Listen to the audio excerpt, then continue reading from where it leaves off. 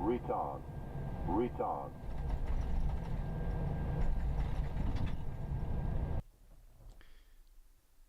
Happy Saturday, everyone. Welcome to the stream. Good afternoon, good morning, good night, wherever you are. Hope you're all doing good. Let me say a big thank you, first of all, for my dear moderators. Thank you for being here. Megas, I can see Lee, hello. I know Mark Sumintley is already flying. Let me also say hello to Geep, to Aaron, Cucumber Bush, Updukat, hello to you as well. Konta Auszug, Moinsen, Voyager, Moin, Luke, hello to you. Sapphire, hello to you as well. Alex, M737, hello. And Harry, hey, how are you doing, Harry? Abgang Fayet, welcome. And Bergregor, nice to see you as well. TJ Pilot, hello. Lilo Pilot, hello. Alu, hello. HK Flight Simulations, hello to you. Paul Flies, hello. Oh, there he is, Mark. Shouldn't you be flying? You should be concentrating on flying, Mark, not watching streams. Kappa. Right, Toto, hello to you. And Fred, hello to you. How are you doing? Good morning, wherever you are. Right, so welcome. Currently, yeah, I can see we're in the FBO. We're going to get this show rolling very quickly. I just need to adjust my camera here to make sure that that is all set up all right for the flight. There we go. Cool. Yeah, so a big thank you to Toto, who's hooked me up with another update just prior to the stream. And that will make my life a bit easier regarding the wind uplink. Welcome to Hotstart Flight Support. How can we help you today? Hello, hello. So I would like to have, what time is it now? So 15 minutes from now, we're supposed to depart. Crew 2 packs 6. We want Jet A1. We're going to start the APU, I think, straight away. That way we can get going quickly. Yeah, Eagle Motion, of course. Of course. I can't fly the Challenger with a side stick. Come on. That doesn't do the Hotstart Challenger any justice. No, we got to fly this with a yoke. I mean, seriously. And Herr Fred, Dankeschön. Fred, thank you so much for joining our community. Big round of applause for you. Dankeschön. That's a new member. Right, I need to restart my chatbot. It doesn't want to give me applause. How do you find YouTube? Different. It's a bit different compared to Twitch. However, once you get past the little initial, hurdles, then I think it's fine. It's a platform. It's more whether or not people, get used to it as well. There we go. Also, guys, before we head out to the aircraft, can I ask you a big favor? As always, can you please make sure that you put !ask and then your question? The reason being is that I need to prepare stuff for the departure, make sure that we get going on time. And then, I may have to delay some of the answering of the questions until we get to the cruising level. One of my dear moderators, yeah, there we go. Lee, can you put something in, Lee, like ask and then test or something? Or is that enough for testing?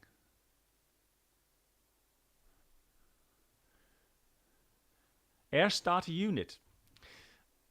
Yeah, that's just simply air starter unit. That's all it is. Right. BB is my signature. Of course, Captain. I'll get that. Right. Are we there yet? Not quite. Right, we've already done the flight planning. The reason being is, of course, I needed to get my flight plan going with VATSIM as well. So before we do anything else, let me just connect to VATSIM. Microphone calibration required. Okay, so isn't that done? Test. Well, there we go. I think yeah, it's green, so that's fine.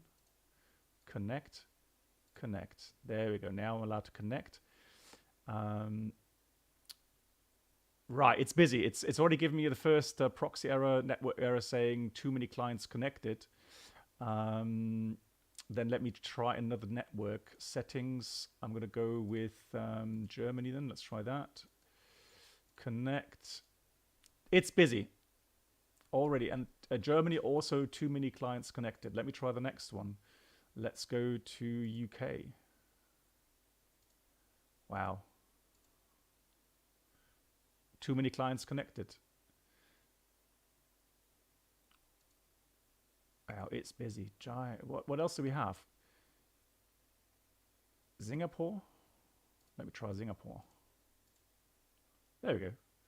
Singapore. Singapore saved the day. So in Singapore, I can connect to VATSIM.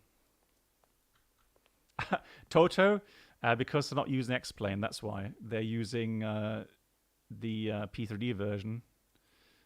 And there they don't need to calibrate. It's not mandatory to calibrate for them. Alrighty, so let me go ahead. Let me open the door here. Already gonna actually, let me go into the flight deck first of all. Right.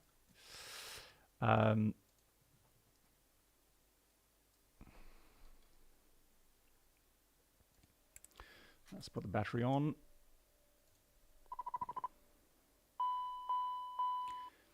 Yeah, Voyager, I know, right? Lilo Pilot, you're doing Copenhagen, Prague, Venice, Fly-by-wire testing. Okay, nice. So far, so good. That sounds good. That sounds very good. Right, I'm just going to do a APU bottle test here. Squibs, okay. Power fuel. Start, stop.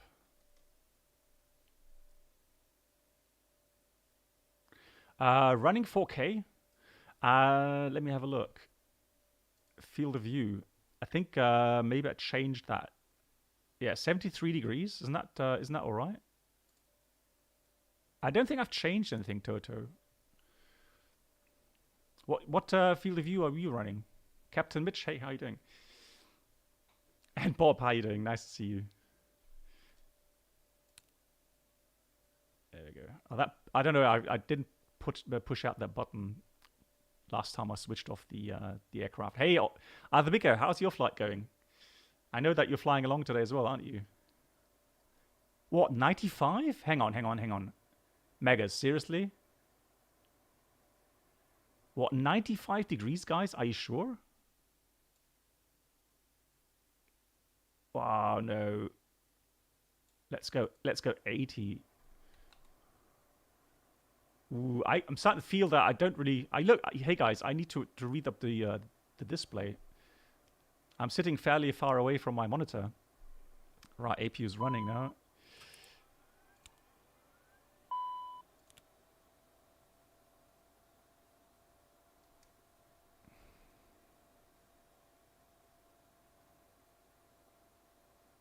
Is it really 80? Oh, well, I don't know. Good. So let me go ahead and put on the 3A hydraulic, and that way we can go outside to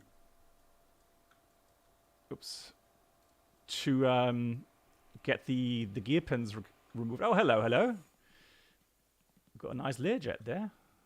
Interesting. Right, lovely day here. Oh, that reminds me, I need to start active sky. Because I think in real life it's a bit hazy right now in here in Amman. Well, Megas, yeah, good for you, but I'm not.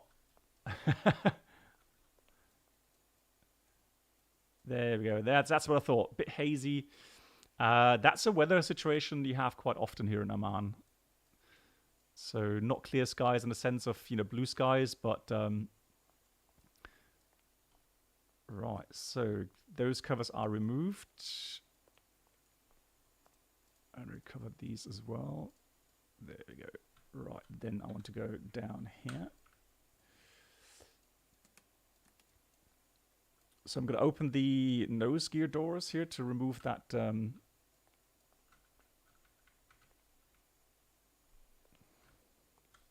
that pin. There we go.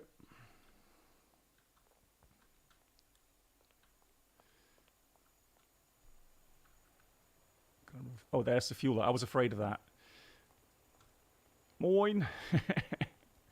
Right, this livery I got from the, I think, Toto's Discord. They have a livery section there. And then people who are talented and have the time to make these wonderful liveries for us, which is brilliant. Yeah, I know, right? It is fancy.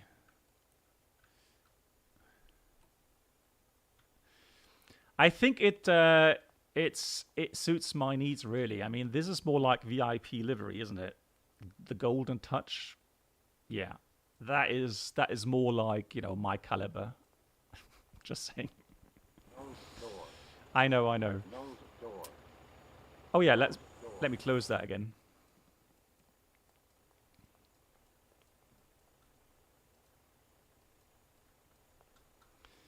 Let me have a look.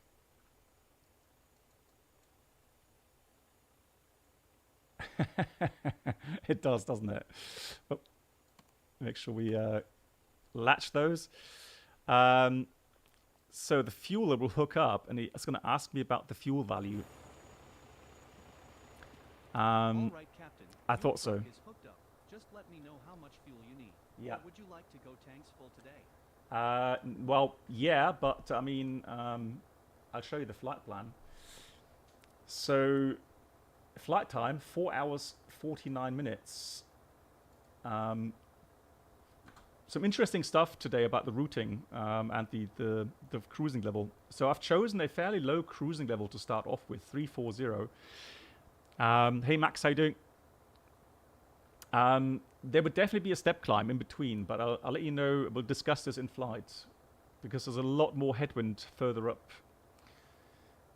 So we need 8,107 kilograms. Let's say 8,200 with taxi. So 8.2 tons. We currently have 4.3 tons. So he needs to add, let me just put that, 81 minus 4,340. That's 3,760 kilograms we need. And he needs to know the liters. So 1 liter is 0.809 kilograms. So I'm going to divide that by 0.809.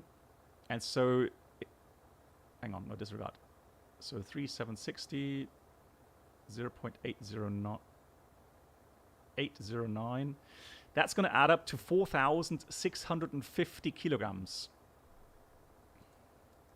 So 4,650. Right. Now I need Toto's help. I'm going to go start up the pump. Now I need Toto's help regarding the fueling panel here. So I need to dial up that to on. Now he said first of all the wings, right? So wings open first.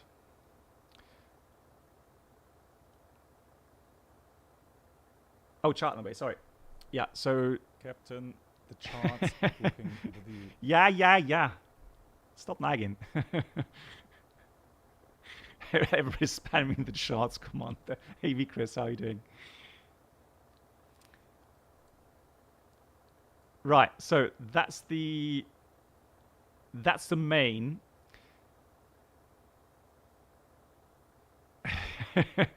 Bob, it's all right. I've seen it. Cool. Okay, so he will tell me that the wings are full. Ah, nice. So yeah, I've never put in that much fuel. And if you look at the possible value, we are limited by the tank capacity. So we only have like 415 kilograms more that we can put in. So that's limiting factor is tank capacity.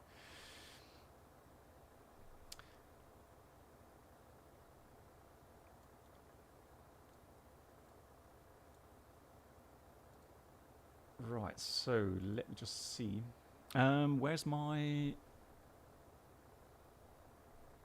across the pond? just call up that. Okay. In the meantime, we need to get going with the procedure. So we've got power to the aircraft. Compartment checklist. Yeah, let's start with the AC checklists. and DC electrics. All right, let's do this. Gonna do that and that. So AC electrics looking good. APU's running. DC electrics looking good. Checked. Nav lights, logo light. Right, nav lights, logo lights. On. Cockpit lights. Set. Lamp test. Right, lamp test. 1. Looking good. 2. Looking good. Tested. Duct monitor. Oh, is there, hang on. Sorry. Oh, no, wait. Don't tell me that's pounds. No.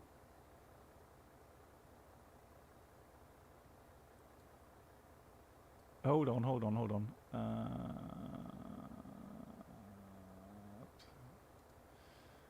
Yeah, I did make a new airframe for today.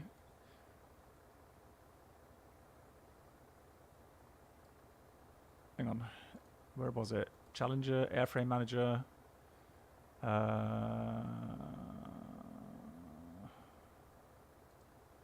Challenger.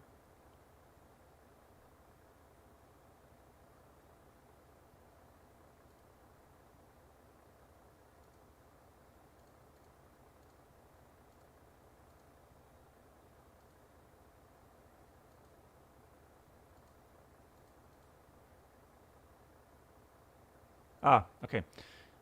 Oh, you're right. Oh, man. No, okay, then... yeah, but he will ask me... thanks for seeing that. But he will ask me... yeah, thanks, all got it. Okay, so he will ask me about the fuel anyways, won't he? So we got to adjust that when he comes back.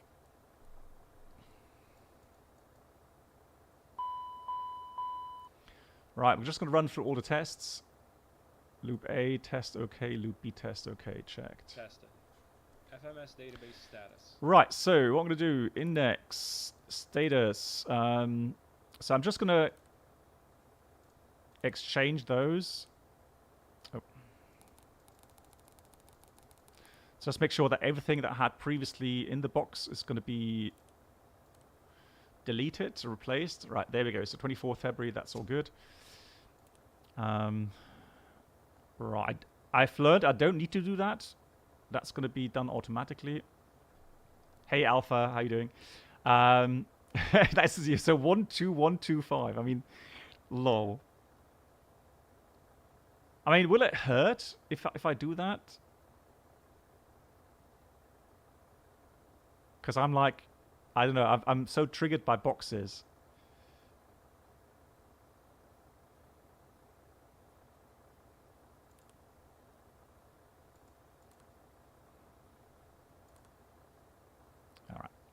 Hey, okay. All right, we'll do that. Good. Then next thing we're going to do is go to index route menu, flight plan recall. So we're flying from OJ to Lima Echo Mike Golf Malaga. We'll send that. And Jakob, thank you much. Yes, doing very well. Thanks for asking. How are you doing?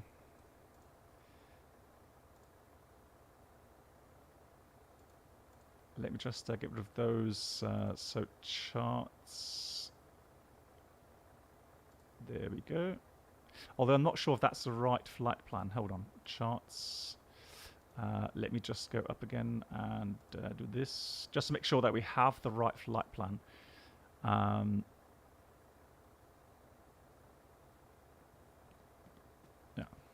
The pump stopped too early, Captain. Yeah. Do you need more fuel? Yes, please.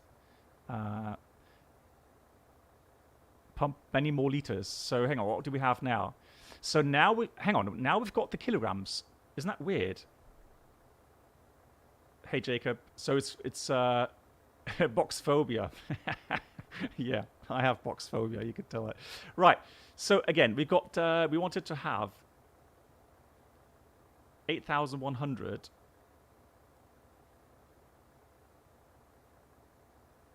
And we've got currently 438. 80. So 809. So we need 4,600. Yeah, we'll take 4,600 then. All right, I'm gonna go start up the pump. Yep. Cool. We're on our way. Checked. FMS flight plan uplink. ATIS. Yeah, so we've done the secondary flight plan here, so that has uplinked for the routing. I'm going to execute that. We are expecting a departure out of 26 left, I think. Although I'm not 100% sure. Right, let me just check the ATIS real quickly. We've got the ATIS information echo. It says wind is 120 degrees. Oh no, it's going to be 08, isn't it? Yeah, runway use 08 left for arrival, 08 right for departure. Okay, so it's going to be 8 right for departure. Nanak, I did. Yeah, I already did. We already. The thing is, I opened the fuel valves, and then we realized, or my chat realized, that we're still on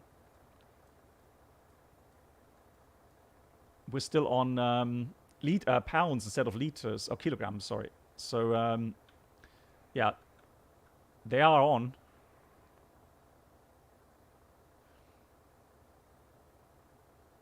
Hey, Fayad, take care. The question is, oh, I need to recycle them. Why? Hang on. Oh, no, they're high level now, aren't they? Yeah, but I was waiting for the fueler to tell me. But Toto, is that the maximum?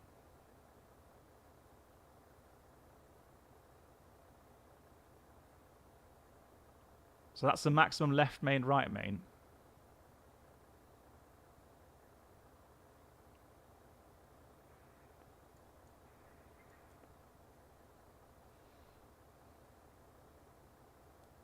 Yeah, I know where the switches are. It's just a question of whether or not the outer are full now.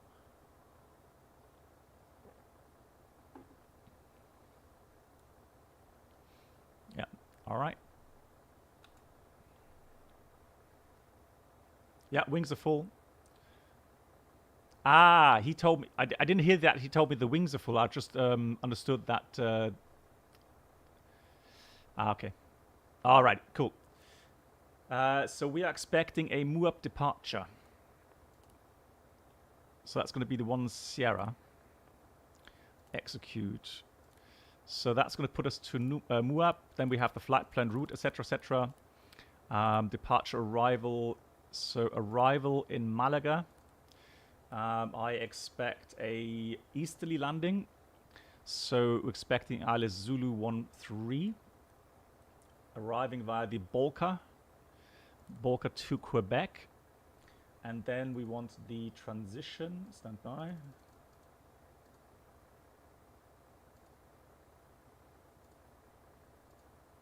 The star. So that's the Bolka arrival to Quebec. That takes us to the Malaga VOR, and from the Malaga VOR.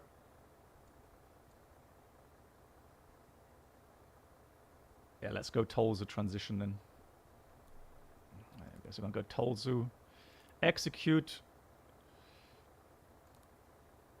Let's check the routing here quickly. Yeah, and high level means full. Roger.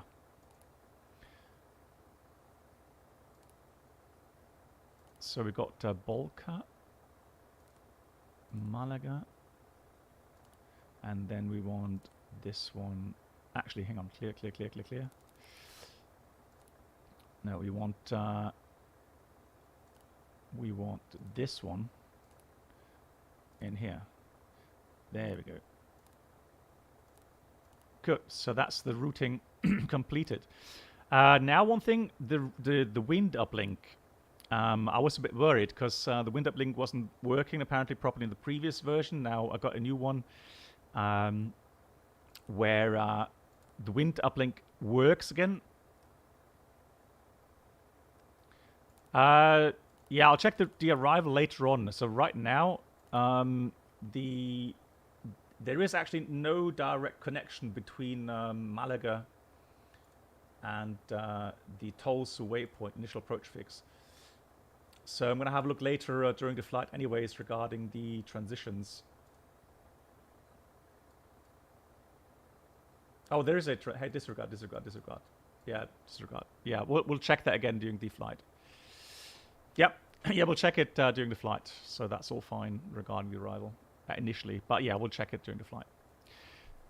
Cool. So the wind uplink, it does take a while. So when you send it, it says request pending because the routing is so long today. It does take a while. But you see this blinking from time to time. So every time this blinks, it's downloading a new data set for the next waypoint, etc. So because we have so many waypoints, long flight today, that's why it's taking so long. So don't be discouraged. Don't think it's broken. It just takes its time. I know I have my issues as well. Initiated. Anti-skid. Anti-skid. Oh, Hello, Captain. It's Jenny from Hotstart Flight Support. what time is it? Your 20 minutes ago. passengers have arrived. Shall I have them brought to the plane? Yeah, why not? Understood. They'll be there in a couple of minutes. Wonderful. Anything else? Nope. Always a pleasure. Take care. So, anti-skid test checked. Armed, tested. Nose door, Is clear. clear. Hydraulic 3A pump, Yeah, I was going to put all the pumps on. on. Brake pressure, So, we're going to check brake pressure, going to hydraulics. There it is, 3,000 psi checked. check. Parking brake, Right, let's set the parking brake on. Brake to pedals, pull that lever. set. Nose door, closed. Hydraulic panel and pump, checked. Yeah, checked. Auto 3A on, checked. That's checked. AC/DC utility switch, on. Is on. Start ignition panel, checked. Fuel panel, All right.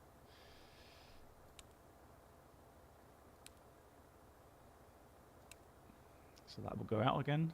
There we go.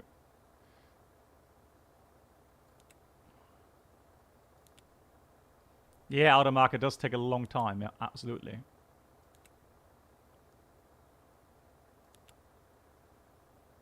Right, there we go. And that should be now off again. There you go. APU LCV, Right, LP on.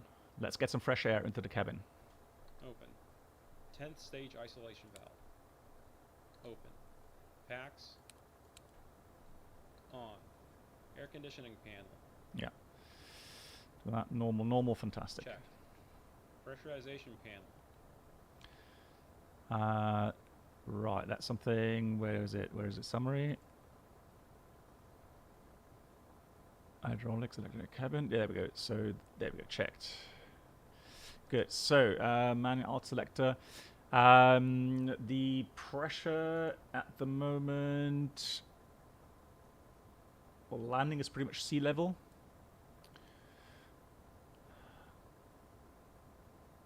And the altimeter there is, well, somewhere around there, 30. We'll check that later on once we are there. checked. Set. Lead air panel, checked. Supplemental ground wing anti-ice panel switch, Yep. out. It's out. Cal anti-ice switches, Right, in. So they should not be displayed. Checked. on or off. Anti-ice panel,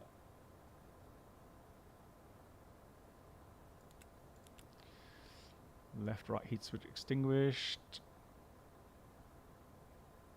And then high.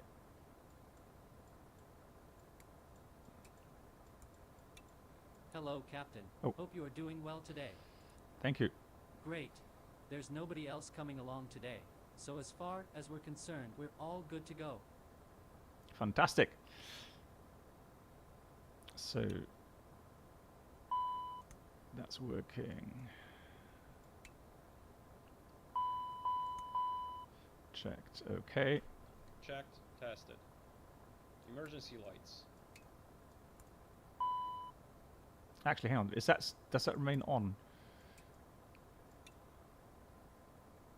No, that goes off again, doesn't it?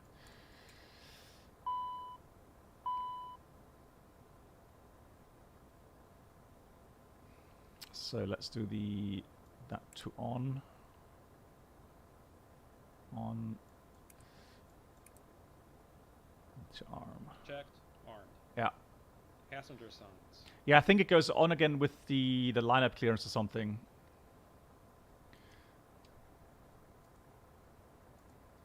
Right, passenger signs. So we haven't finished fueling yet, have we? Wow, it takes a long time. Blimey. Right, so remind me, guys, the passenger signs are still off. So seatbelt signs are still off. Well, no smoking, of course, should be on. Yeah, we have to switch that on later. On or auto. ELT. Armed. Glare shield panel. Checked. Crew and passenger oxygen. Let me just clear that. Flight director.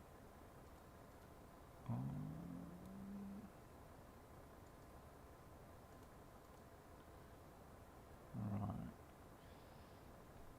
Checked. On. DCU warning panel. Right, it's on this side as well. So normally that works flawlessly anyways. Checked. Checked. CDR.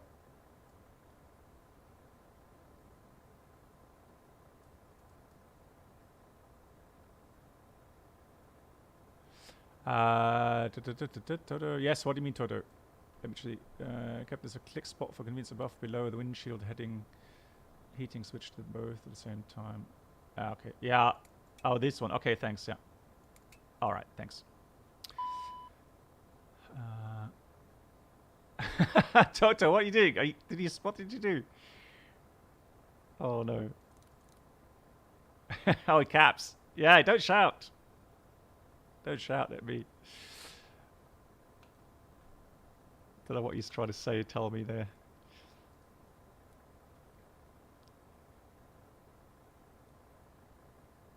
Right, so we've got the wind data uplink now working, so we can check the wind data. There, it's all asserted. It's fantastic.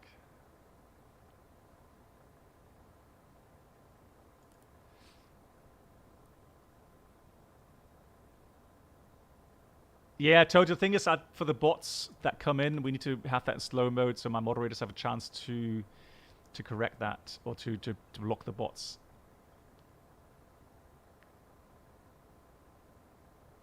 The protocol's ACARs running at the range of various networks can be direct ACARs on an analog voice modem, okay, and a bunch of digital networks.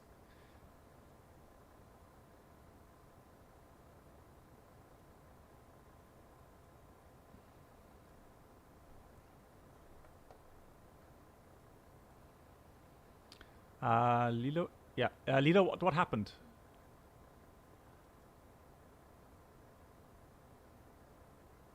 Oh, don't tell me you got crashed a desktop. Oh no. CVR tested. Tested. Audio panels. Yeah, there are. Unfortunately, there are. Yeah, we had a lot of issues on the first day.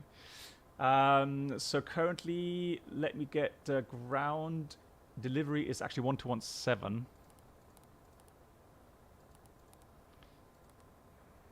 What is it? Sorry, request clearance to Vienna, and we have information echo. Just put that to Unicom, so that's working. Regarding the departure routing, I'm using Windows 11, yes. Somebody was asking whether or not I was using Windows 11. Yes, I am.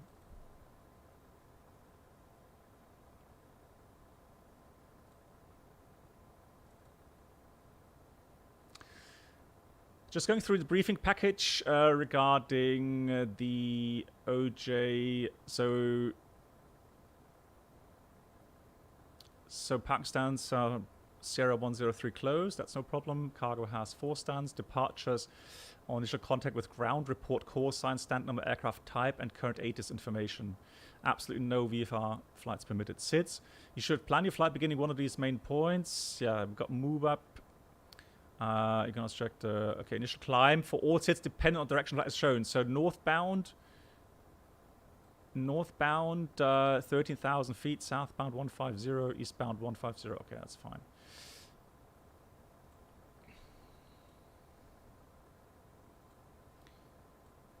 So how are we doing on the fuel?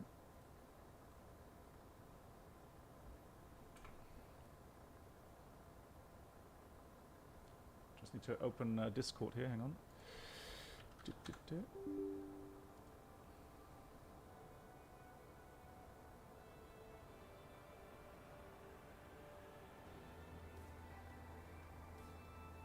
Okay, Sapphire, yeah, fantastic, wonderful.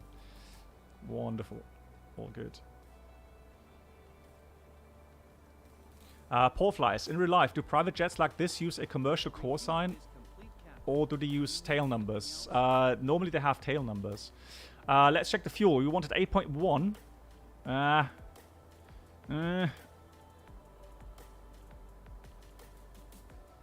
Pump this many more liters. I think we would... Actually, hang on. It's actually... It's no, it's coming up. Hang on. Disregard. 8 tons is fine. Yeah.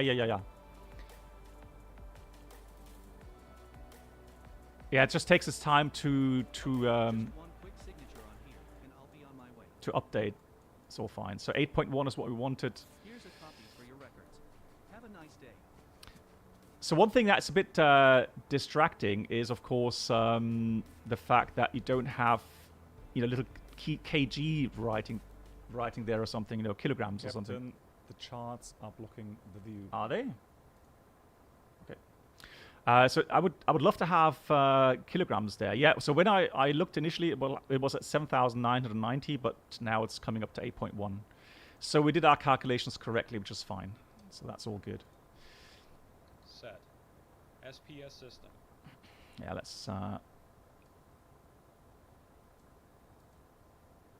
Let's say we do all that. That's Check fine. On. Integrated standby instrument. Let's have a look. Currently, ATIS says we've got 1024 on the altimeter. So let's set that 1024. 1024. Oh, sorry. Yeah. All good. Thank you. 1024. So the elevation here in Amman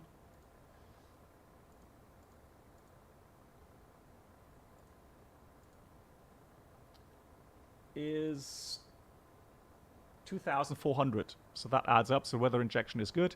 One thing I'll change in a minute is the Check. Set.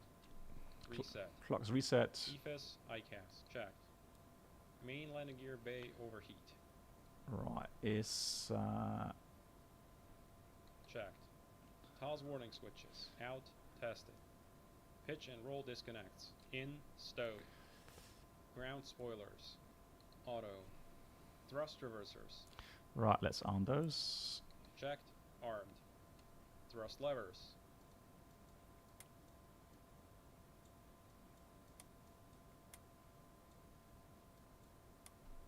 Checked. Shut off. Engine speed switches. Toto, I would have had to start another hour earlier. On. Engine vibration check. So let's have a look here real quickly.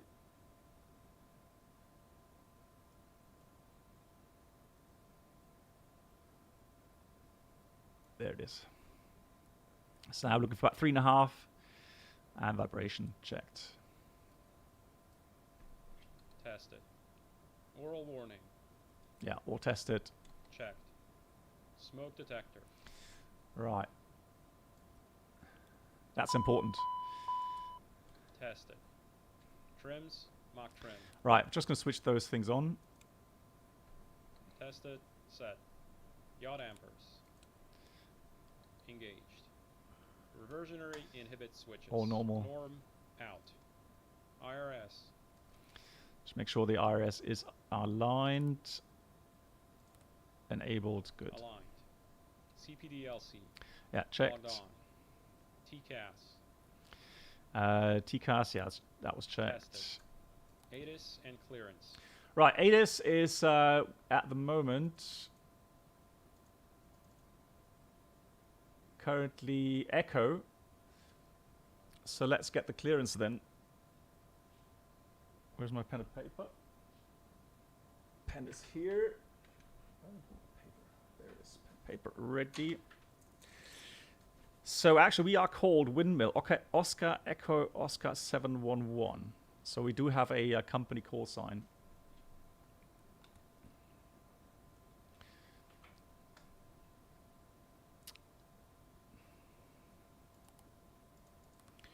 ATIS. Let's try that then. OJ. Departure. Oh no. Departure. Send.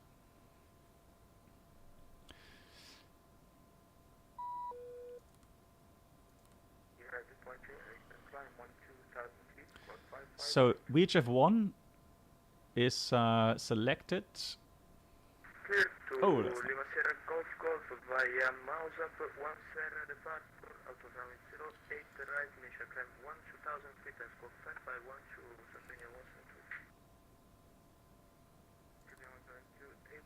there we go. Yeah, it does work nicely. 8 right.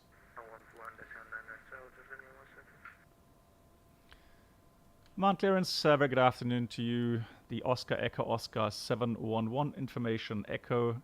A Challenger 650 requesting clearance to Malaga, please. November 711 Bravo. Oh. I can't see a flight plan for you. Can you please refile your flight plan? I will check, thank you.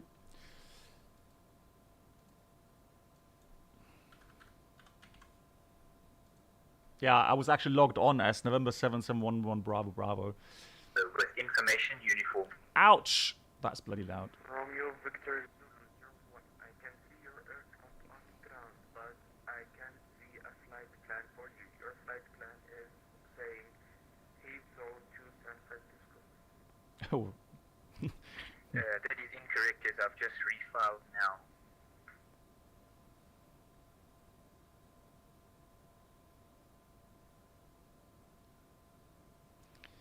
Welcome 728 radio check.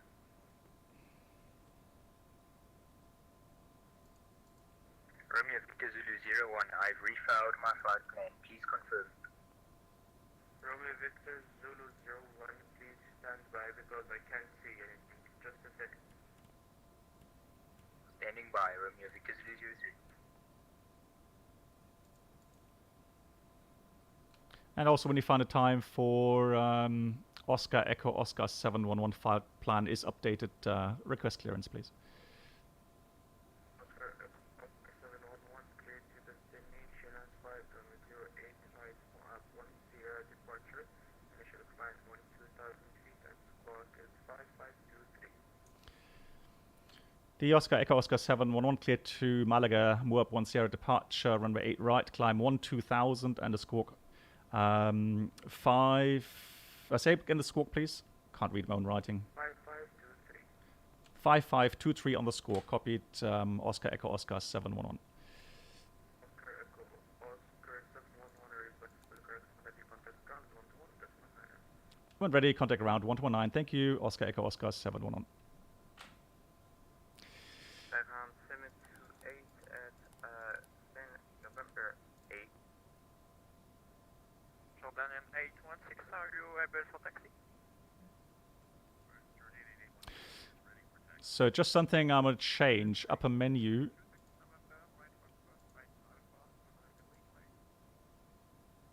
Menu there. So that format.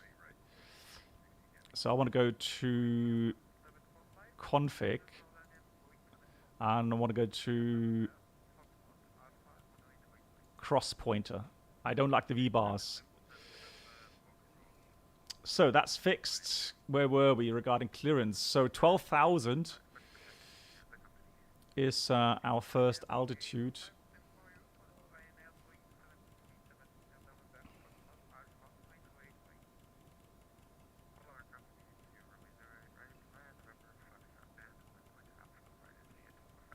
You can say engine. So it's either going to be Oscar Echo Oscar, or I would say windmill. But I doubt that they know windmill call signs here in Amman. So 12,000 is set. And we're going to do the ATC transponder 5523.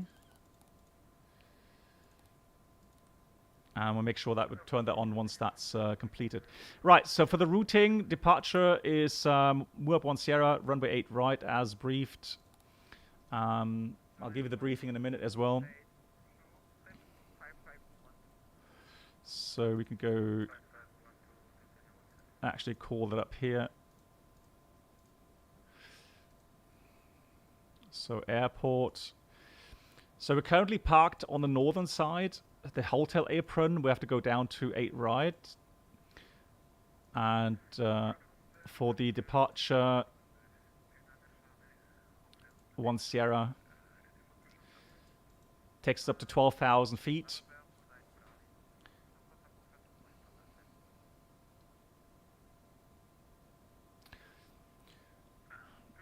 So towards the east, first waypoint is going to be Civic, max 210 knots. Then we turn left to Odrun, max 210 knots, correct. Keenan and Muab 11,000 or above. Hey MCK, so 11,000 today is no issue. I can tell you that with a heavy A321 in summertime, doing the westerly departure, that is a problem. But you have to be there because of the Israeli airspace. They need you to be 11,000 or above at that point. But today it will not be an issue. Right, initial climb was 12,000. Copied. FMS flight plan, wind update, perf. Right, so wind update is done. The perf not yet. What I would like to do is actually do a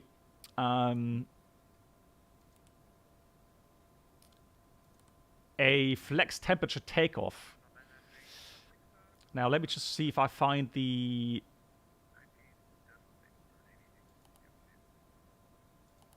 prompt for that. I've never done that, so maybe Toto needs to help me on this one.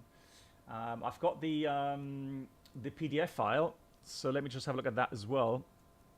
So flex temperature takeoff is now a new feature in here in the latest update. You can use it on dry or wet runways. And the runway length needs to be long enough, obviously. Flex reduction is to the normal takeoff thrust rating. So perf thrust limit. Page 2. There we go. So now we select flex. So the OAT is something we have to enter, I guess. So that is going to be temperature 14. And there are certain ranges you can do this with. And Kincrete, hello to you. MCK, about, I would say, another 5.5, 6 hours, I would say, is a good estimate. So the flex temperature, now we have to look at a combination, and we don't have a fancy calculator for that for us. So that would be the full rating, 91.1% N1. That's a full rating. And if you want a 10th stage bleed open, which I do, we can do at an altitude of 2,500 feet. A minimum flex between 22, let's say 20 to 45. So 45 would be the max flex I could do here. So let me just put 43 then. Yeah, exactly. So we're in 2,500 feet right now. And if I want 10th stage bleed open for takeoff, which I do, then I'll take max 40. Well, 45 I think would be max if I interpolate that. So 43 looks good. So, let me go have it back to the perf page. So for the init, cruising altitude is 340. Cargo was about, I think, 100 kilograms. And we have 6 passengers.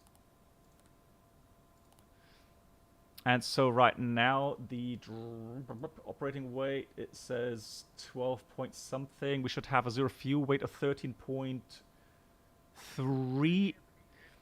And here we got 30.1. So actually, I'm going to put in another 200 kilograms of cargo. Okay, the takeoff reference computer is aware of the flex reduced thrust, so it does factor that into the runway length. Oh, nice. Okay, so it does have the database. Concrete, well, yeah, in certain instances, yeah. I mean, you know, the 320, there's so many different 320s. We have the wind data inserted already, so I don't think I need to put this in, really.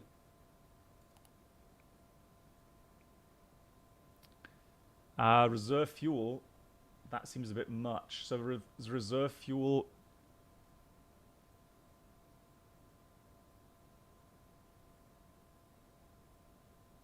oh, okay, interesting.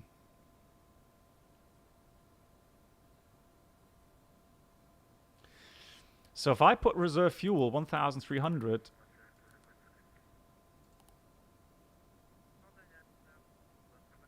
just wonder, check fuel destination.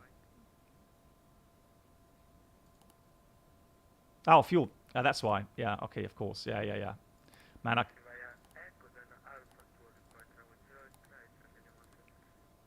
yeah, of course.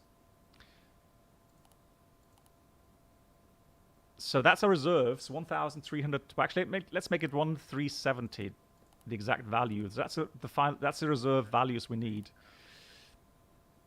And we've got a bit of extra fuel. Yeah, so that should be fine then. Yeah, thanks, guys. Cool. So for the...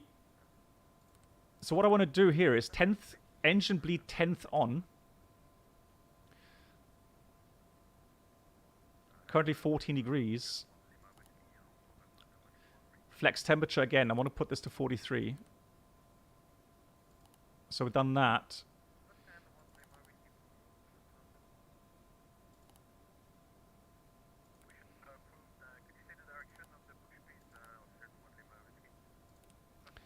VNAV setup. Transition.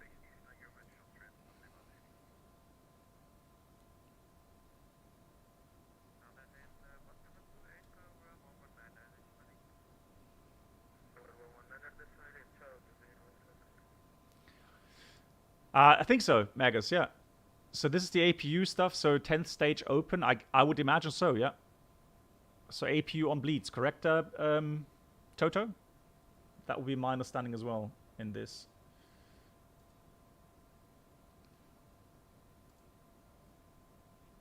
Right, need to go. Transition 13,000 actually. So 13,000 transition altitude. And I'm going to go to 75. Mark 0.74 on the climb, I think.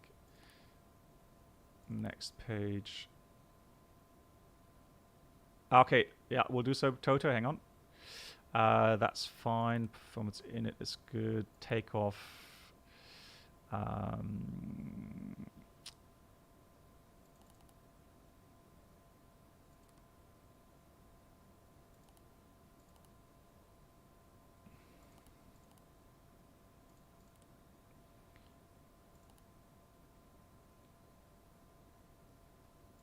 10th bleed.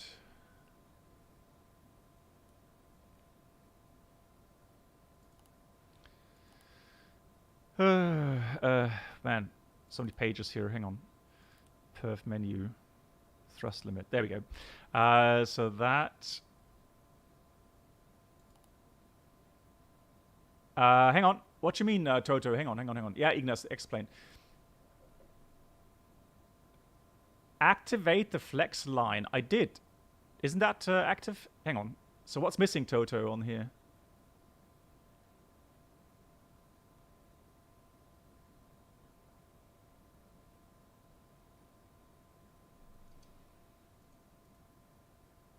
It is show. That's true.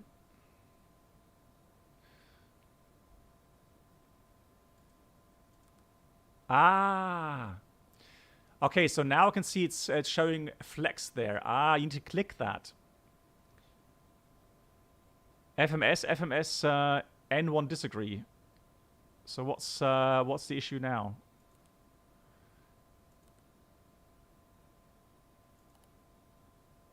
Let's send the data. Right, speeds are in.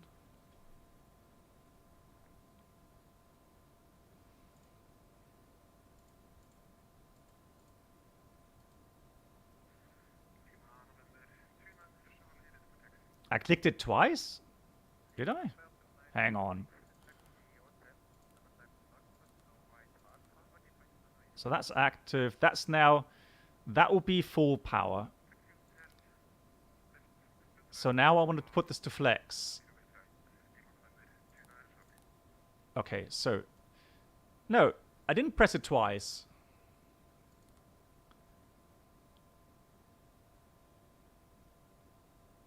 Just check if all the boxes have the same flex temperature stuff. 43.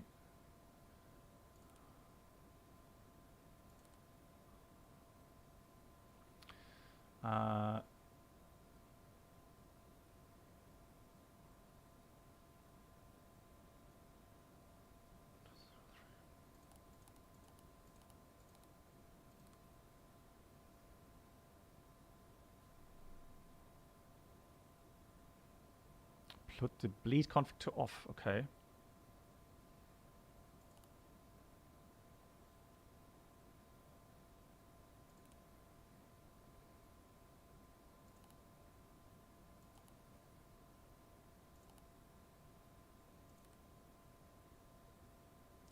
Ah, does it always have to be off?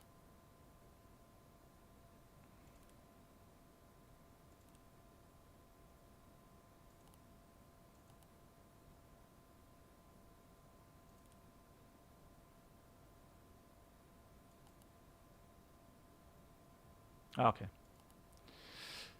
Roger that. Cool. That is all set now. Programs. Takeoff data. Set. Avionics and charts.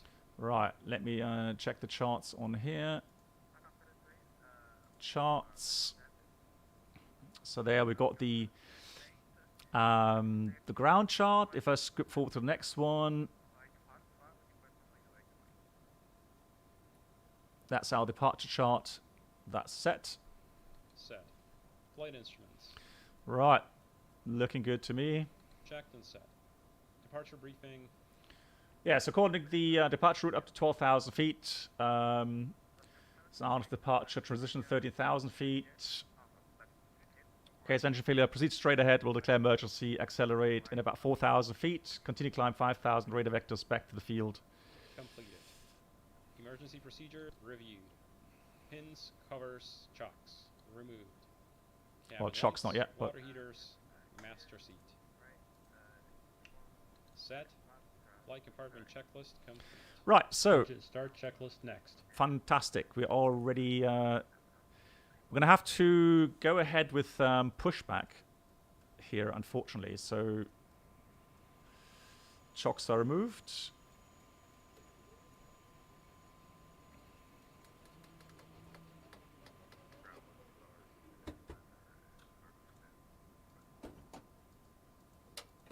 That's green. Fantastic.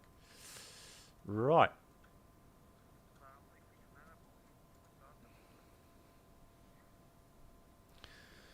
So, if I look at the outside here, so we push back, and I would assume facing west.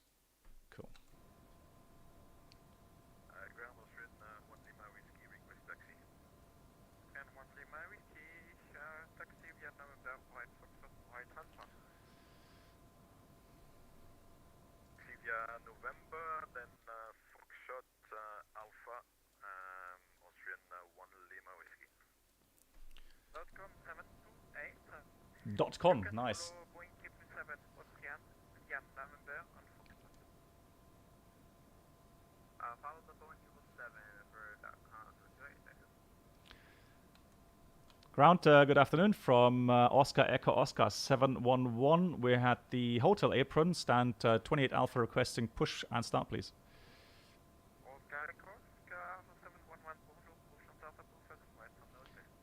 On to hotel facing west, push start approved. Oscar Echo Oscar 711, thank you.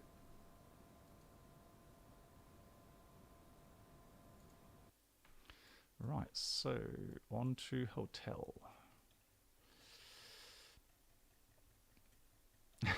Megas, yeah, I know, right? I'm the only one here. All right, Captain, oh, got jeez. the directions. That's Let loud. me know through the menu when you're ready. Oh, that's loud. Great news, Captain. Your tow's coming. Engine start checklist. Doors. Closed. Closed. Parking brake and pressure.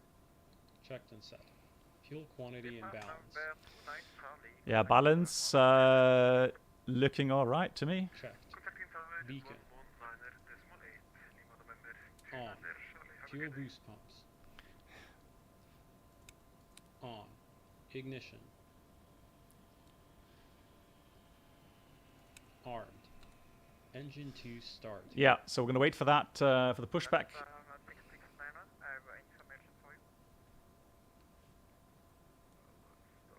I love this. This is so much excitement here.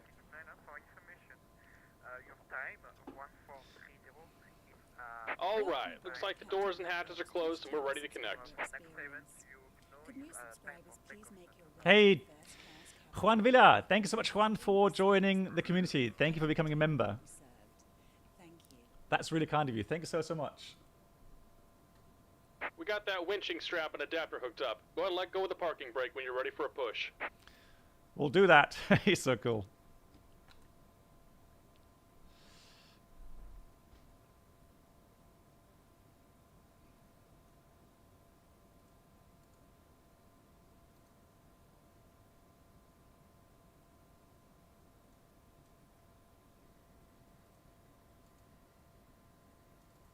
Here comes the pushback. Light 'em up. Right, just need to do one more thing, guys. Sorry for that. There we go.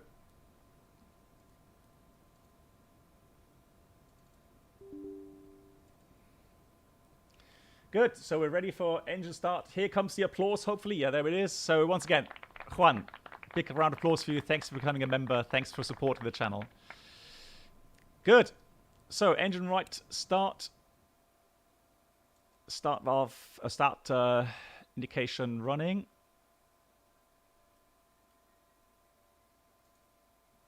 $20, looking for the rest. Oh.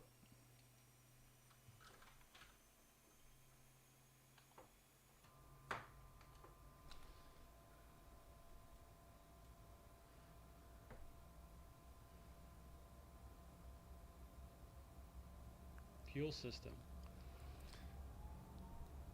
That's a good engine start. Fuel system. Welcome aboard the Captain Black Box Twitch channel subscriber experience. Should make sure that left low pressure. There it is. Checked. Checked. Engine 1 start. Let's start engine 1. Team Jordan, thank you as well to you. Thank you so much, Jordan. Thank you again for supporting on this channel as well. Thank you so much.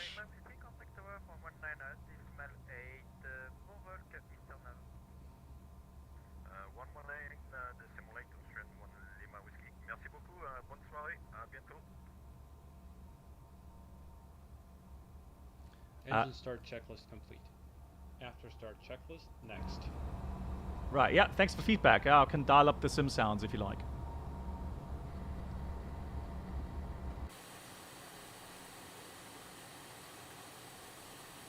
Just about done here. Go ahead and set your parking brake.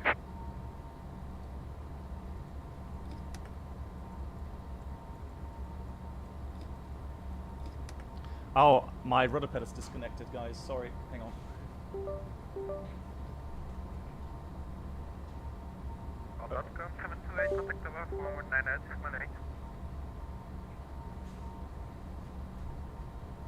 Oh no, what's this? Lol. Sorry, guys. That's come 728, contact over 119 decimal 8. It reset my axes there. Can you repeat that? Contact over. 119 is my 8. Oh, no, that's my 8. Thanks so much. I don't know why it does that. Right, toe brake. There we go. Whew. And we're disconnecting the tow. Give me just a moment. No, that I don't know what. For some reason, my rudder pedal's disconnected from the PC. Right. After start checklist. Generator 1 and 2. On, checked AC and DC. Ignition. Disarmed. Packs. On. 14th stage. Open. Cowl anti-ice. On, check 45 seconds. Flight controls. And we're disconnected. Signal and pin on the left. Take it easy and have a safe flight. Thank you much. Have a great day. Right, flight controls. Let's make sure we have all the flight controls up. Neutral, left, right, neutral, rudder, full left, full right, neutral. Checked. Ground spoilers. Checked, stowed, auto. Flight spoilers. Right, so let's do the flight spoilers.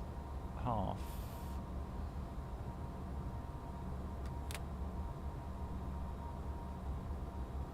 There we go.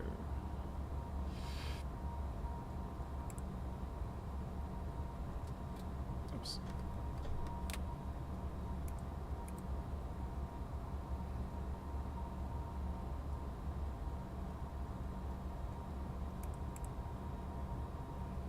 Checked, stowed. Cowl anti-ice. Right, cowl anti-ice is on. Green advisory message on. Supplemental ground Right. wing anti-ice. Let's say we've done that. Test on. Fuel balance. Checked. Trims. Right, trim setting up to 6% there, or 6 units. 3 set for takeoff. No steer. Armed. APR. Right, APR test. Test 1, okay. Test 2, okay. Checked. Armed. ADG unit.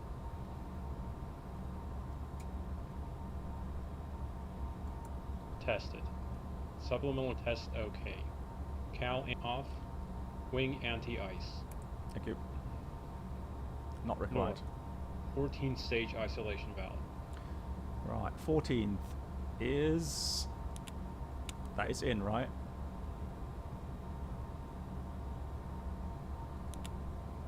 Ground Hotstart 669 information. Go request taxi right.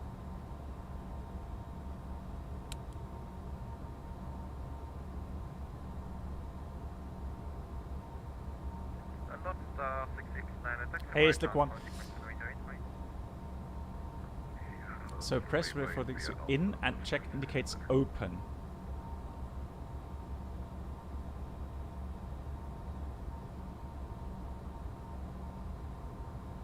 Yeah, flying to Malaga. So that's open, right? Checked. Wing anti-ice. Checked. Off. Yeah. ATS. N1 TO. ATC TCAS. So let's do the tuning here. TARA. After start checklist complete. Taxi checklist next. All right, let's go taxi. Quality 48612. Pushback. Passing west. Pushback facing west 24861. Oscar Echo Oscar 711, request taxi please. Oscar Echo Oscar 711 taxi, hotel left, second left, Foxtrot, right Alpha, runway 08 right. Hotel left, Foxtrot, then Alpha, runway 08 right, Oscar Echo Oscar 711, thank you. Right, so let's have a look. Hotel left, Foxtrot, and then Alpha. Cool.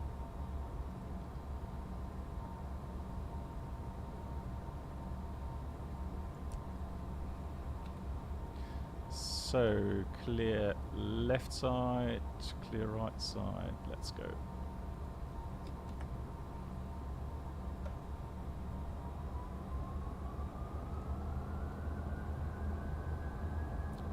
Brake check. Brakes are working. Bob, take care. Yeah, Bob, take care. Thanks for checking in.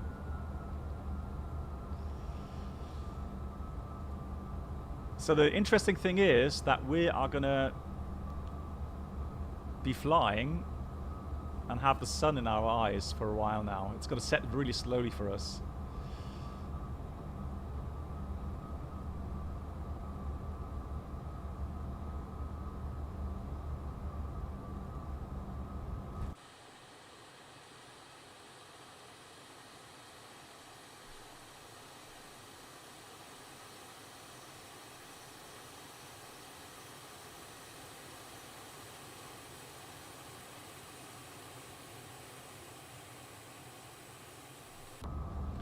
So there's Golf. Gotta be careful now. Foxtrot coming up.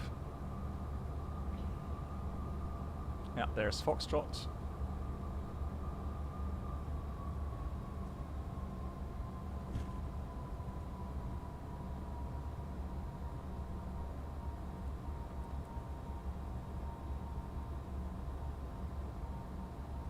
What's up? 6 tower 119 display by. Tower 119 decimal 8 low star 669, thanks.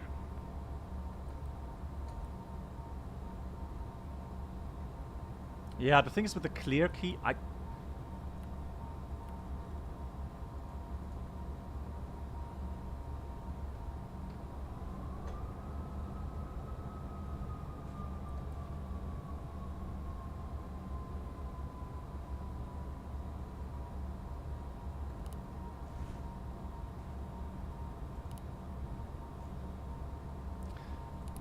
yeah, I don't know what key I've pressed or something. Yeah, it's still flex. Yeah, now flex is there.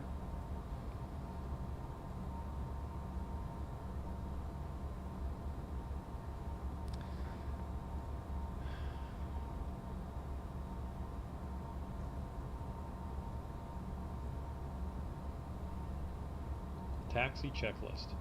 Taxi lights. On. Wing and cowl anti-ice. I have no idea why they Norm are deleted on or again. off. You saw that Brakes and steering. I did send them.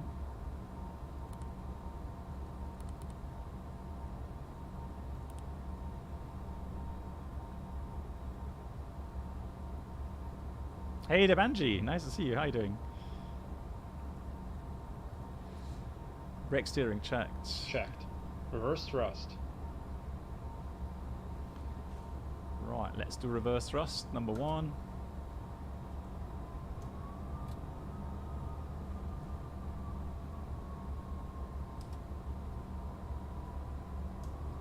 Number 2.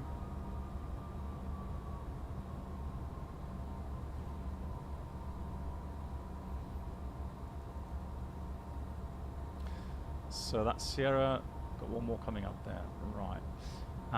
Let me clear that. Yeah, there we go. Now we've got N1 flex. Cool.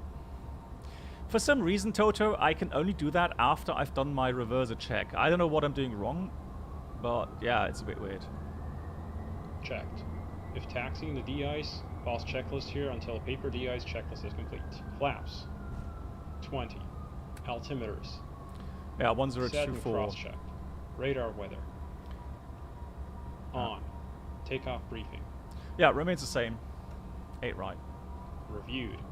Taxi checklist complete. Before takeoff checklist. So we're going 6 runway clear taxi. on to Alpha here.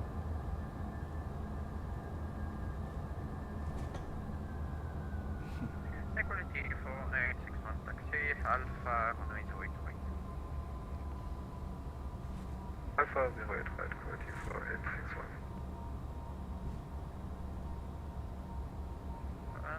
Oscar, Echo, Oscar 711, contact over 119 display. 19.8, thank you. Oscar Echo Oscar 711.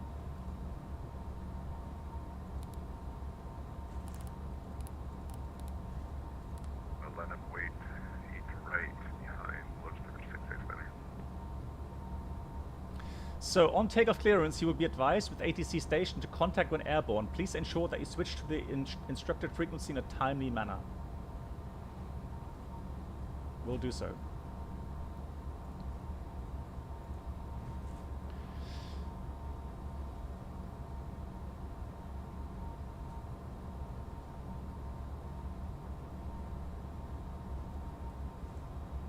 Oh, that's a 747. Lovely.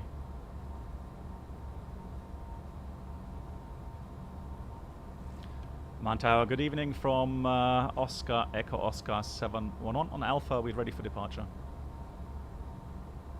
Alpha, I'm sorry. Yeah, sorry for. Oscar Echo Oscar 711. We currently think continue taxi 08 right. We continue taxi 8 right. Oscar Echo Oscar 711.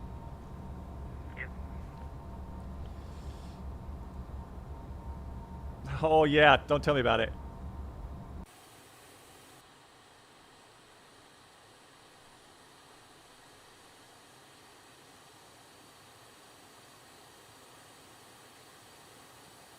Karan, welcome. Yes, greetings India. How are you doing? Look at that evening sun here. Beautiful. Oh, that 747. Ah, lovely. Air India, it says.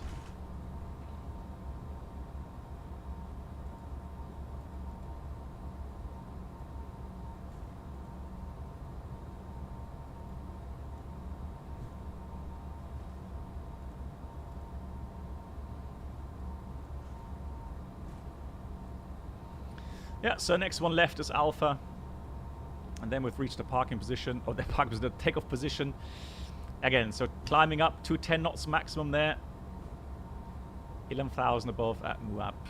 12,000 is our initial climb. Okay,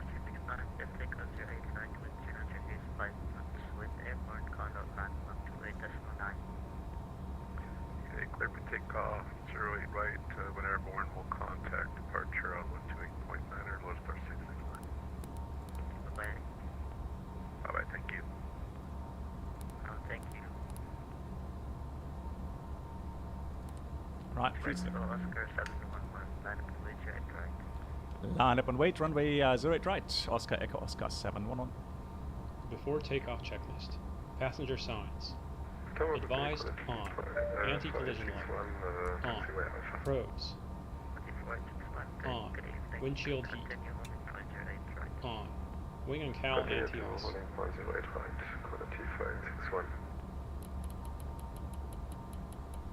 Norm on or off. Continuous ignition. On.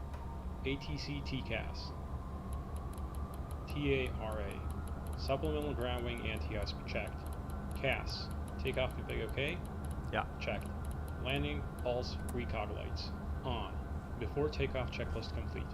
After takeoff checklist. Nanak, you think that, yeah, 210, is that what you meant, right? 210? Yeah, rest of speeds are in. Right, approach sector is clear. That departure of 747, beautiful. We shall go ahead and stop the chrono. Reset. There we go. Thank you, Nanak. Yeah, thank you much appreciated.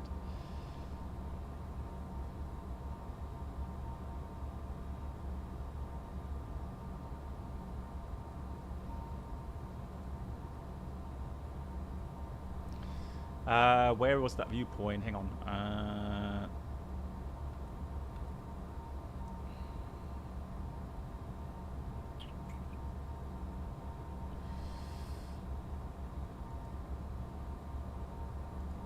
There we go.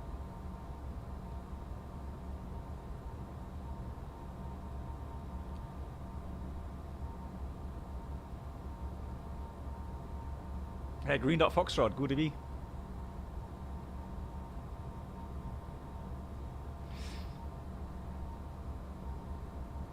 Yes, Aaron, yes, my airline has a very strict rule. I mean, it's not the airline, it's actually the authorities that have a very strict opinion on this.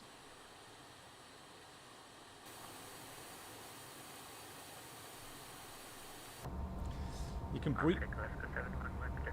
08 right, with International Base, advise on when airborne, contact Amman, approach 11289, bye-bye. Windmill 711 cleared for takeoff, runway 8 right, and after departure we'll contact, say again the frequency please? Great Windmill 711, frequency 18.9. 8.9. So 128.9 is copied after airborne Windmill 711, thank you. No worries, thank you. Right, there we go. 4861, line departing traffic line, await your aircraft. Yeah, the departing traffic line Oh, come on. 08 right, quality 4861. There we go, N1 flex, so it should be 86%. Take a thrust set. Oh, and forgot. There we go. 80 knots checked.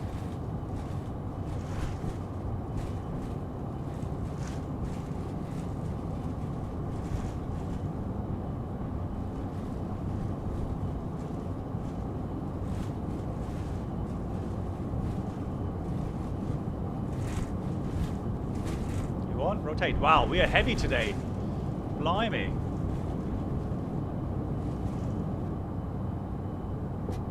Wow, we are heavy. Jesus. And that's what I mean, the difference between Aerosoft or Microsoft Flight Sim and X-Plane is LNAV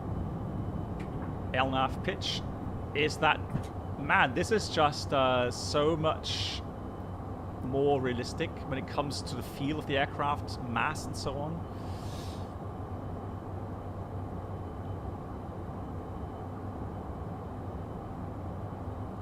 Right, autopilot is engaged. Let's do VNAV. And we'll contact the departure.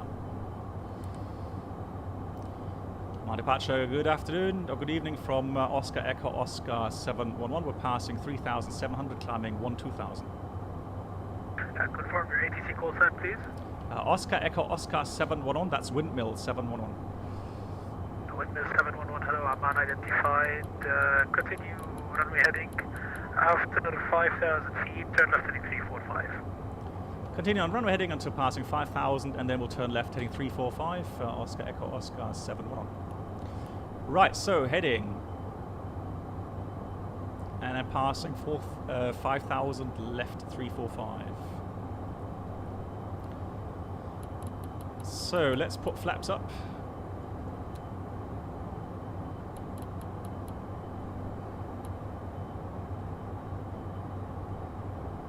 After takeoff checklist. Landing gear. Up. Flaps. 0. Thrust reversers. Off. Ignition. Off.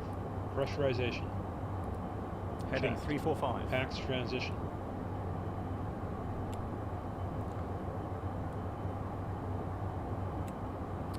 Well, Emilia, the thing is... Complete. N1. 69, climb level 140. Climb set. APU generator.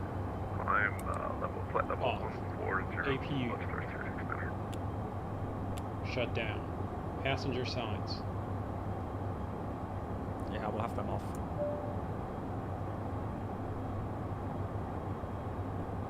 On, off, or auto. CAS. CAS is the only thing that's on. Windmill 711, after passing 7,000, continue direct one.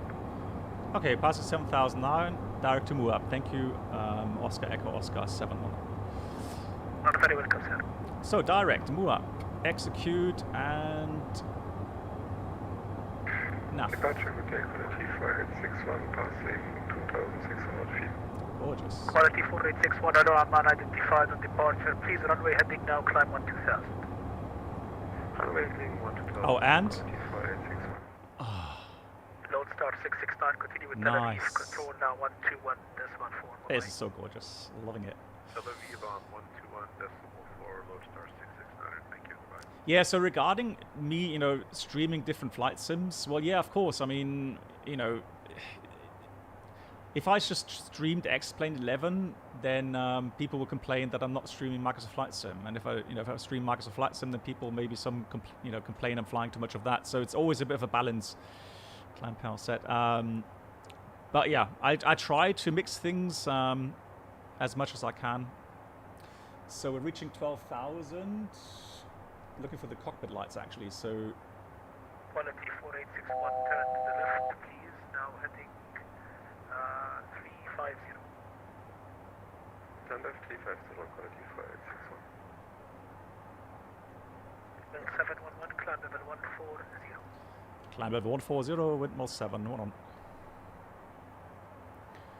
Right, 140, and again, 13,000 is our transition. Actually, let's do this with vertical speed, shall we? If I find it.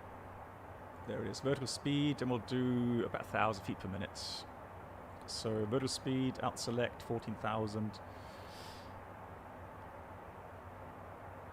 Yeah, that's a brilliant feature.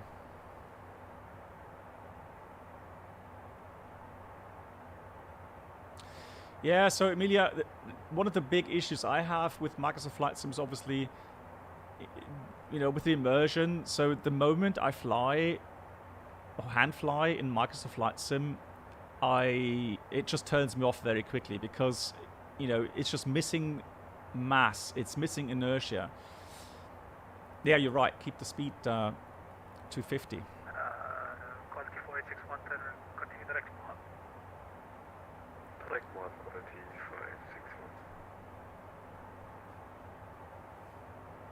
561. John, I know why.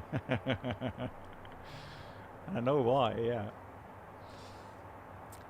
Yeah, you're right. So if you go to resume VNAV speed. Alright, here comes standard. Standard is set 1, 2. And it should be set there as well, right? Yeah, standard set 3 times, 130 passing. 1,000 feet to go.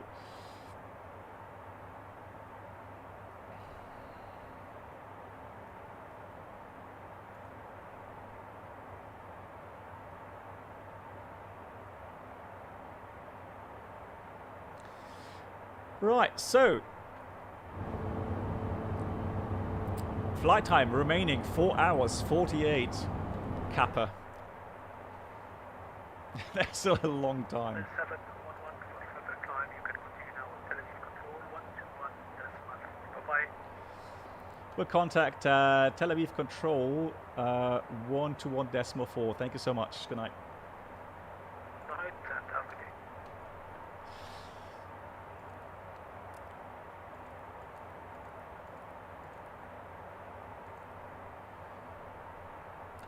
Tel Aviv Control, good evening to you. Shalom. We're approaching level 140, and that's the Oscar Echo Oscar 711.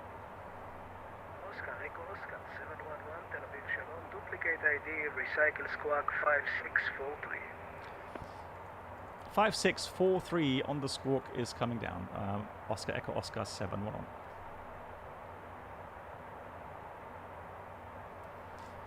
Yeah, and Toto, then what fascinates me, if I didn't even expect that, because I don't even bother briefing that to myself. So kind of mentally prepare yourself for an aircraft that behaves completely different than when it's light.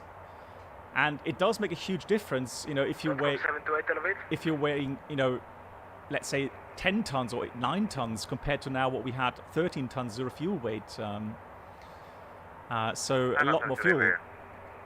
Oh, that reminds me. Nicosia cannot approve your higher level, so for now descend and maintain flight level 320. And maintain 320 for that Bronson 28. Thank you. That should be off. So when you then take off and you feel that the aircraft is just accelerating at a less rate, so slower in the acceleration, and then you have a flex temperature as well, which makes a difference. And wow, look at that sunset, incredible. And then darn, X-Plane actually simulates that.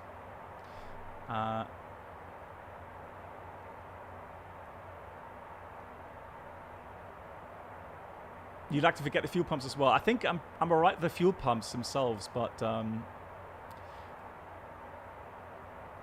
Toto, wasn't there a fuel synaptic somewhere? I always thought that we had that here. Is it just under the study? So study.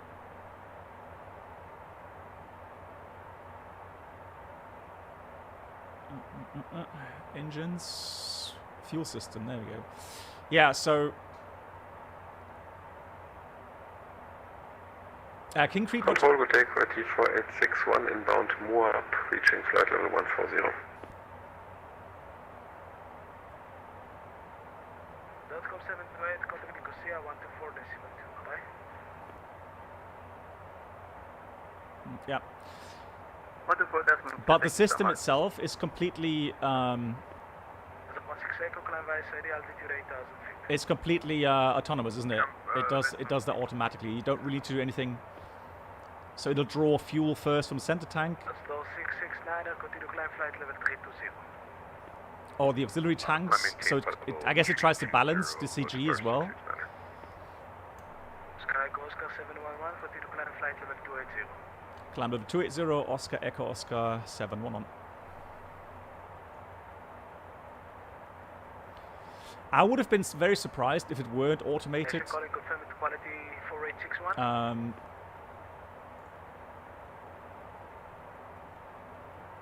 You know, for such a modern aircraft, really. So 280 set. We've got flight level change, out select.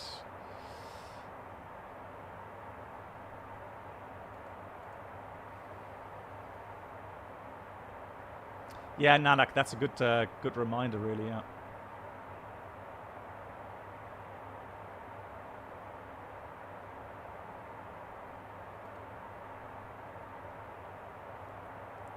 Yeah. So you got a tail tank, you got a left saddle tank, a right saddle tank, and you got an aft auxiliary tank. So I remember Toto, you had a live stream at some point when you were developing the Challenger, and you were talking about this. All stations on Tel Aviv So frequency, I have to close. forward. Further station is Nicosia 124 decimal 2, so pay attention. For now, monitor Unicom 122 decimal 8. Good evening. Thank you. Good evening. So 1 to 2.8 initially.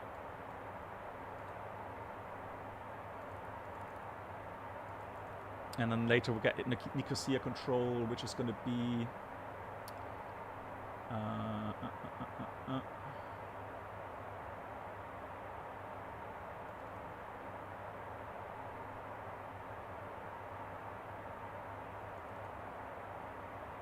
yeah, it's going to be 24.2.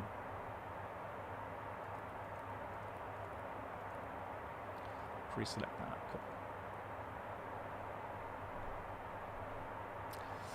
Cool. Transfer system. There we go.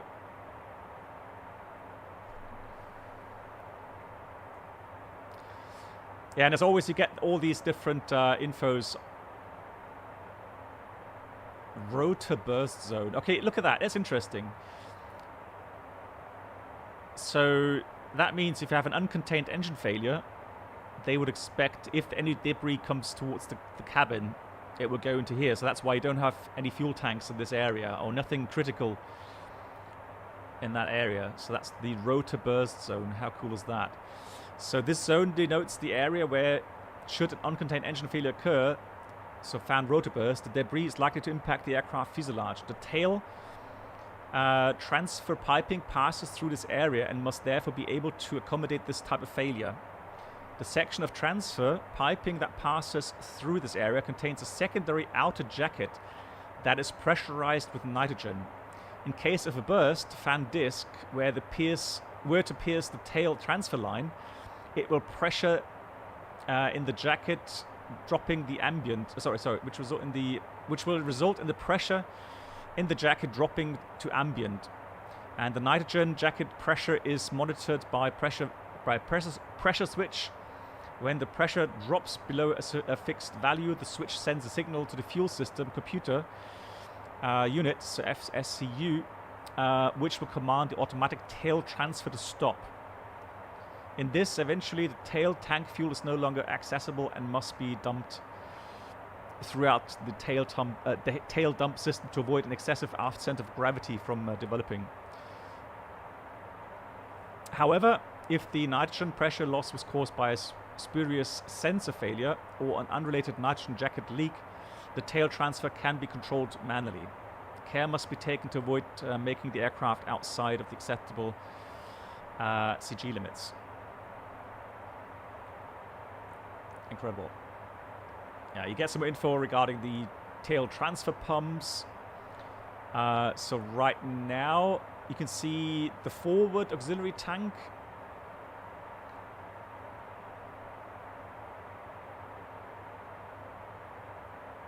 And that looks like it's going into the center auxiliary tank.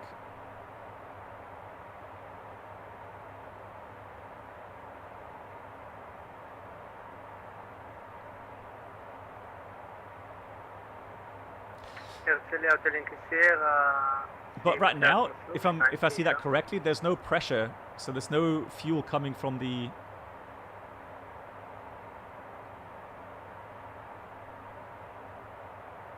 Yeah, it's remaining the same. While this is hang on, no, it's getting more. Hold on, no, disregard. So it's actually fuel is being pumped. Yeah, it's getting more. So there's a fuel transfer going on to get the center of gravity more forward, it seems. Hey, negative. Yeah, it is busy. I had to connect to Singapore server to actually get a connection on that sim.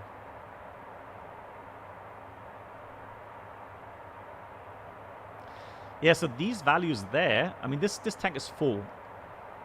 It's not depleting either, so there's no changes in values there.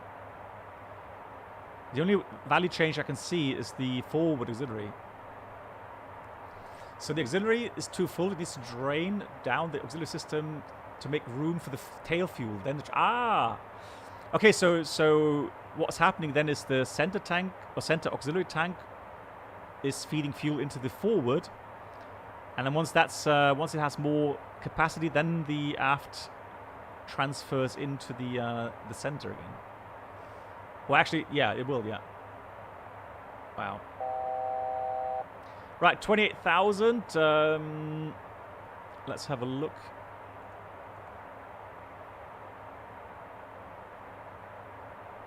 So let's actually put this to...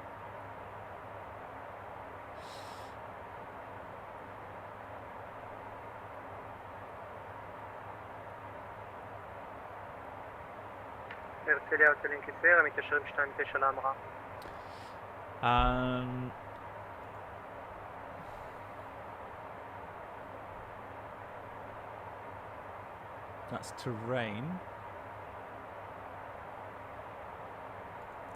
I was wondering where my traffic is. All right, so I'm just going to check whether or not I can actually continue climb. So make sure we have this on above. Yeah, you see, that's why I wanted to check, see if I can climb myself. So the traffic climbing as well, and I would assume he's on the same routing as me, so I think we're safe to go and continue our climb. David, yeah, I mean, again, you can learn so much, not just about this aircraft, but in general.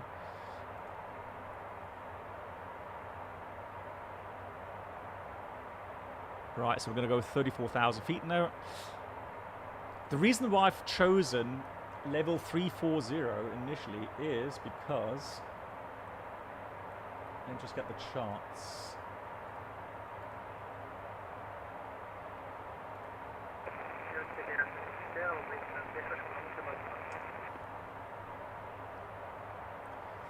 So here we got Amman.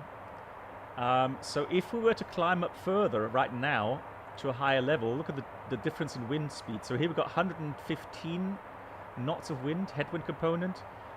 Down here we got about, now at the moment, 80, but that drops down to about 60 knots roundabout. So that's why I've chosen a lower level initially.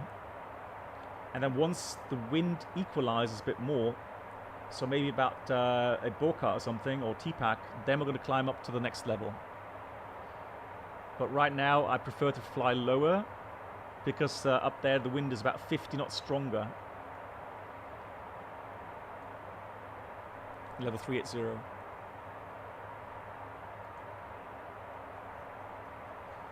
Let me go through the data if that's still current. So looking at the initial data, so 340 where we are right now, it's got 260 around about 60 knots, and look at this, 380 100 knots. So even though we're burning more fuel at a lower level here, that is offset by a much more favorable wind.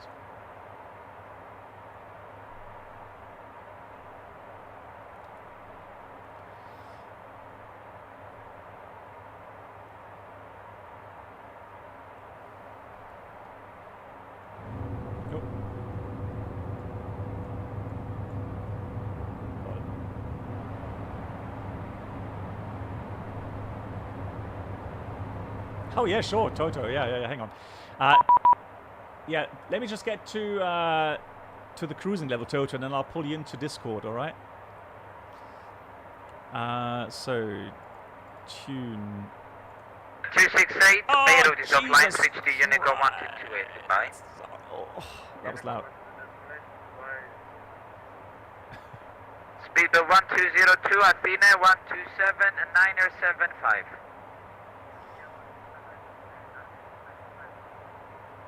Oh, I have tinnitus now. Welcome back. Nicosia, good evening from Oscar Echo Oscar. That's Windmill 711. We're passing 310, climbing 340. Windmill 711. Yes, radar contact. Climb flight level 340. Yeah, climb 340. Oscar Echo Oscar 711. The cruising speed initially. Wow. Charlie Alpha 383, contact Athena 127 0.82? Yes, sure. Seriously? 127 975 from Takeoff, good day.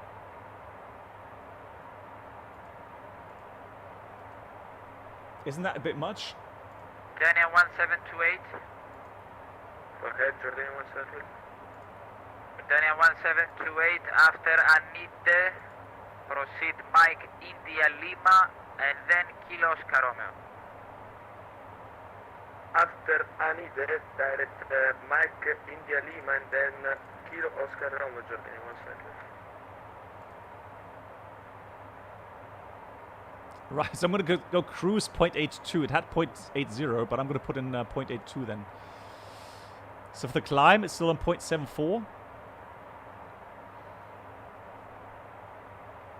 Yeah, we need the speed for the need for speed, absolutely. Right, charts can go away now. John 562, descent flight level 270. I think 270, 562. Victor Delta Alpha 5581, contact Ankara 129er 425. 129er 425, Volga 581. Thank you very much. Have a good day, bye-bye.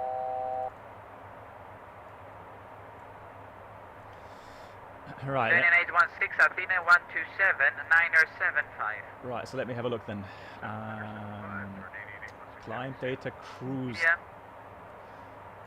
Yeah, so that will be 0.80 cruise. We're doing 0.82 cruise today.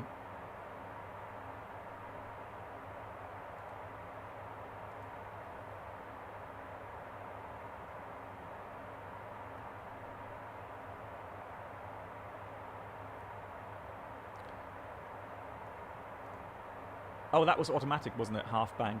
I keep thinking I pressed that, which I didn't. So I keep thinking I keep pressing the half bank, but that happens automatically, correct?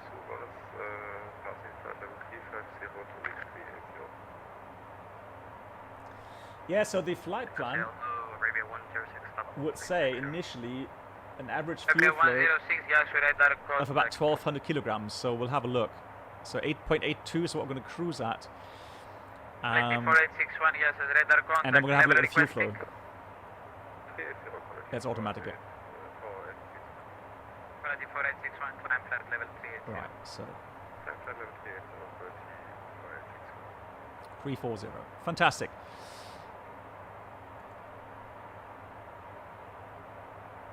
So the fuel burn, fuel flow at the moment is 650, 640. So I think we are all right at the moment. And I know that I've got a little bit extra fuel as well, Toto. So I did take on about half an hour extra fuel. So we should be all right.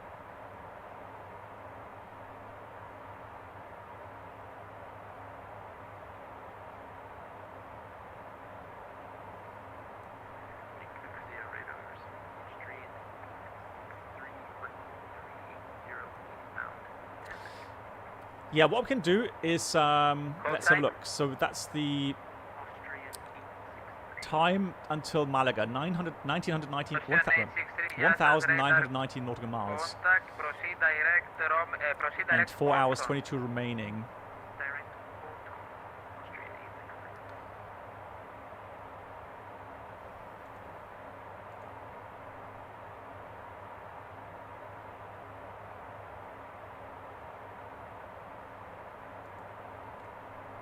Run 654 Athena 127-9er75. Right. Let me also check the Vatastic.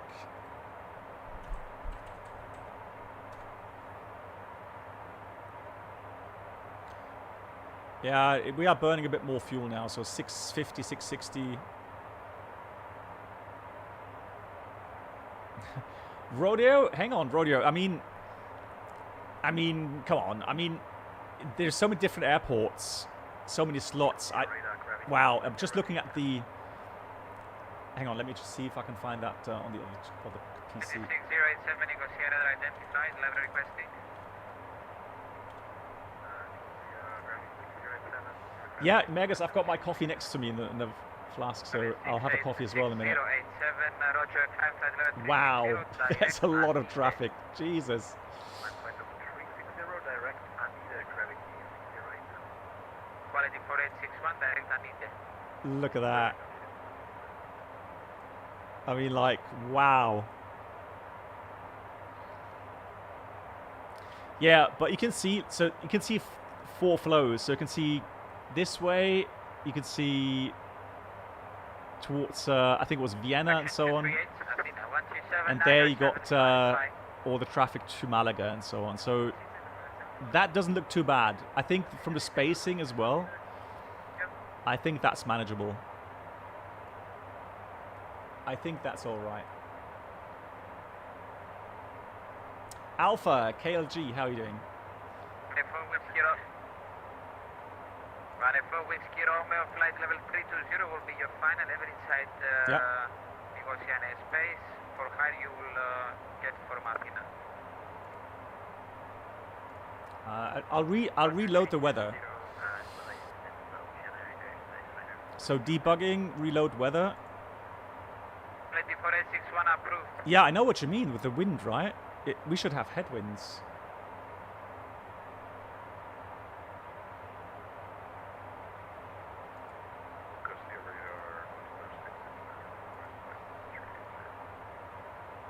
So 669er, climb flight level 380.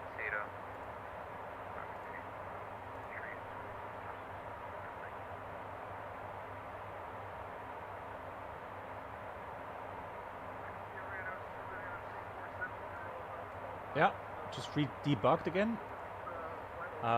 Flight conditions right now. Call sign.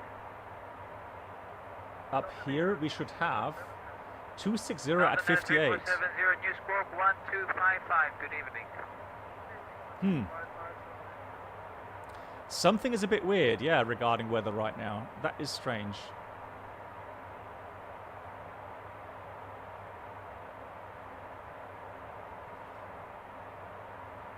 But we saw it changing, didn't we? On the ground, we saw the. So now 3470, you're identified. Direct Anide.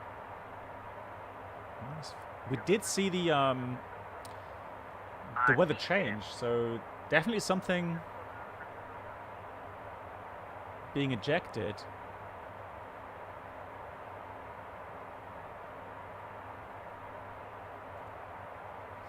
But that means I'm flying a lot faster than other traffic, which could be a problem. Yeah, Wizbo, I'll try again. I've already done that. Oh, sorry, wrong one. So let me try debug, refresh the weather.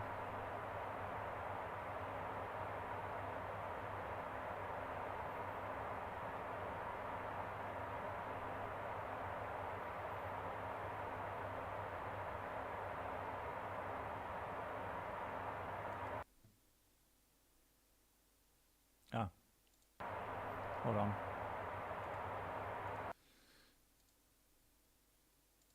Oh, that was not on. Jordania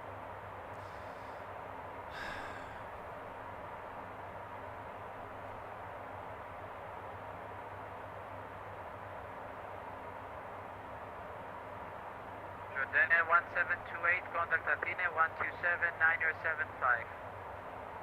I'm just going to slow down a bit because if the wind suddenly changes, 50 knots headwind.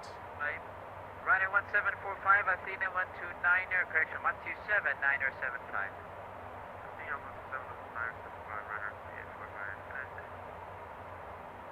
Right, let me just refresh that.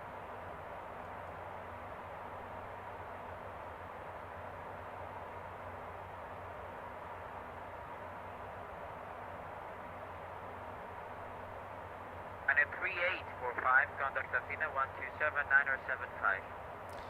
Hang on, but isn't it supposed to be on manual if you're using Runway 3845, if you're using Athena 127-9075. Oh, for crying out loud, hang on. That's what happens when you Shifter 205, Nicosia. mess about with all these things all the time. Hang on.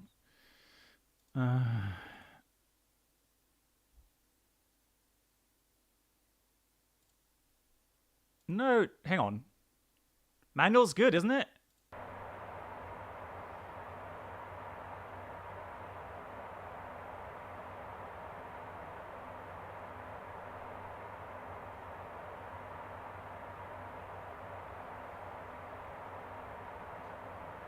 Okay, I'll try that. Hang on. Let me just change that. Hold on.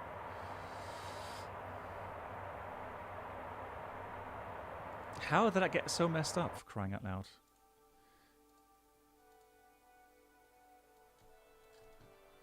And a 3845, Athena 127-9075.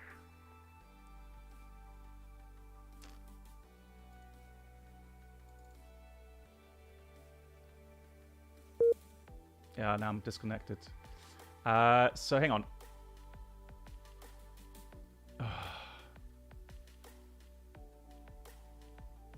Where do I find the custom weather file in X-Plane? Meta. Oh, okay, got it.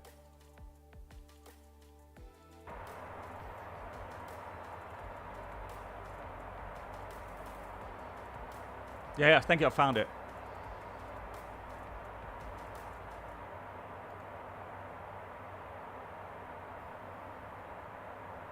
Thank you.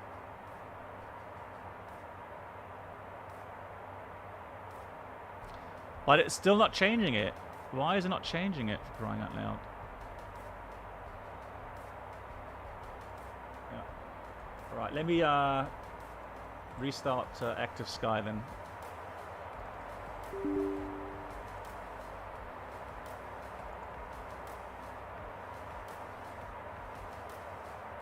Alright, that's better.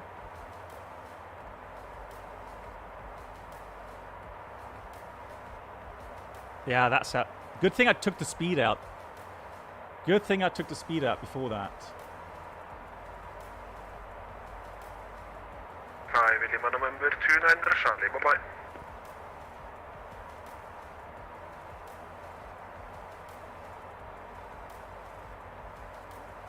Alright. Yeah. Oscar India 904 Ankara. What? 125. Ow. Are you kidding me? Oscar India 904 Nicosia. Oh god, Oscar sorry. India 904 Nicosia. Oh my god. Yeah, hell, I mean. Oh. Jesus. Right, that's better.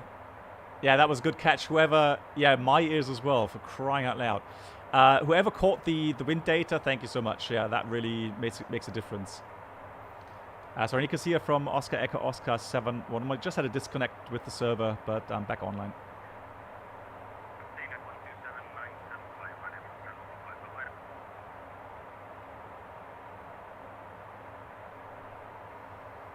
Nicosia from Oscar Echo Oscar 711. Radio check.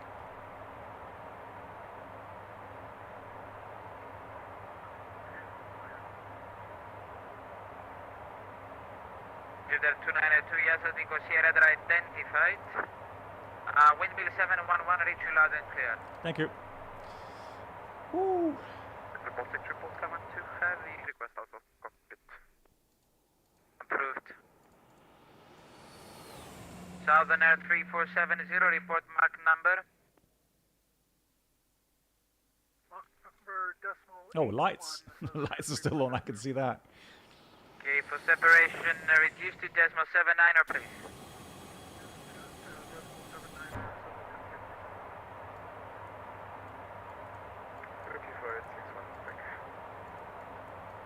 Back. Actually, that's it.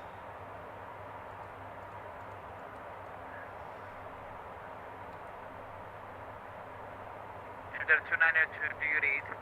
Okay. So now we've got everything set. Although the wind is more than I expected. Jupiter 292, do you read? So right now the wind should be Radar contact. we're coming up to, Fraction 319 of Nicosia. so it should be Kavos, Nicosia. and so it should be 250 46. Fraction 319, yes. So it radar should get a bit contact, less. turn left direct Othon. So the wind should become less. Yes, blame FO. Yeah, I found it. Yeah, you're right. That's it. So Mill 7, windmill 711 for separation, turn left by 15 degrees. we turned left by 15 degrees. Oscar Echo Oscar. Oh, windmill 711. Right, Qatari 301 269. Nicosia. Qatari 301, you're identified. Baltic 777 heavy, I'm back. Hello.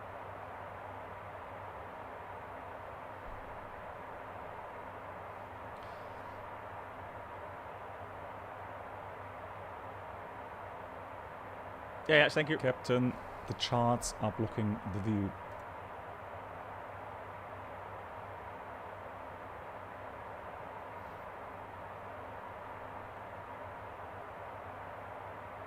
Bill 711, able for flight level 360. Affirm. Bill 711, climb flight level 360. Climb over 360, windmill 711. Right, so flight level change. Actually, let me put this to current speed, so we don't dive up like crazy. Austrian 1 Lima Whiskey, contact Athena 127-975. Oh, we didn't press heading. For crying out loud. Austrian 1 Lima Whiskey, contact Athena 127-975. 127-975.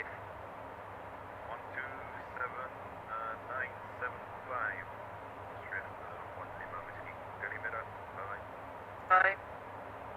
Bill 711, resume our navigation to Kavos. Back to Kavos, the windmill 711. To Kavos. NAV mode. This autopilot catches me out every time. Where I'm like, if I press heading, if I press this button there, it goes into heading mode. It doesn't. You have to select heading up here. I always forget pressing that button for some reason.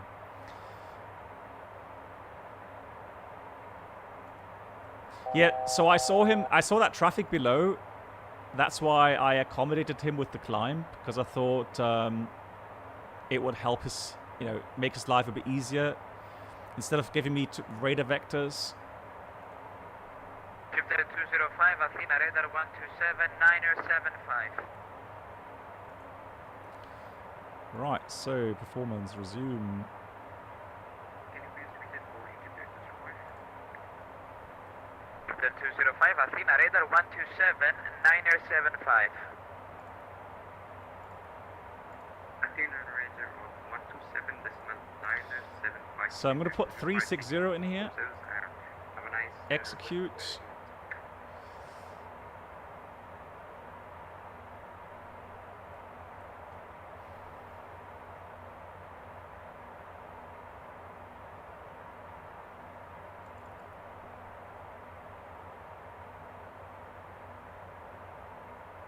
Abia 106, Ankara radar 129er 425. 129er 425, radio 126 today. Oh, there we go. Right, resume 0.82. There we go. So we got alt capture and Mach 0.82 commanded. Fantastic. Cool.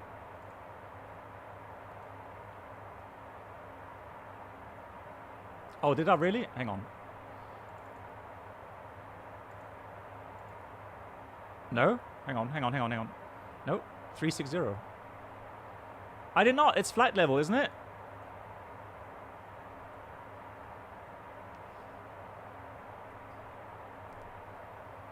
Rodeo, yeah, we'll do that in a minute. I was a bit busy there. Wow, I was struggling to speed up. Look at that.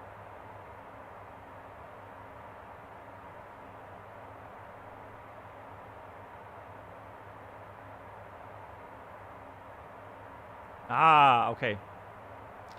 So either F360 or 36,000. Roger. Right, let me get Toto in here then. Hang on. So. Yeah, I know.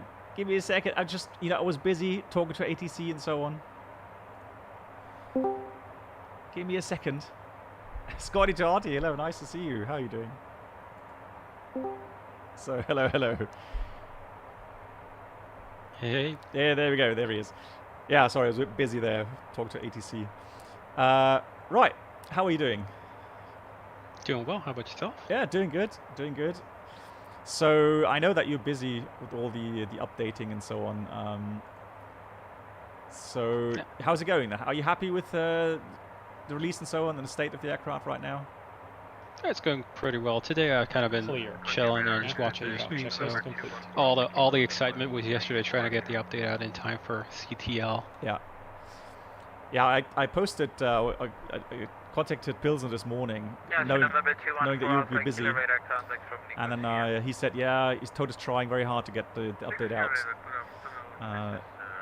To get the uplink working with the wind, which really helps, obviously. Yep. Glad it's working for you. Good. So, you wanted to have a little bit of a talk about the fuel. Let me see. Engines, fuel system. Indeed. If you're already on the transfer system there, so that's perfect. So the way that the fuel tanks are organized on the Challenger, it looks a little bit confusing, but there are really 4 zones. There's the left and right main. There's in the wings. Then there is what they call the aux system. That's in the belly of the aircraft. The 3 tanks that are labeled aux, they're basically one big tank that just interconnected with pipes. So fuel sloshes freely between them, essentially. And then there are the 3 tanks in the tail of the aircraft, the left and right saddle and the tail tank itself. Those are all also interconnected with a pipe, so their fuel is allowed to basically freely slosh between them. And so the transfer logic to get from the fuel normally is transferred from tail to the aux, unless the aux is either too full or the tail is really low. There's a couple of cutoff points where it pauses the transfer. It's already in that state for you, so the tail has already reached less than 35% full. So it's basically now burning down the center, burning down the aux tank to keep the balance within range. And then once the center is below 38% full, it'll transfer the rest of the tail into the aux. Okay. And then from the aux, it just goes out to the wings, through automatic transfer ejectors. And then from the wings, it goes to the collectors, which are basically like master sinks for all the fuel to gather in before it gets pumped into the engines. Yeah. That is, for such a small aircraft, my first initial thought when I saw it on your stream the first time, I thought, wow, you know, such a small aircraft and such a complex looking, you know, fuel distribution system. But I think you explained it in a way that that obviously engineers were trying to find space to put in more fuel to increase the range of the aircraft, correct? Yes, the original Challenger 600, the one that came out in 1978, didn't have the tail system at all. It only had the center tank and the wings and the forward and aft aux. So it didn't have any of the tail stuff, it didn't have any tail dump, any of those transfer lines there, and so on. So they added that when I think either the CL601 came out in 1982 to get extra range out of the aircraft, yes. Nice. So last time people were having discussions regarding the range. Obviously, I don't know, was this more made for the continental US flying, or did they actually think about, you know, transatlantic flying as well? I think Bombardier, when they designed this, they were mostly concerned with US coast to coast. So when the Challenger 600 came out, that one had a range of about 3,300 nautical miles. Then the Challenger 601 showed them that there is a potential to go transatlantic. Okay. So the 601 and later have a range of approximately 4,000 miles, still air, and you know, LRC range, but it is capable of going transatlantic all day long. That's sort of the main bread and butter of the Challenger as well. Yeah. So I'm trying to get a feel for the, you know, the range.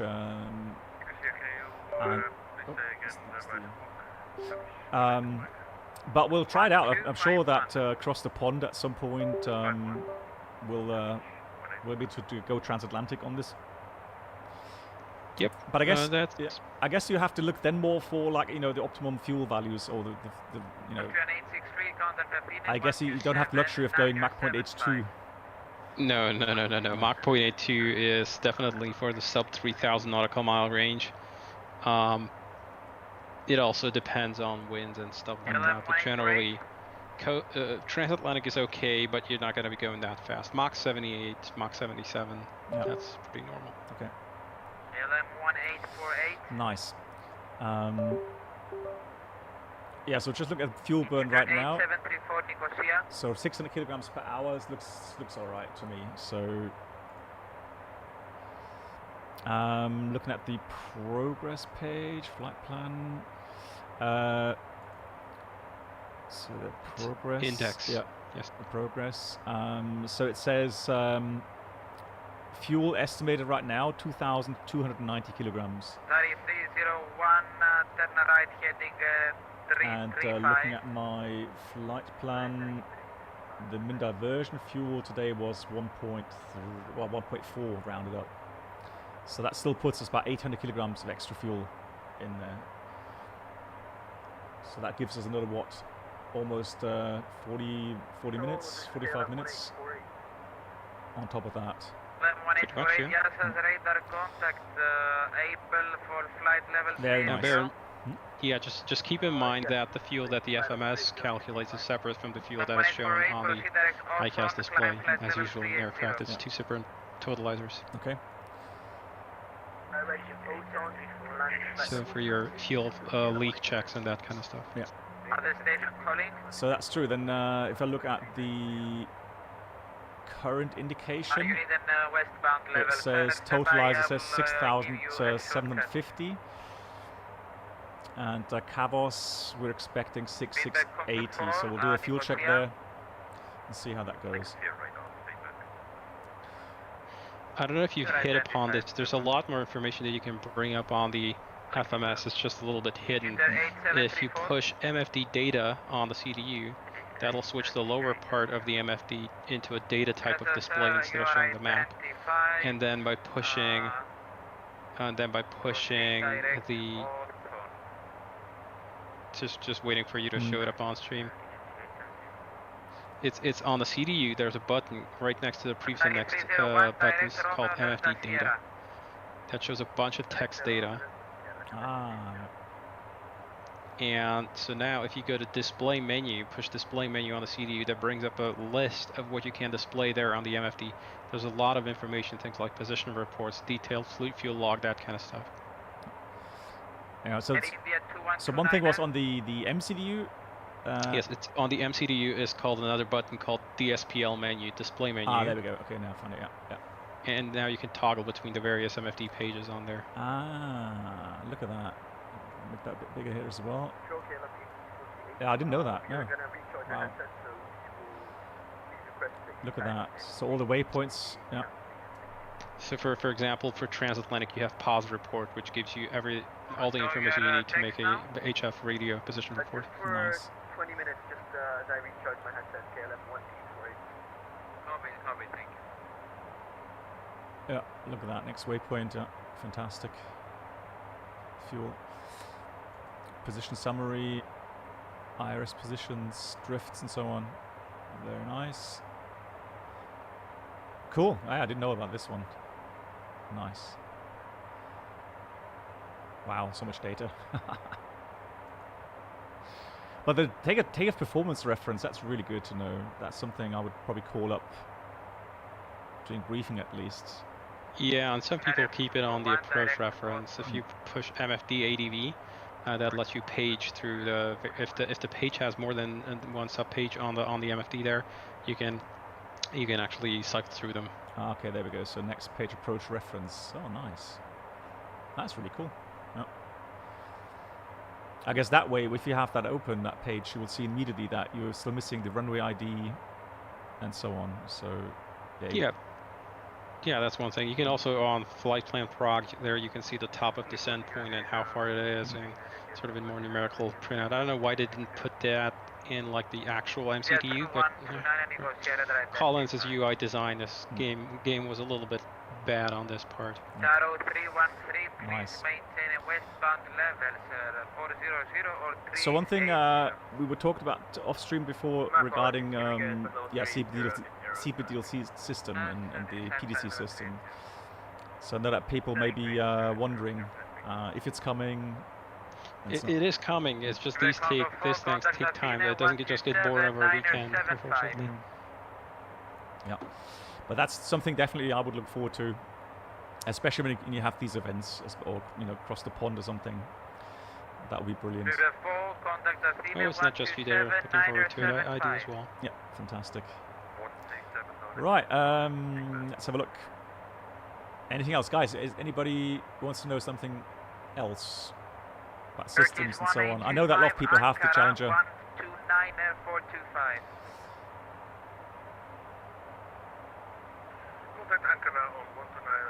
So one thing, let's see. Bleed system. So that's something I need a little bit more info on. So pressurization system. Wow. I gotta get my head around that one first. So it's not that complicated. It looks horrible, but it's really not difficult. What you're looking at is a cutaway, so sideways cutaway of 2 poppet valves. Windmill 711, Athena 127, 975. Athena 127, 975. Thank you, Windmill 711.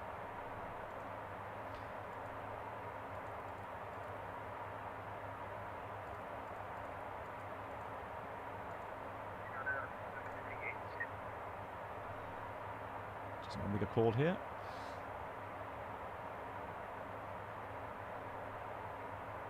Athena radar Kalispera from Windmill 711, flight level 360. 863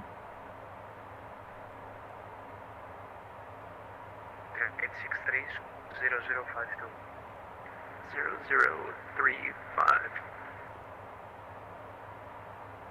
863 squawk 0052 0052 Australia 63.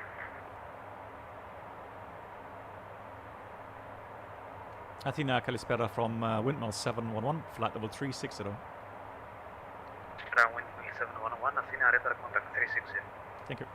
All right, so let's get back to that study window. So environmental pressure control. There's actually a question I can quickly answer from chat. Remarker, who asked, what is the engine APR system?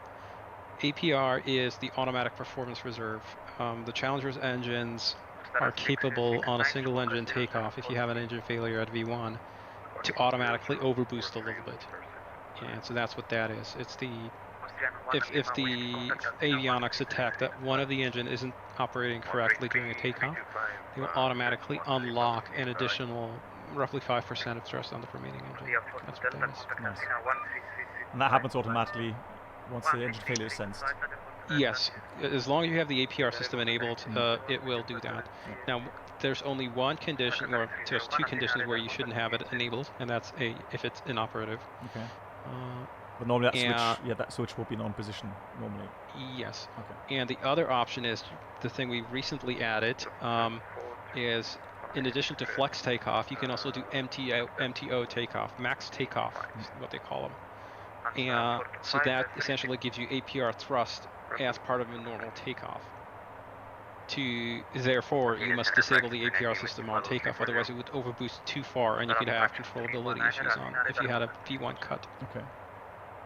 Yeah, and I think it says that in your the file that came with the flex takeoff power. It's got a yellow box in the end that says if an engine failure during an MTO takeoff with APR armed, the operating engine will undergo automatic thrust increase above MTO, which may cause aircraft controllability issues, so depending on the airspeed you're having, and may cause the engine to exceed its limitations. Yeah. That is interesting, good to know. Anyway, so talking about the poppet valves here, they are two valves, and they're called the master and the slave valve, really, or the primary or secondary valve, but really they are operating in sequence. So first the primary outflow valve closes and then the secondary outflow valve closes, simply because of the fact that one has a heavier spring than the other. They are vacuum controlled, so there's a thing called the actuator chamber that is evacuated through a vacuum control line, and the amount of vacuum this thing pulls out, or how much air you're pulling out of that vacuum, is going to compress the spring, and that's what's causing the valve to either open and close. Wow. The practical effect of which is that if you have a pressurization failure, let's say you lose all bleed pressure on the aircraft, you will immediately, essentially the vacuum ejector pump here will stop working, and that'll repressurize the actuator chamber, so that'll basically destroy the vacuum in them, and they'll automatically close. So it's a fail passive system. Wow, okay. If everything fails, the system automatically closes the outflow valves, which is the safer state. Wow. But just looking at the mechanics behind this, incredible. You would normally think, you just have a little electric motor adjusting the outflow valve. Yeah. But, wow, this is... So the electronic cabin pressurization controller does have an electropneumatic valve, but that only serves as the control mechanism for the vacuum system. Okay. You can also manually control the vacuum system if you switch off the cabin pressurization controller, if you had like a fault in it or something. And then you have the little, what they call the cherry picker on the overhead, the little red knob, or the red lever, and that lets you actually control there. If you move it up and down, you'll see that there's the little paddle on the display there also moves also. Oh yeah, there. Okay, yeah.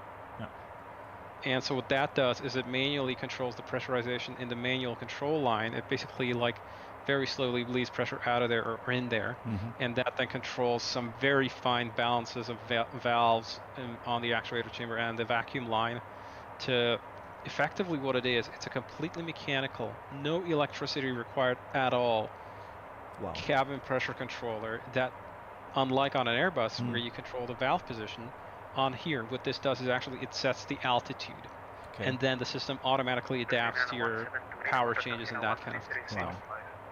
That's mind-blowing. And again, no electricity at all. It's completely mechanical. Wow. I didn't even know that existed on modern aircraft anymore. That is incredible. Yeah. Well, modern aircraft, you say that with, you give the Challenger way too much credit. This thing is from the 1970s. This design. Yeah, but still incredible. Wow.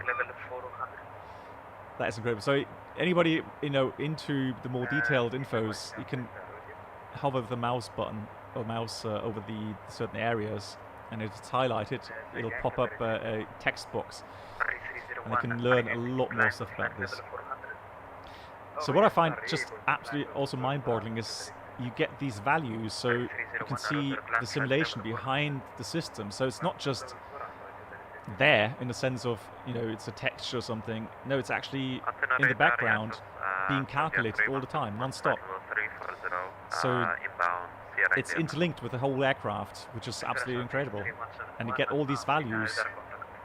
Same thing, for example, for the pressure state. So it will show not a constant kind of, you know, 0 feet per minute climb or descent rate. And the real aircraft, so the Airbus, doesn't do that either. So you always have a slight pressure change. That's shown here.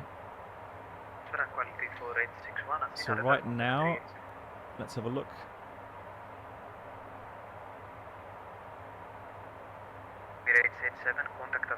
So there we go. So right now, so the target altitude calculated for the cabin is 5,800 feet, and it's currently at 5,800 feet. Is that correct? Yes, it's constantly trying to adjust the valve a little bit because the engines are never producing the exact power and the exact same amount of bleed flow constantly. So it has to like constantly fiddle around with the valve. So you can see on the secondary valve there's a lift indication of how many millimeters it is lifted off its seat. So you can see right now it's sort of fidgeting around 2.67 millimeters lift, and it's constantly, slowly, slightly adjusting up and down, up and down. Yeah. And yeah, 2.7 millimeters. Yeah, that's a very. You've got like 8.7 psi differential, so not much lift is needed to. Yeah.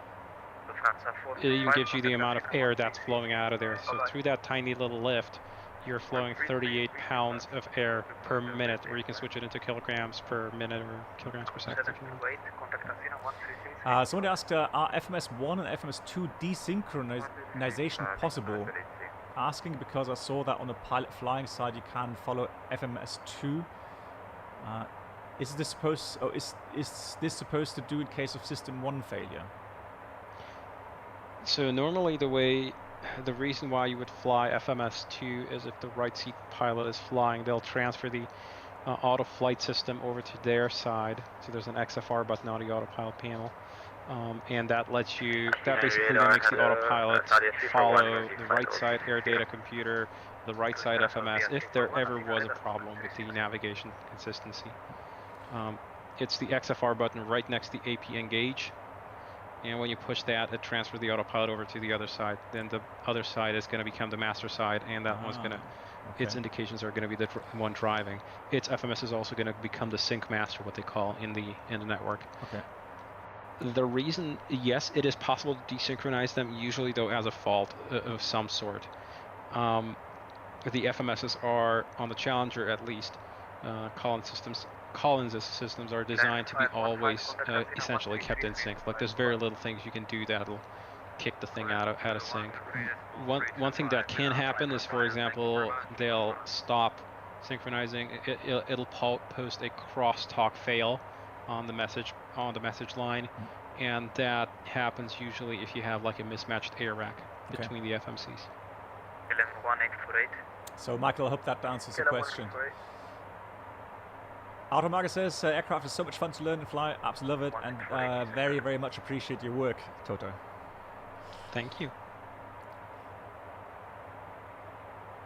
Yeah, so what I find always amazing is the complete system itself. So the sounds, the feel of the aircraft, the lighting, the textures, and so on. I've not really flown it. I don't think I've ever flown it at night time. You can turn on cabin lighting. Yeah. Oh yeah, I can go in the cabin, have a look at my passengers. So definitely very nice. So it's such a round and complete product. Really nice. Let me go have a look then. Let me deactivate my X camera, and I'm going to head out to the cabin. Yeah. So just stop at the galley and tap on the screen there in the galley control panel. And there you can control the cabin lighting either via the light button, or there's a sidebar on there as well.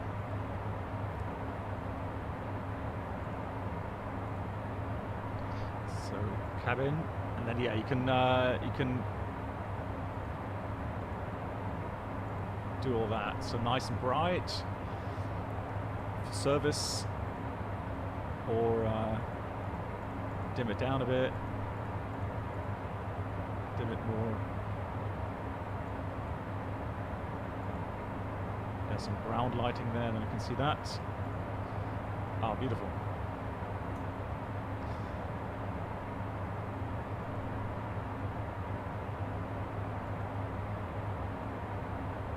Oh, and of course, people are always wondering, they want full immersion, don't they? I love how the woodwork, I didn't see that at nighttime yet. Oh, that looks really nice. It should be a lot more polished than this, actually. Unfortunately, X-Plane doesn't do reflections quite right. Yeah. Maybe X-Plane 12, I don't know, we'll see. X-Plane 12 does do it a little bit better. We'll have to see and adapt the model. Hopefully it'll be better.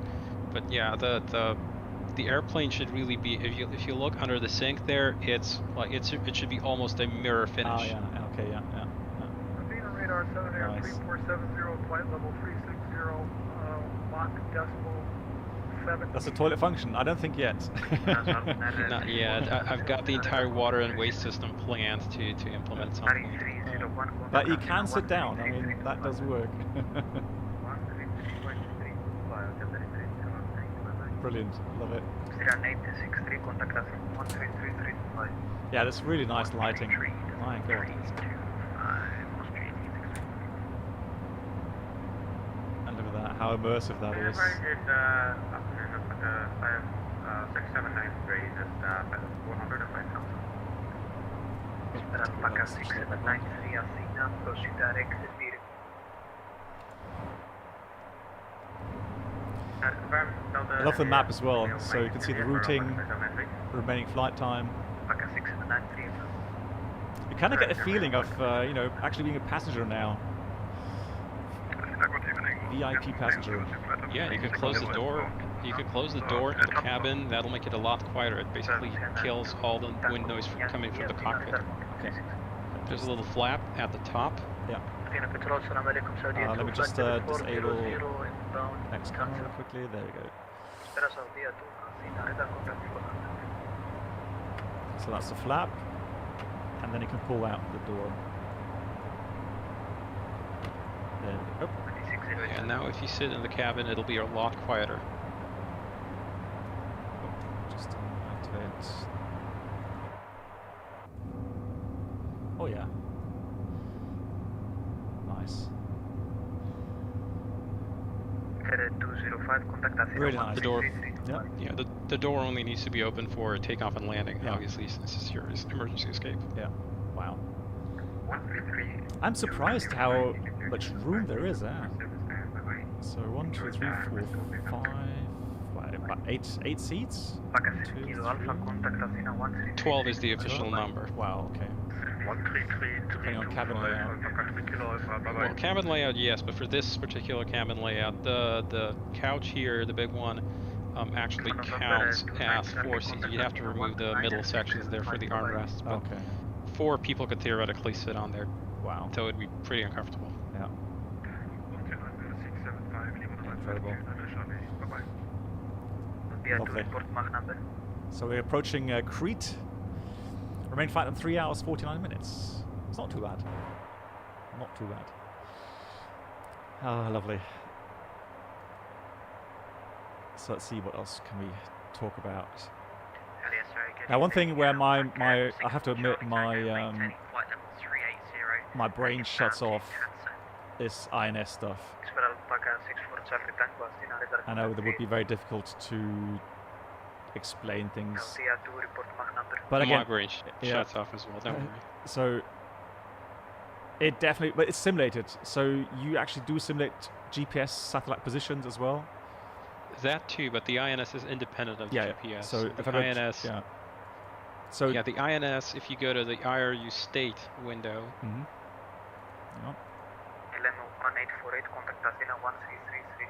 So IRU 1 state, for example? Or yes. Okay. Yeah. And so the only sensors that the IRU has available to determine its position are at the top in the 2 boxes on the top left. So all it has is gyro and accelerometer. Those are the only values that it gets. They are slightly noisy as well. And the rest of the information below there for like position, latitude, longitude, heading, that kind of stuff, it all needs to compute from just these 2 inputs. Yeah. It doesn't get anything else. But it also gets like air data and GPS inputs if it has those available, but they might not be available. Yeah. So same principle, you have a starting point, and then measures the accelerations and the rotation rates, and it computes the positions, the speeds, and so on from those values, initial values onwards. And like I said, it has a certain noise. So depending on how good the fabrication is, how old the system is, etc., etc., you will have a certain error rate coming in. So over time, especially when you're flying for longer periods of time, that will then add up. So it's going to get worse and worse and worse regarding its accuracy. And so here, I guess, same thing. You have GPS updating available to its position. That's an optional feature that the INS can use for itself. But actually, funny story, the FMC doesn't look at the GPS hybrid position from the IRU. It computes its own hybrid position on its own. Okay. It's just an optional feature that the Honeywell IRS has, and in the avionics here, it is not directly used by the avionics. The FMC do their own updating. Okay, nice. And then, so right now, that's the aircraft position there. You can see GPS satellite position tracker. And so there's, I don't know, 10, 1, 2, 3, 4, 5, 6, 7, 8, 9, 10, 11, 12 satellites currently being received with different strength. And I guess it chooses how many? I think it needs 3 at least, doesn't it? So 3 is minimum. So the position tracker, what it does, it's basically showing the constellation and their true position around the aircraft. That is not the state of the receiver. The receivers are shown in GPS 1 and 2 status on either the debug screen, or you can bring up GNSS status on the FMC as well. And those are the actual receivers. And so they'll lock onto, I think, up to 8 satellites if they have them available. Okay.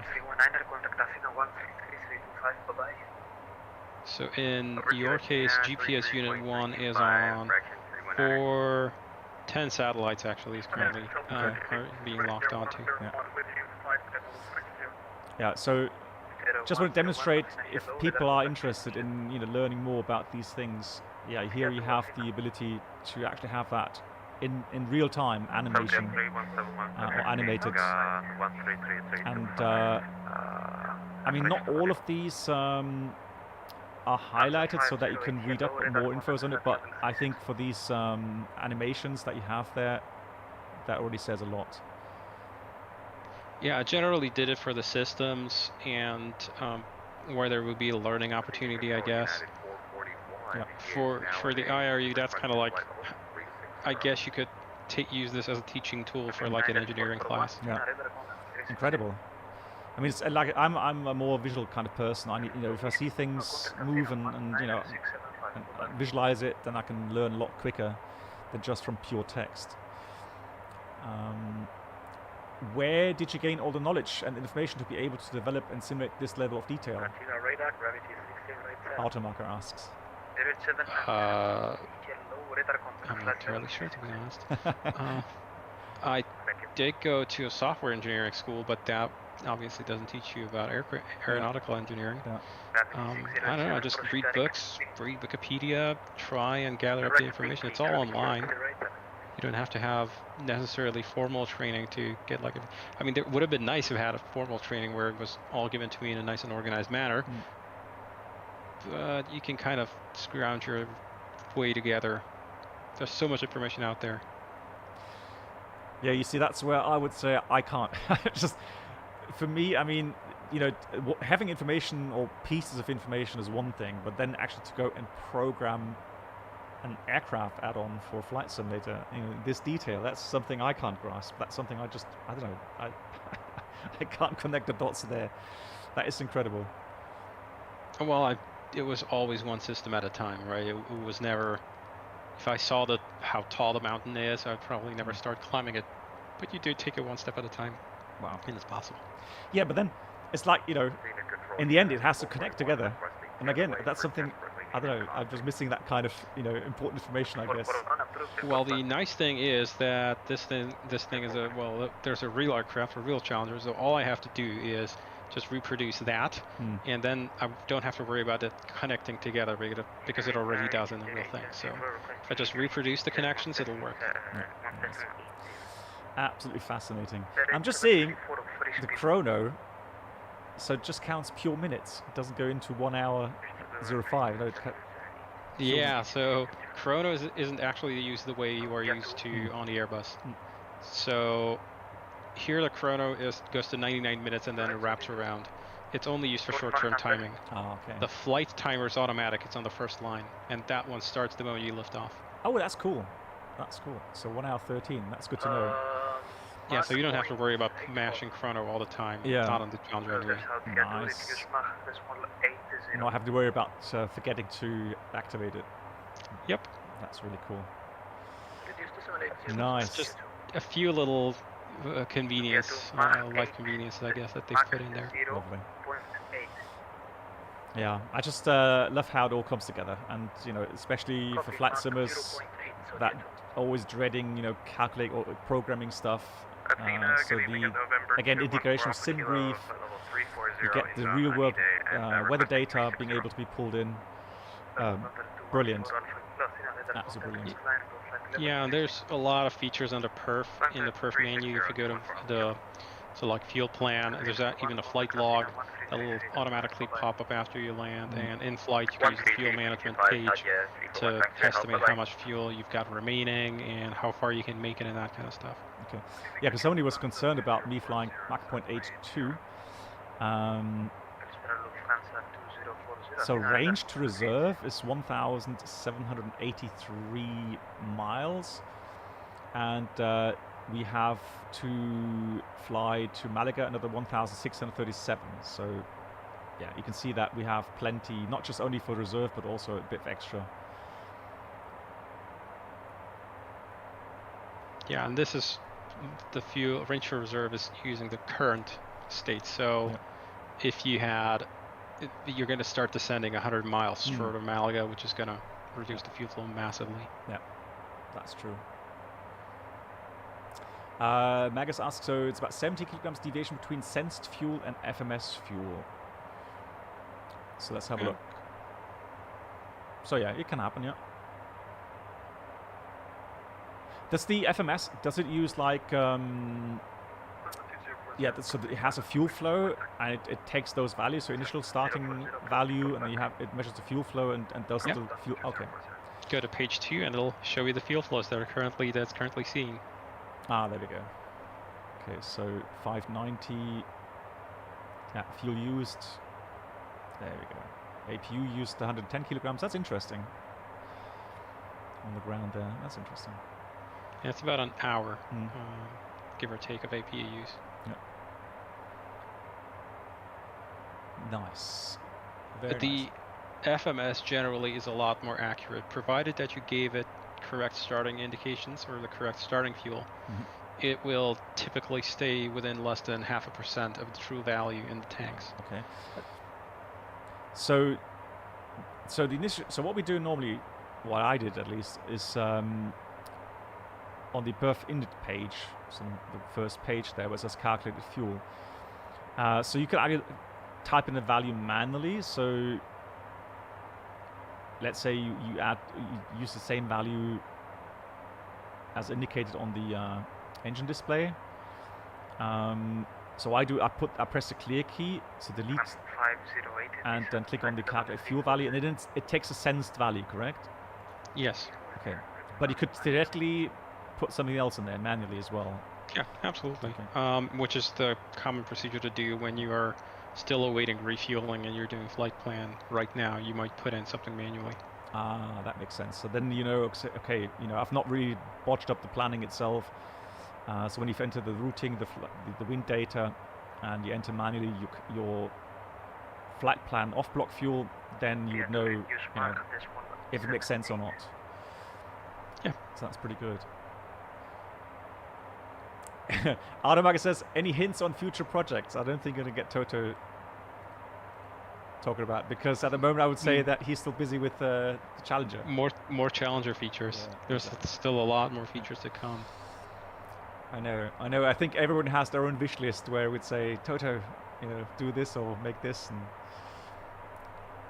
yeah, I know, but there's only 24 hours in a day, unfortunately, so I kind of have to go by whatever I have time for. Yeah. Yeah, and you don't have a huge programmer team around you like other companies have. Even that probably wouldn't help. Flight simulation is such a small industry that you kind of really can't support a very large team. Yeah, that's true. Unfortunately, it is. Yeah. So I just need to be careful.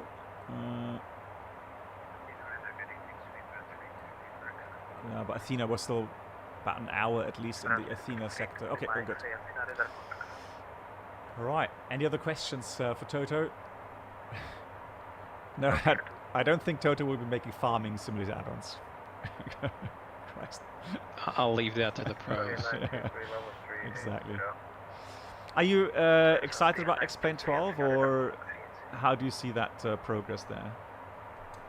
It's looking good. I can't say too much about it. Of course not, yeah. But I mean, I can comment on the stuff that they've released, but they really haven't released very much. It's just some videos showing the visuals. Yeah. No CL650 and MSFS, I'm afraid, David Norfolk. That would be a massive project that would require a rewrite. Yeah. I mean, I personally, I quite like the idea that X-Plane 12 is being continued to be modernized, especially when it comes to visuals, which is very important. And I think from the pictures we saw up to now and the videos, of course, the cloud art, so the cloud simulation is something they've really tried to improve, and that's really important, for us flight simmers. So that's good to see. That's something I really welcome. And that means, of course, X-Plane 12, even though Microsoft seemed to be hyped so much, I think X-Plane 12 will still be there for sure, and especially with all the good add-ons that we have there. Yesterday I had another flight with Malindley and the Tolis, nice shared cockpit flight, and the app is coming along so nicely.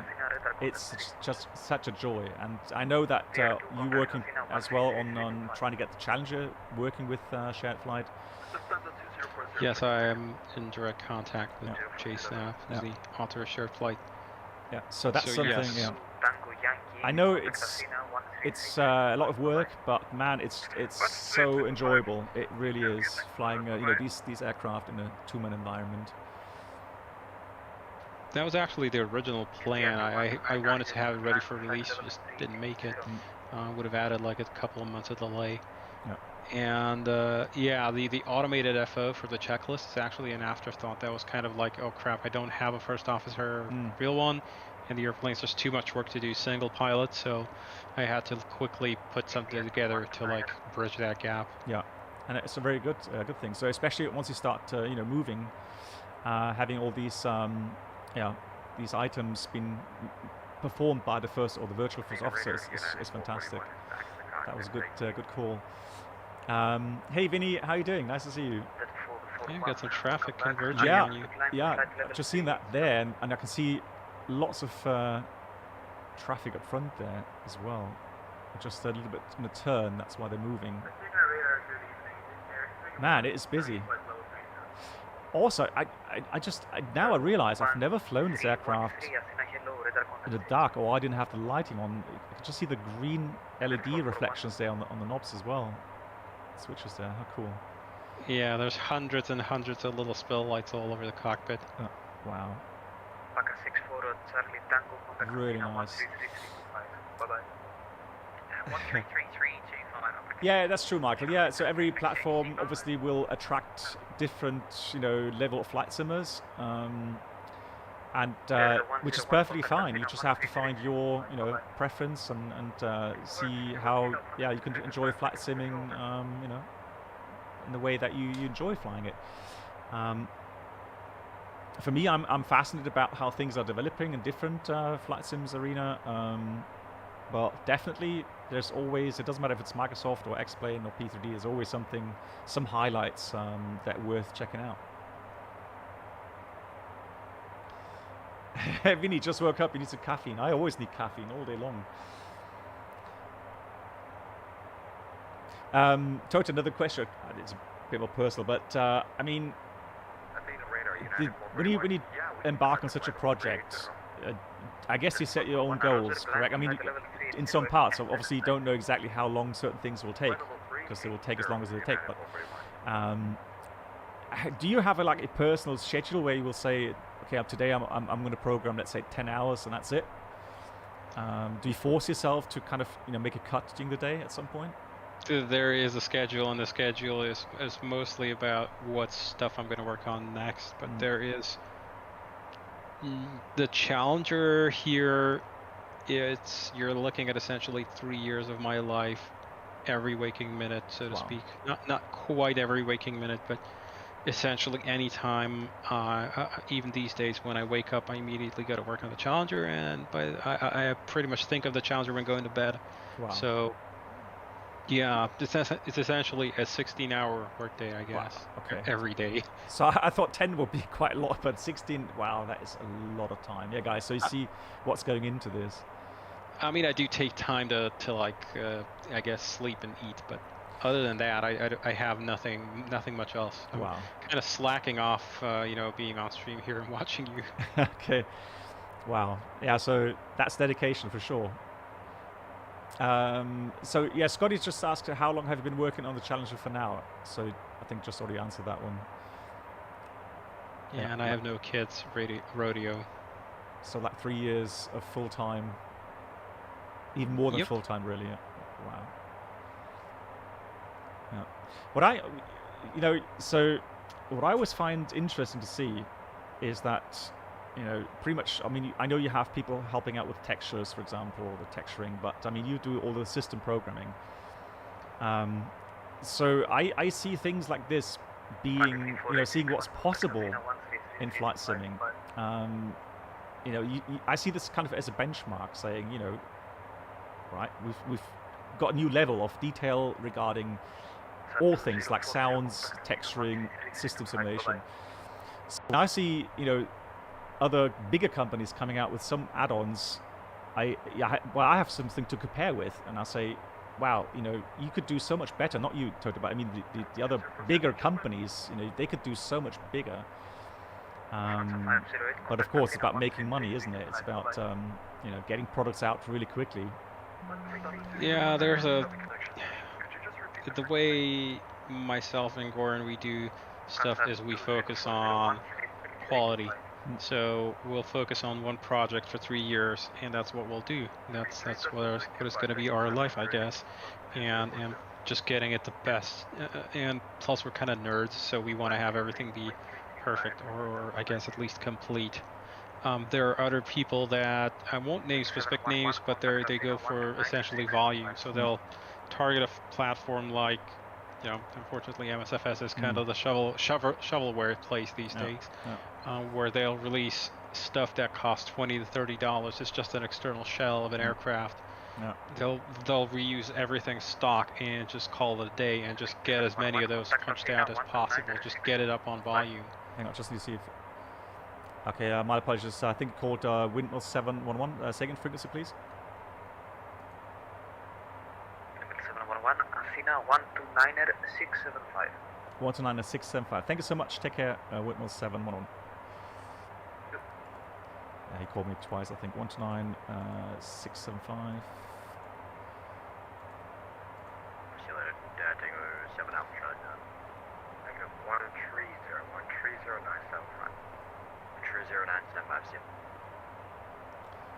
Athena radar, good evening from Windmill 711, flight level 360.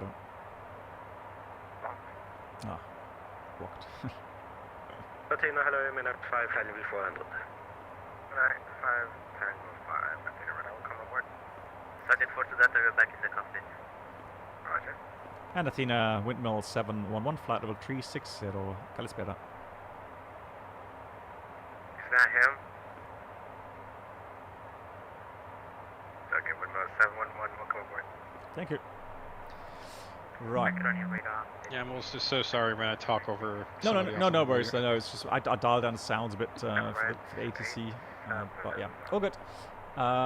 Yeah, so definitely, you know, there's money grab happening, and it's difficult for the consumer to sometimes distinguish, because on the outside, so they have their, you know, their professionals make sure that the advertisement is working the right way, everything's been put in a nice light, and then yeah, one thing we consumers then are faced with is unfinished products that, you know, that never seems to have ending updates, and things just not working the way they should do. But yeah, at least, like I said, there's alternatives, and these days when I'm being asked regarding T3D or, you know, X-Plane 11 or what they should do, well, definitely X-Plane 11, that's the way to go at the moment, especially with good aircraft add-ons and free add-ons available these days. So let's see what else we have. 130.75, that's explained. Jordan 816 heavy. Nigeria control 130.75. 130.75. Oh yeah, he would deserve, definitely. I agree on that. Yeah. I'm afraid you severely overestimate how much money Flight Sim makes. Which is a shame. I mean, like I said, you know, you're actually creating something so brilliantly, and yeah, I would definitely hope that you would, you know, get the deserved revenue from that. So you watch some SDK tutorial for aircraft and Marcus Flight Sim, and even I could do a cheap one, but I still want to learn a bit more about implementing default systems. Right. Yeah, we'll see what the future brings. But for me, if I look at what really gets me excited, it is aircraft add-ons like these, and then in combination with the possibility of doing a shared flight.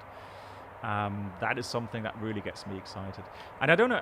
I don't think many people actually managed up to this point to have, you know, the shared flight experience, because in P3D and also with Smart Copilot, it's not easy to get a connection, and Smart Copilot connection sometimes depends on, you know, the ping and how far away you live together and so on. But with shared flight, and from all the testers that have, you know, put in feedback, they are mind-boggled about the fact how easy it is and how stable it is to get connected together. And you know, example, last week when we did the shared flight with 3 people, one in the UK, myself in Germany, and then Sim Caesar in the US, flying together the 747-200. The experience you have doing that, so virtually, is just absolutely incredible. And yesterday, when I flew with Mark in the Tolis 319, we flew to Skiathos, and so I was sitting on the co-pilot seat, and I was he prepared everything for runway 19, which can happen in Skiathos, but normally if the wind is like only 5 knots, you would have runway 01. So I then gave him the 01 approach. So I watched him program the FMS, and I had my nav display open, and I could see that he made a mistake with the transition, just like we have to check the transition later on as well on this flight. And so I could see what he's typing in, and I could see the mistake that he's making, just like, you know, I would see that in real life. And so I let him make his briefing, and I said, well, did you check a nav display? And he said, no. And I said, well, do it. And then he opened the nav display, and he saw, you know, what weird lines were drawn in there. And then he realized he'd made a mistake. I'm sure he won't make that mistake again.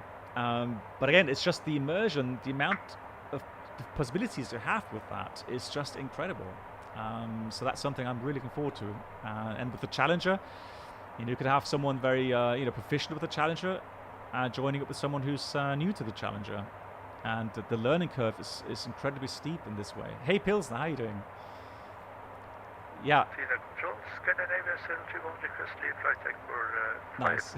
Poor Mark again. Yeah, he has to suffer, yeah. But he's the guinea pig. Right, yeah, so again, I'm really looking forward to the shared flight being implemented here in the Challenger as well at some point. Really cool. Yeah, so Pilsner, thanks for the help this morning. Toto hooked me up with a update, so the weather uplink worked perfectly. And it was actually, it got published or it got fixed about 15 minutes before you went online. Oh, there we go. Live, but Perfect. Still you got it a little bit earlier, I guess. Perfect. All right. Well, I'm happy that everybody gets the update as well. Cool. Nice. Right. Any more questions? If not, then I'll let Toto get on. Hello, this is Lufthansa 236 with you, flight level 380. Okay, so the question after CL 650 release, for what you pay all other sim add-ons are robbery. Oh, okay, sorry, no, that's not a question. That's robbery. You spend 60 euros. Well, yeah, again, Michael, again, you know, you're getting a certain benchmark. And I remember that people at the moment they heard the price for the Challenger, they were like, oh, you know, it's more than $100, etc., etc. Well, yeah, but it's worth it, right? That's the thing. That's the difference. You know, what good is a 60 or 70 euro add-on that just, you know, is bugged and doesn't have the detail, and you get bored with it quickly. All right. Thanks for the time. Yeah, Toto. Yes. Talk to you next time. Yeah, thanks again for taking time, and thanks for the update again. And yeah, see you next time. Thank you so much, Toto. Bye. Bye-bye.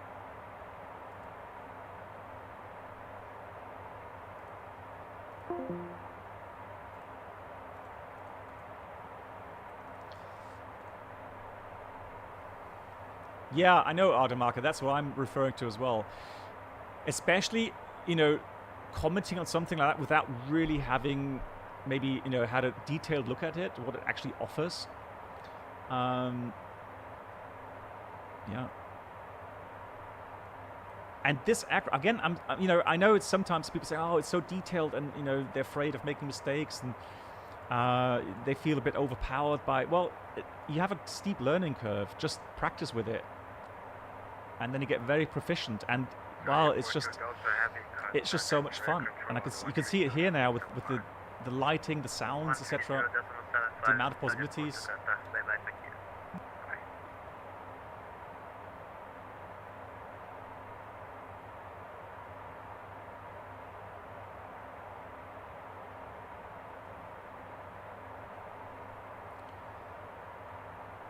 All right, can we? Yeah, there we go. Thank you much. Thanks, Licorice. Yeah, thanks. I find it incredible that people actually take the time to register, etc., and, you know, post these stupid links. Oh, nice, Aviator. That's good to hear. So you've not been flying anything else but the Challenger over the last 2 months. GG's.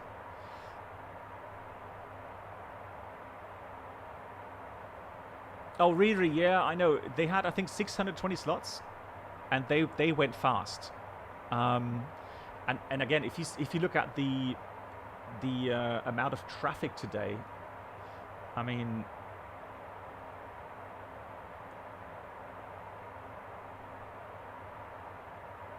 so just for the event today,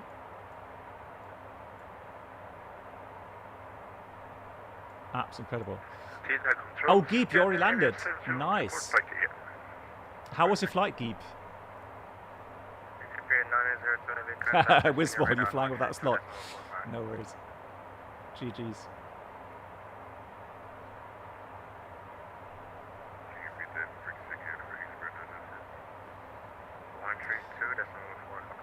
You're doing across the Baltic, Riga to Brussels, which is also part of the event. Nice, Alpha. Lovely. Yeah, and then, I mean, if you have these kind of events, look at all the sectors being open. That is just so cool. Emirates A7 Heavy, are you not able to climb because you descended back down to 340?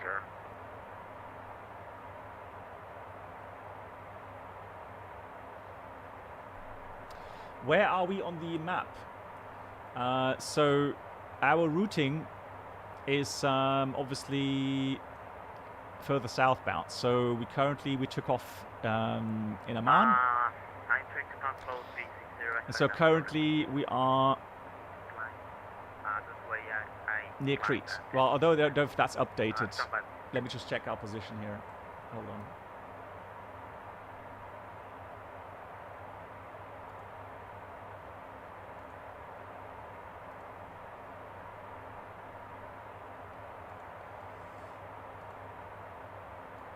Yeah, so it's actually correct. So we're approaching Papa Lima Hotel, and we might as well do a fuel check here while I'm at it. So as we have learned, Okay, there goes. Climb in 360 now. Let's go with display menu. Action 238, contact and direct control on 130.75. Oh, that's for the center display. So fraction 238, thank you very much. Enjoy the rest of the event. So we took off an hour 37 ago.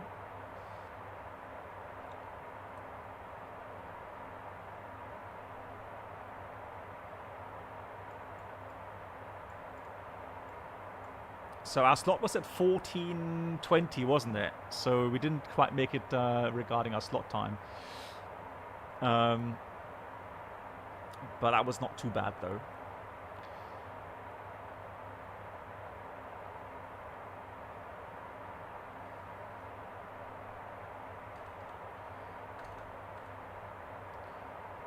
So 22, so that's 38, 32, 42. Mention I was thinking about trying to request out of cockpit for about 10 minutes.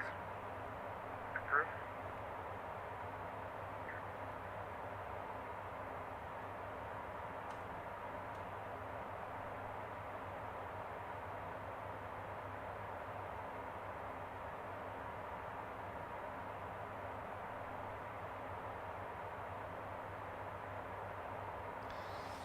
Hey, Jet Jazz, yes. Mark. Oh, you already finished your flying. Nice. Lovely. Oh, that's pretty cool.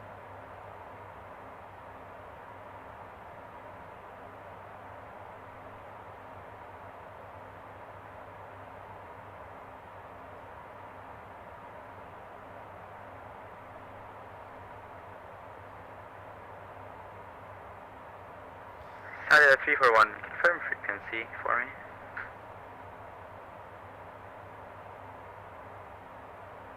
Sadia 341, why do you need a frequency?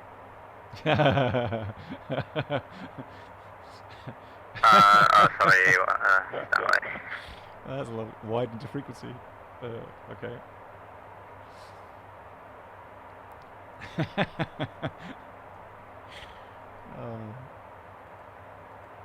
Again, Century 1 flight level 300 inbound Versa.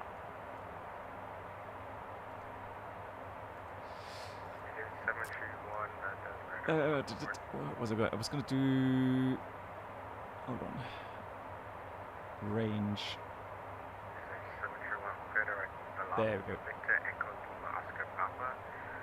Currently, the east sector is not controlled at this, so once you leave my airspace, you'll be going over to the come. Direct to Velp 731 and copy on the Unicam.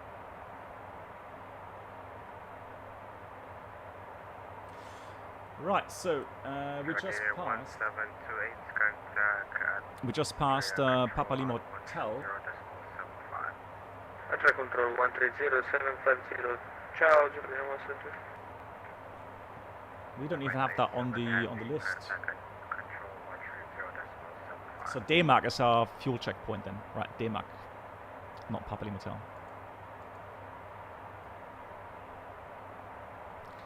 Athens radar, hello, Sadia 341 V, flight level 380. Sadia 341. That's right, I will move on.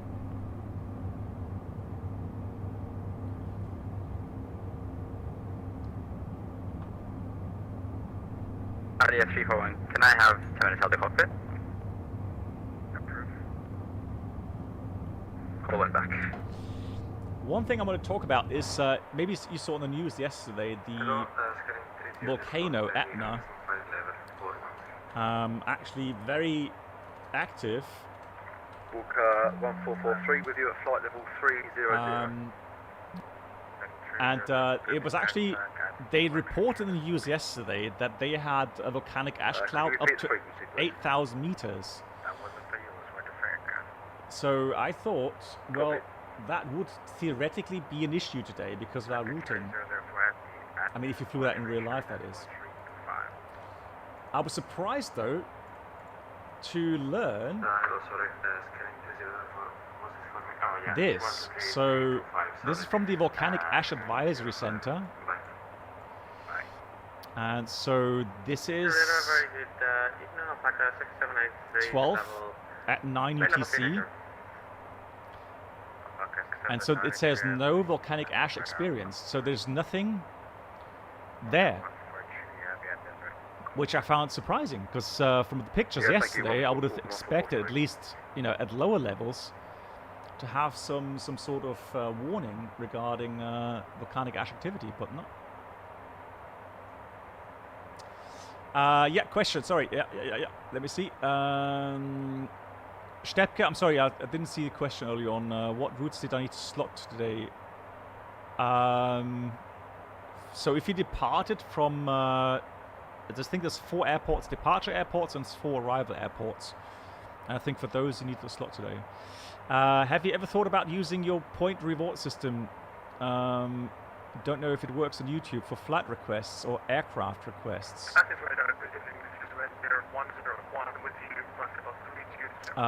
Gift swag. What do you mean, like, so the points that the viewers collect?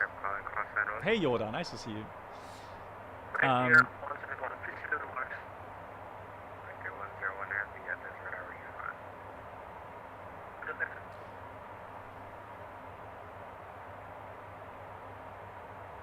Air miles, okay.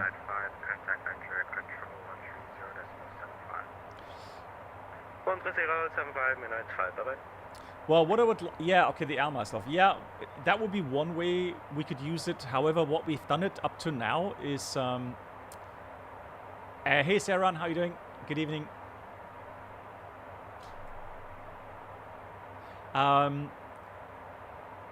Yeah, so what we did up to now on Twitch was that we used the air miles for the Christmas stream. So during the Christmas live stream, we've got some hardware prizes.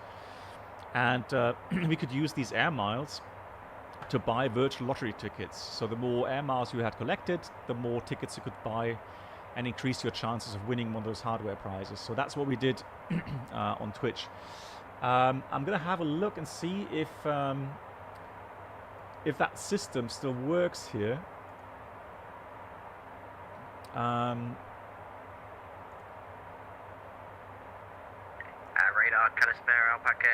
And I will have a look for, let's say, Malindley.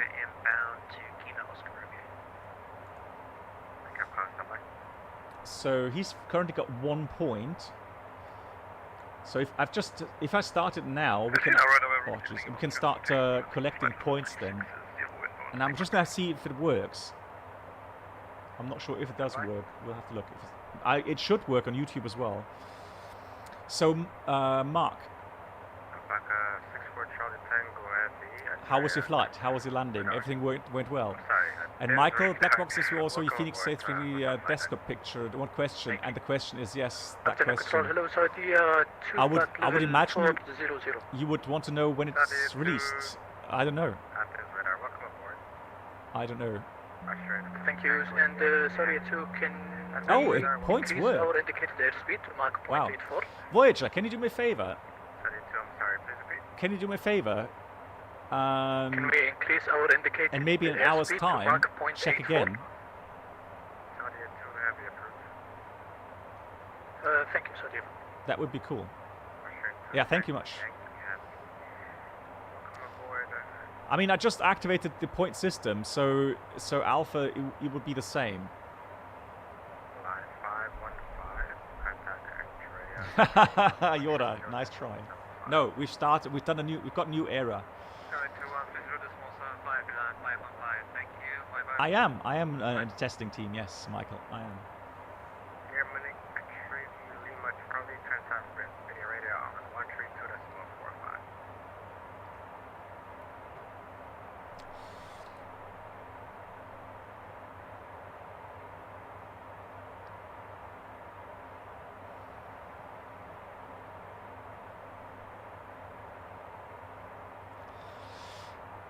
Well, to be honest, Giftswerk, I mean, I'm always open for suggestions.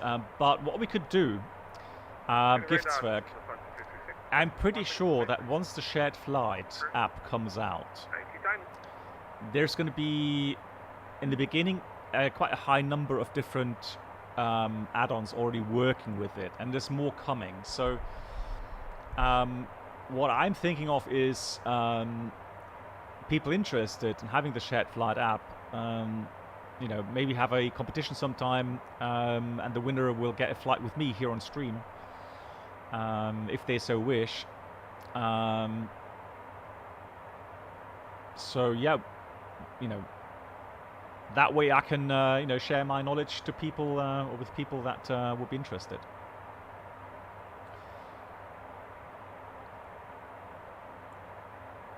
And again, I can assure you that the Shared Flight app is... Arthemiko, you're next. I've got you on my list. Well, you're not getting away that easily. Yeah, so... that's something, obviously, that we can do. Alpaca 679 Heavy, climb level 400. Climb level 400, Alpaca 6793. Oh yeah, definitely. Oh yeah, definitely. My moderators need a check flight every year. Alpaca 679 Heavy, are you able to do Mach Point? So we're going to have a new sector in a minute. Lima Mike Mike. That is going to be Italy.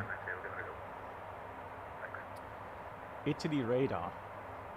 That's interesting. 205, contact Andrea, control on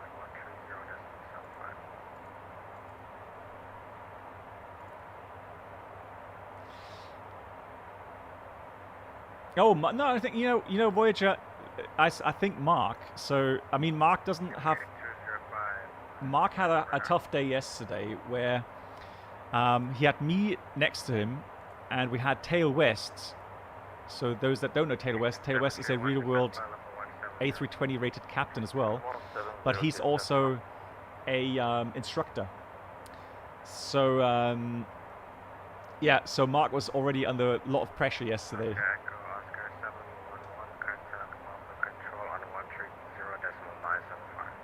130.975 windmills 711. Thank you, Bobby. Black box. Thank you. Okay. VIP. I love that. Right.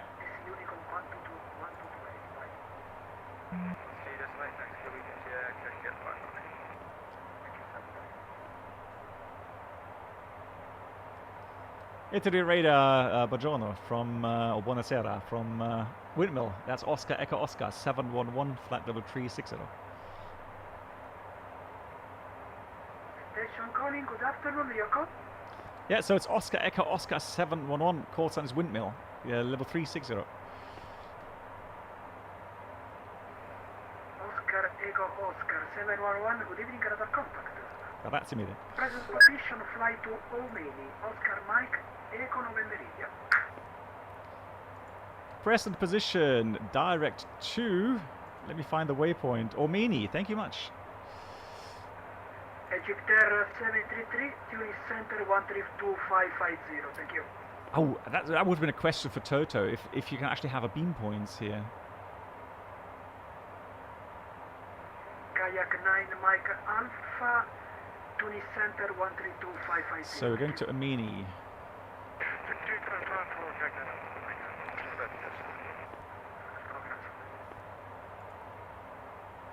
Right, I'm going to put in a fix so that we can do a fuel check. So we're going to put in DMAC. That was our fix, so DMAC.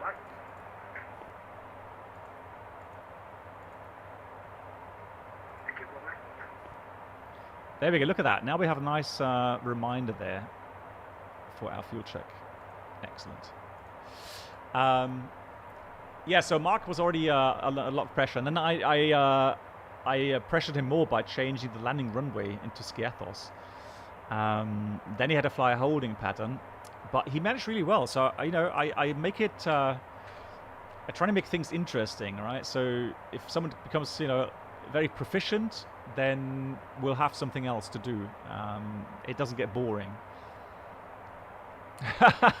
And Arthur Miko says, and Mark took it out later on Arthur Miko. Oh, poor Arthur Miko. Oh.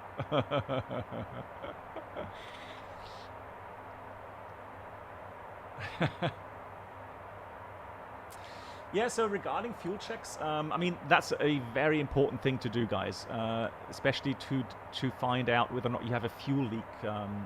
Trying to figure that out, at an early stage. So what you will try to do is, if you look at your flight plan itself, you'll find elapsed times. And so there's waypoints where you have info on your flight plan regarding flight time, elapsed flight time, and also what remaining fuel you're supposed to have.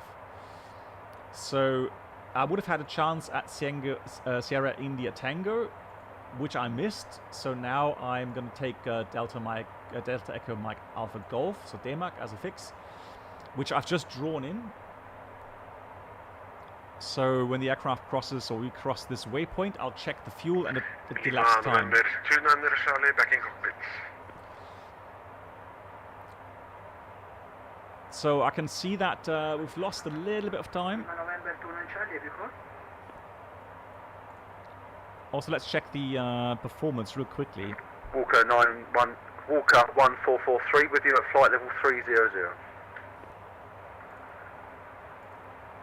1443, good evening, radar contact from present flight to Amman. Oscar, Mike, Echo November India. Direct to Amman, thank you, Walker 1443. Right, I'm trying to find the optimum flight level. I would have thought that's on the VNAV setup. Maybe Pilsner knows where anybody flying the aircraft more often than I do. It doesn't have one. Seriously. It won't tell you. So you would have to check the charts, I guess. Okay.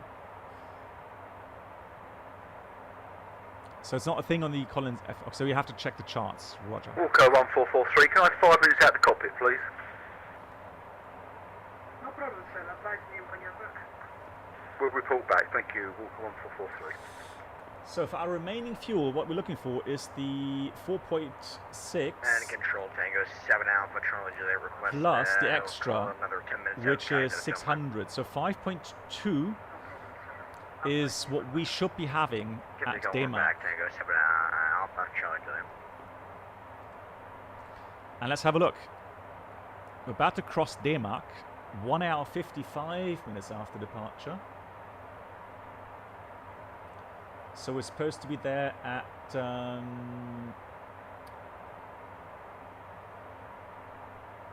let's see if my calculations were correct. So we should have been there at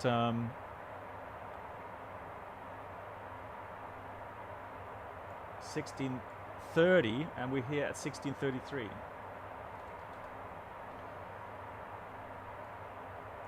So we're 3 minutes behind schedule. So 3 minutes later, but 5.2, and we've got 5.4. So fuel looks good. So people worried about us not reaching Malaga are proven wrong. We will. So yeah, good on fuel. Still have 800 kilograms extra.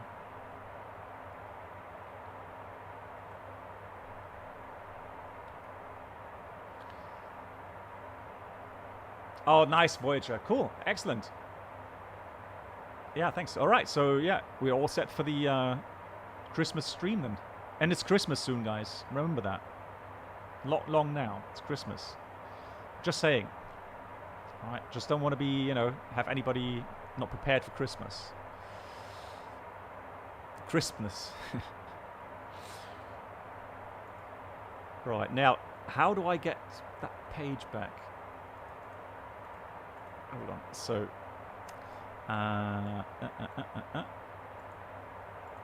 oh, there we go. Lower menu. Oh, Rodeo, be quiet. No, don't say that. But that wasn't for long, though. Come on. That was only for 10 minutes or so. Thank you, Voyager, for testing. Much appreciated.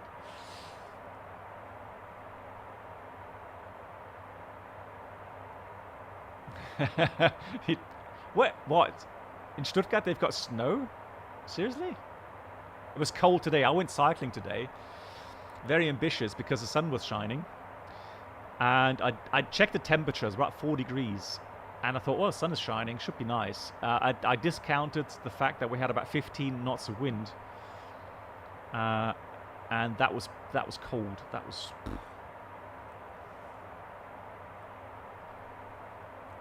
really cold.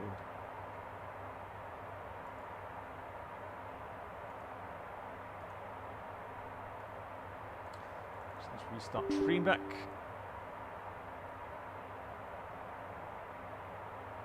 Oh, really? You still have more snow next week? Oh, no.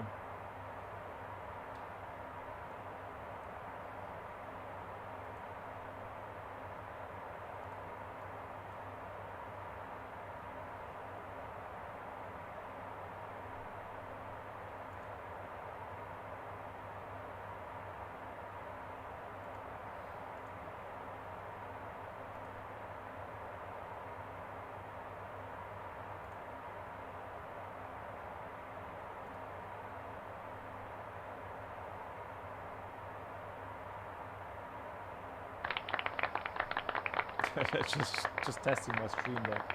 It is working. When doing fuel checks, you should compare the fuel fuel and the FMS. Well, I don't know. I always take the sensed value. I guess maybe in the Challenger, it's been done differently because you think these values are a little bit more accurate. So you would take the calculated fuel. Yeah, you could do that as well. I mean, nothing wrong with that.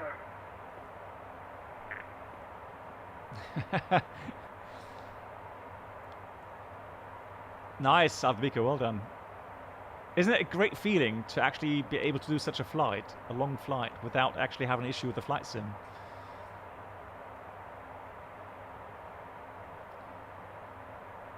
So you would compare the sensed value as well with the calculated.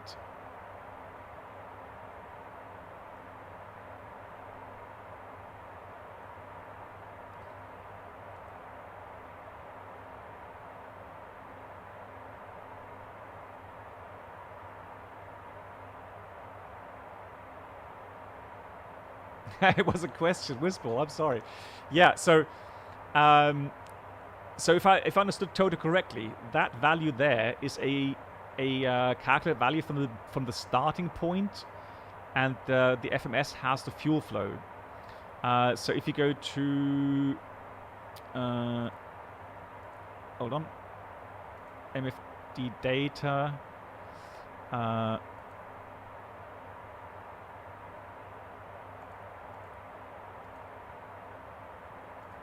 on. Display menu. There we go. So if you go to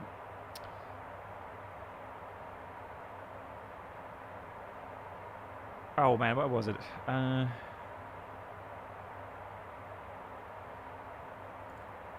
Index performance.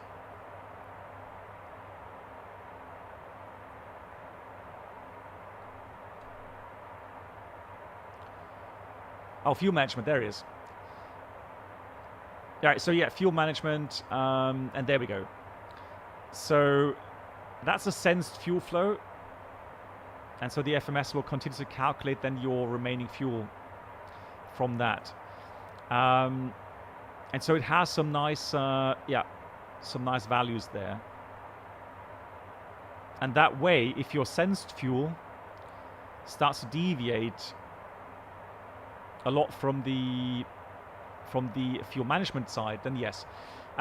So it works. So that system works if your FMS is not taking in data from the sensed value. And in case of the Airbus, it does. So that way, when we do our fuel check in the Airbus, right, we check it with regards to the flight plan. So of course, here it would make sense to check the FMS value compared to the sensed value.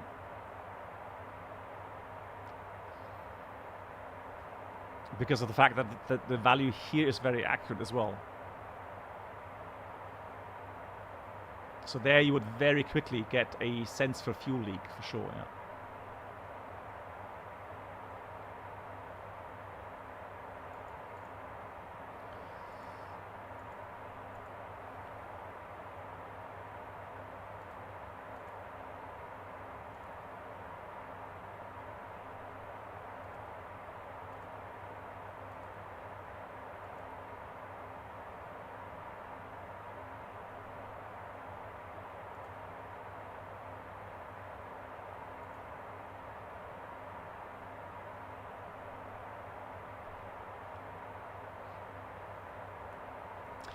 Yeah, I mean, the important thing is this. So, I mean, the fact is, you're going to have to rely on some data. So, you would definitely always expect the sensors to work to certain level of accuracy. I think if I remember correctly, in the A320, it's about 3% accuracy regarding those sensors. So when we talk about 1 ton of fuel, it's about 30 kilograms difference that is allowed. I'm not sure if Total has any values for the Challenger, but I know that for the Airbus, it's about 3% error being acceptable.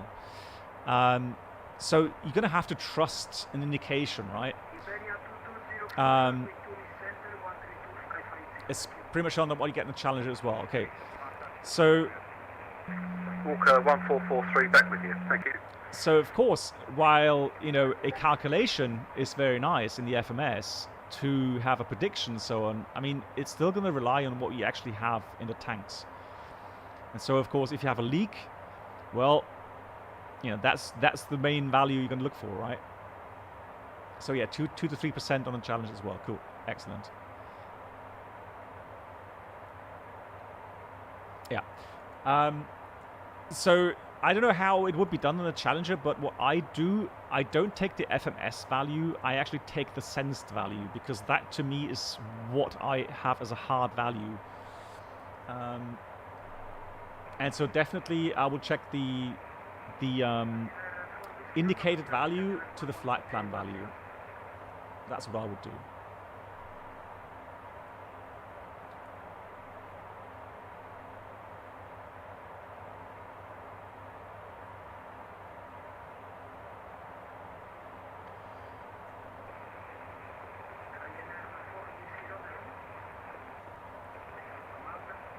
It's really quiet.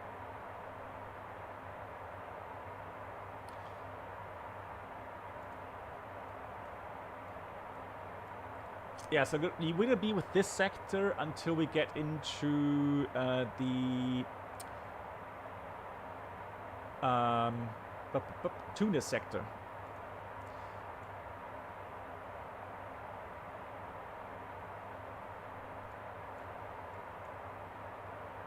Right, I think we're going to have a little toilet break in a minute as well.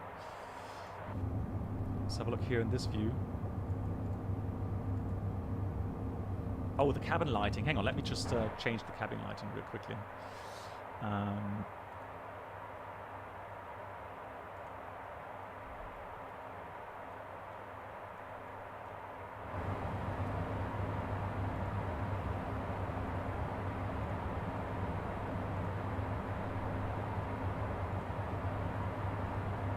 There we go. I want some galley lighting, don't we?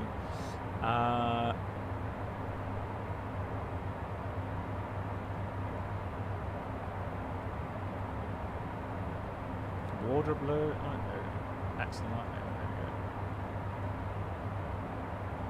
go. Oh yes, that was nice. Very nice. Let's see how the passengers are doing. Hello, hello. Hope all is good. Everyone's sleeping. Sorry for disturbing.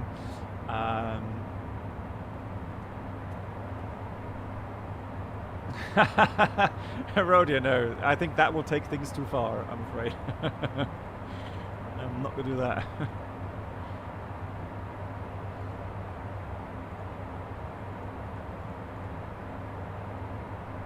Yeah, that's better, isn't it? Yeah, they can now play cards, etc., move around. Yeah.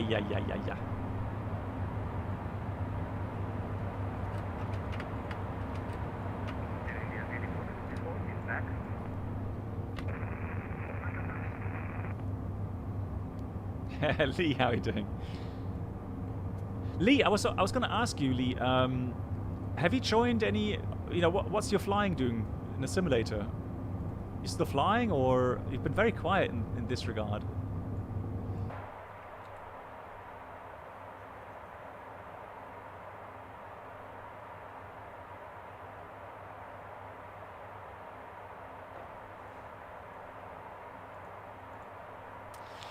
So I'll have a little bathroom break. When I come back, I'm going to bore you with some theory.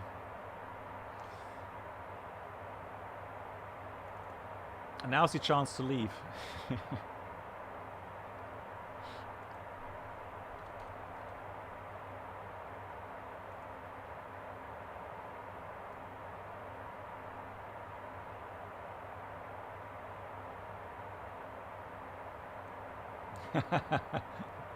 Toto's a big fan of that, yeah. I can imagine.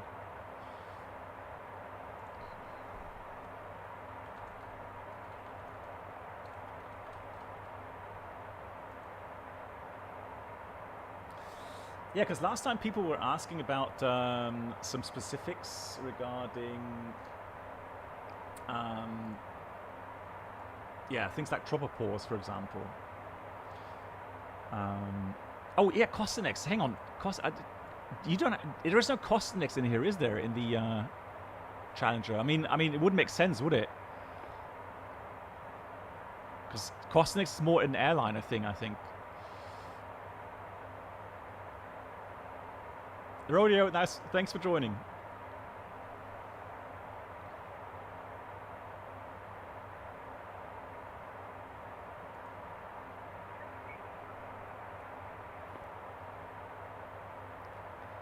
Is it me? So no Costinex, yeah. So quiet and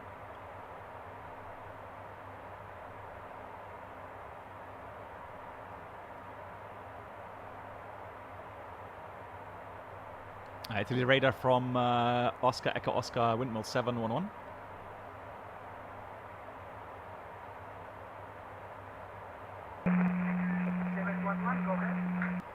Yeah, just very quiet on the radio, just wondering. So requesting 5 minutes out of the flight deck. Yes, no problem, sir. Approved. Yeah, that's it.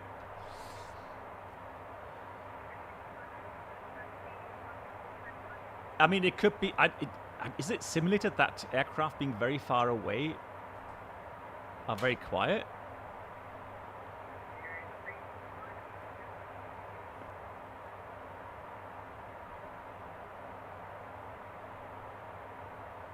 HP19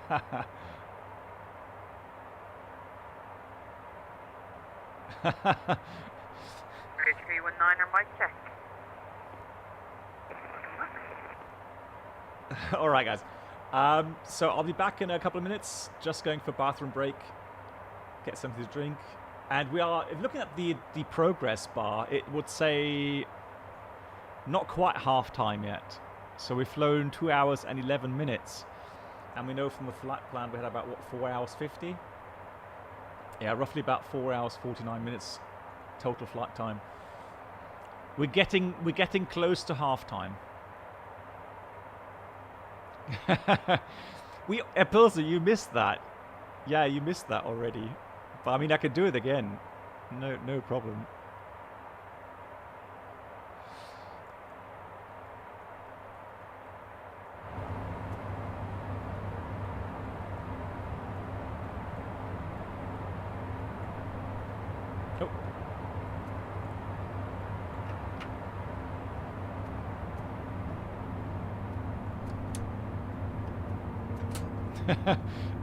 But seriously, shall I leave you in this view now until I come back? Yeah, Control Tango 7 Alpha Charlie Juliet back in the cockpit. Thank you, sir.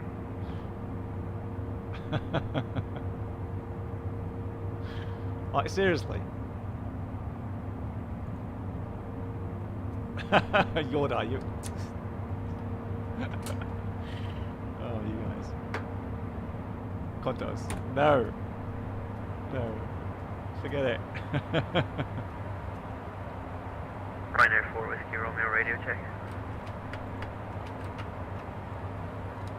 I'm afraid Toto's already regretting putting that in. He's like, God, why do people care so much about that? Alrighty, so back in a few minutes, guys. Take care. Don't crash the aircraft.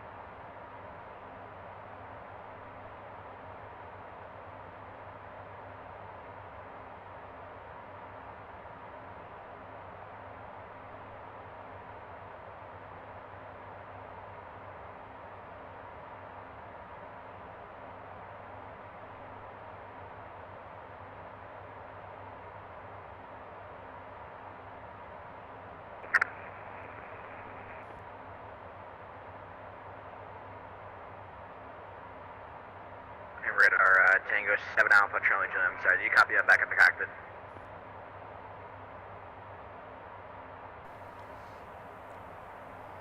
Alright, we're back. That's a good point. Let's have a look at the fuel distribution.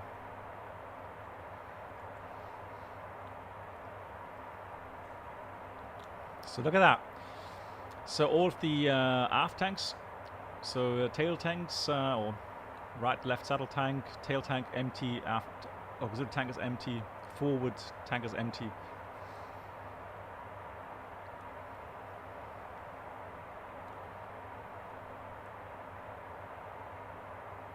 And again, that helps to reduce the stress at the joints of the wing with the fuselage. It's kind of weird concept, isn't it? Actually having weight in the wings, helping to counteract lift, and then reducing the stress at the fuselage.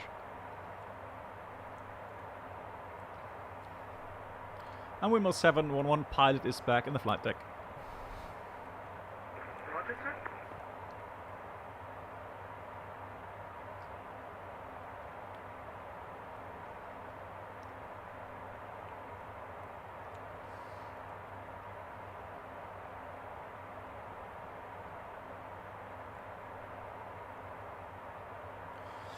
Now, interestingly enough, I know that the developers of X-Plane 12, they commented on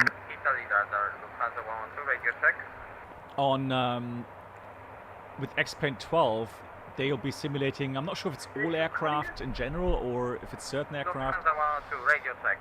But it's gonna be such that okay, thank you, because the difference between the distance between the center of gravity compared to the lift point. So the further away they get from each other, the more stable the aircraft will become, and vice versa. The closer the center of lift is towards center of gravity, the more unstable the aircraft will get. So imagine actually not only having things like weight affecting the feel of the aircraft, but also, you know, the center of gravity value. No, it just came back, Toto. No, all good. Just saying that X-Plane 12, I mean, you know, with the presentation I saw a couple of weeks back regarding the influence of a changing center of gravity has on the behavior of the aircraft. That's fantastic. That would become especially interesting then for the large or longer aircraft.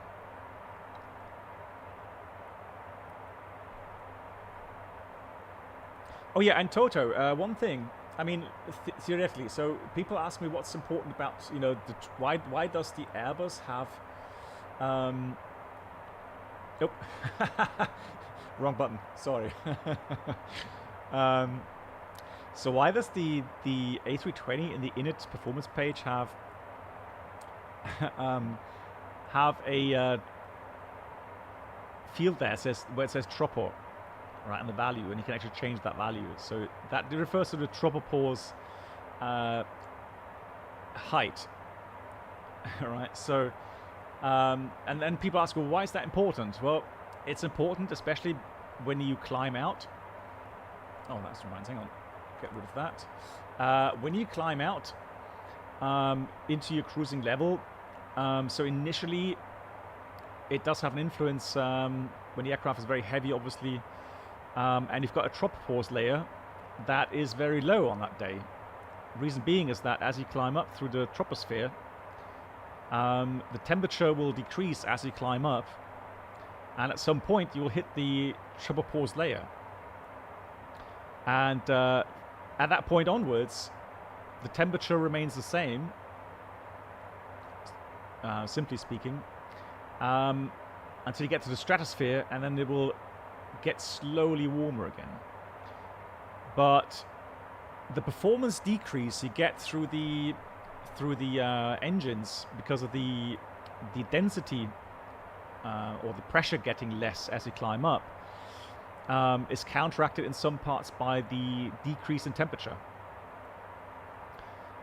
However, once that effect stops at the tropopause layer, you have both. You have the effect of the aircraft suffering from, less dense air, and also then the temperature not decreasing anymore.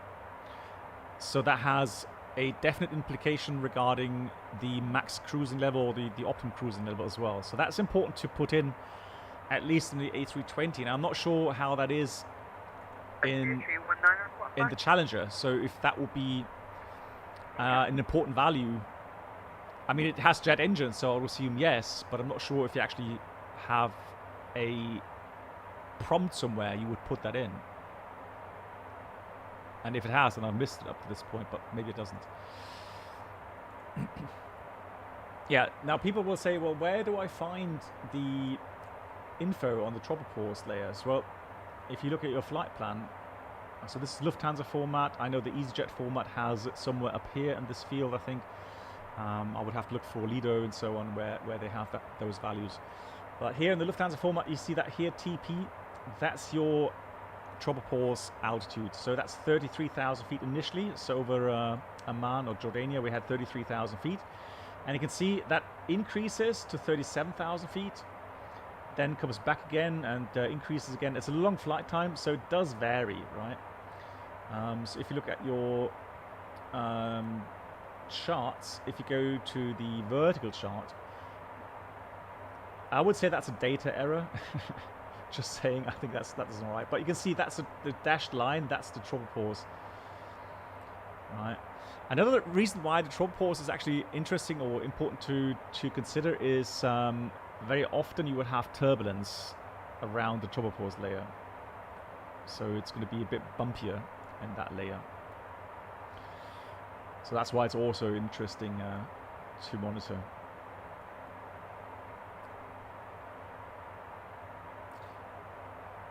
Okay, so the Challenger's FMS always assumes a standard tropopause altitude. Instead, what you do is you'd enter an altered cruising ESA. Ah, okay.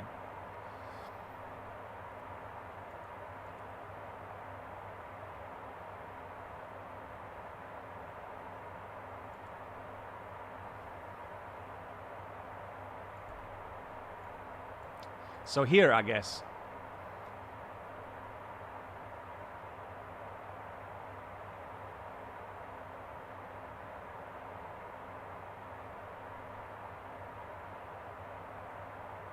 So they would say +3. So yeah. So you can see the ESA deviation. So it's 3 degrees warmer compared to the standard atmosphere. So the standard temperature up here would be -56, and it's got -53, so it's 3 degrees warmer than the standard atmosphere.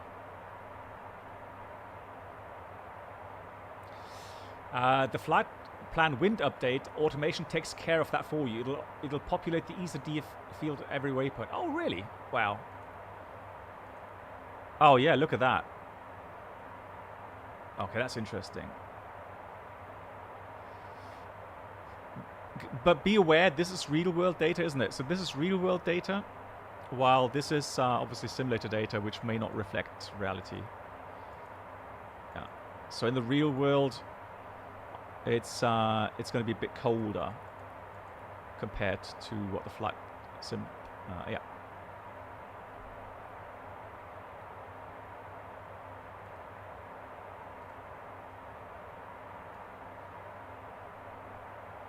Oh, actually have the different formats. Look. No. So, so there we go. So different formats. So this is the Lido format. So you get temperature deviation, and so it's 5 degrees warmer, and the tropopause layer there. And the EasyJet format, you just get a one info there in the top box.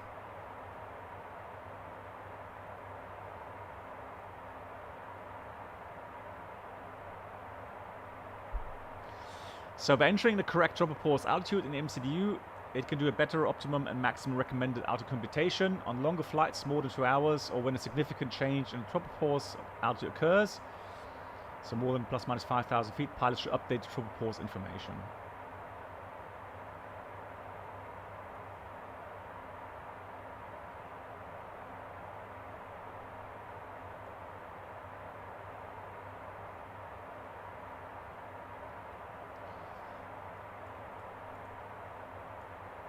Oh yeah, let's talk about drag.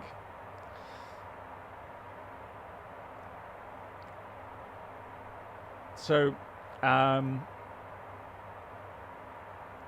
theory, so, this is something people will go, oh god, leave me alone with those equations. But drag is dynamic pressure times drag coefficient times drag reference area. Lee, yeah. Oh, Lee, sorry, I missed your answer regarding flight simming. Let me see if I find it. You flew in a simulator today, okay. Always send a screenshot. Oh, okay, I need to check the screenshot section, yeah. Also, you can do a flight plan wind update. Right, shall I try it? So, if I go to route menu, flight plan wind update. So if I do a wind update now, is that safe? I don't want to crash the sim. You almost fly every second day. I'm sorry. Okay, Lee, then I misjudged that. My bad. Right, so you have what we call parasite drag and induced drag. So total drag is the sum of induced drag plus parasite drag. Now parasite drag also has 3 different sections. Form drag, caused by the separation of the boundary layer from surface and the wake created by the separation, especially around the wings, for example, but not just the wings, happens on different parts of the aircraft as well. Then we've got skin friction drag. That is caused by friction of the airflow against the surface of the aircraft as it's moving through it. And then you've got interference drag, happens by mixing of airflow streamlines between airframe components such as the wing and the fuselage and the engine pylon and the wing, for example. Alright, cool. So we'll send it. I mean, we've got autosave anyways, so there we go. Induced drag. Induced drag is an aerodynamic drag force that occurs whenever a moving object redirects the airflow coming at it, for example, around the wingtips. And what you see from that graph is that as you increase your true airspeed, the induced drag actually gets less. Also meaning that as you fly slow, high angle of attack, that's when the induced drag will increase. The parasite drag is actually opposite to that. So the faster you go, the higher the parasite drag gets. So from those 2 curves, you'll get a total drag curve. So total drag, yeah, parasite drag plus induced drag.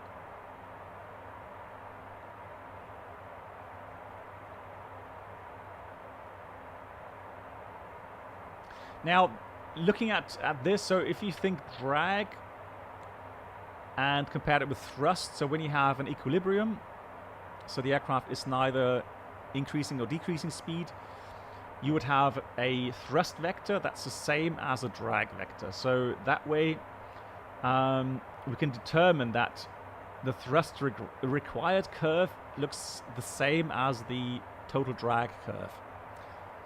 And that way you can determine that the lowest point of the thrust required curve is also the minimum drag or the lift drag maximum. 7 Alpha Charlie Juliet, and that actually equals the green dot speed and the Airbus. So whenever you see the green dot on your speed scale, that's when you know you are at the minimum drag speed. Where do we fly this? In a holding pattern, for example. Right, we just got the updated wind data, so let's execute that. So now we have a more accurate data. And what we could do then, of course, is compare that to the estimates regarding the landing time and the fuel value. So 2.4 is what we expect to have now at Malaga. Oh, nice. I just had an aircraft passes by at 2,000 feet. Man, it's freaking dark outside. Oh, we got lights up ahead. Tunis. I hear you, flight as well. After Sudan, cleared the ILS 31 and report established from here. 4 Whiskey Romeo.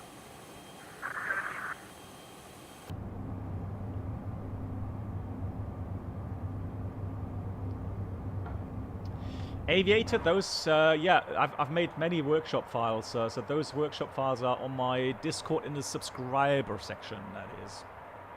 So member section, I should call it now. Because the idea was that I would want those that become members or subscribers, so i.e., you know, well, kind of support financially as well. They should get some perks. And those things would be then, of course, yeah, these kind of workshop files to learn more about some of those things.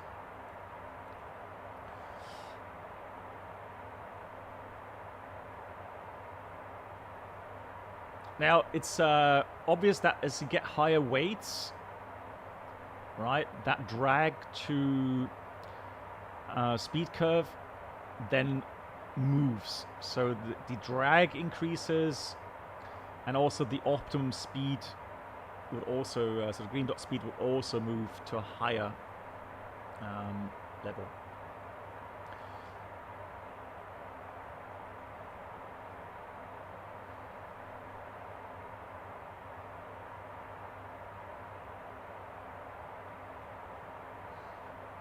Yeah, also explained you know, differences between the maximum rate of climb speed and the best angle climb speed. So if you want to climb at the steepest angle possible in order to reach a given altitude within the shortest distance, air distance that is, you would need to use the green dot speed.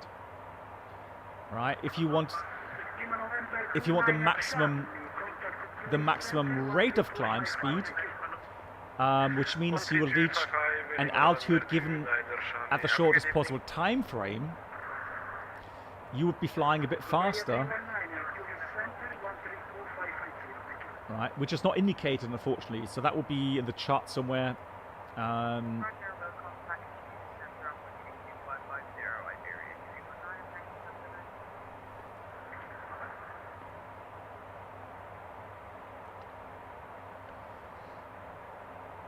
Yeah, so yeah, I've got some effects regarding wind on that. Oh yeah, and crossover. That's something else as well we can talk about in a minute. Crossover altitude, also often asked about aviation. You were back in the sweatbox today to regain the approach. Oh, in Frankfurt, nice. How did it go?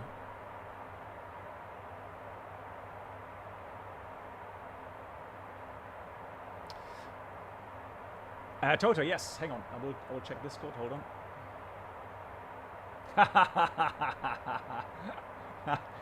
That's a good one. So that's what that's a different animation or indication there regarding dreams, reality, money, FAA. Yeah, GG's.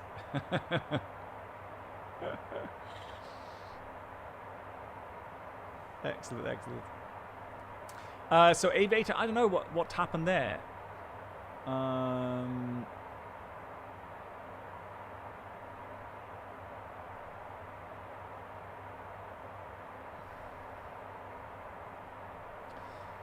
Well, of course, well, you know, you can't expect to always be perfect, right? I mean,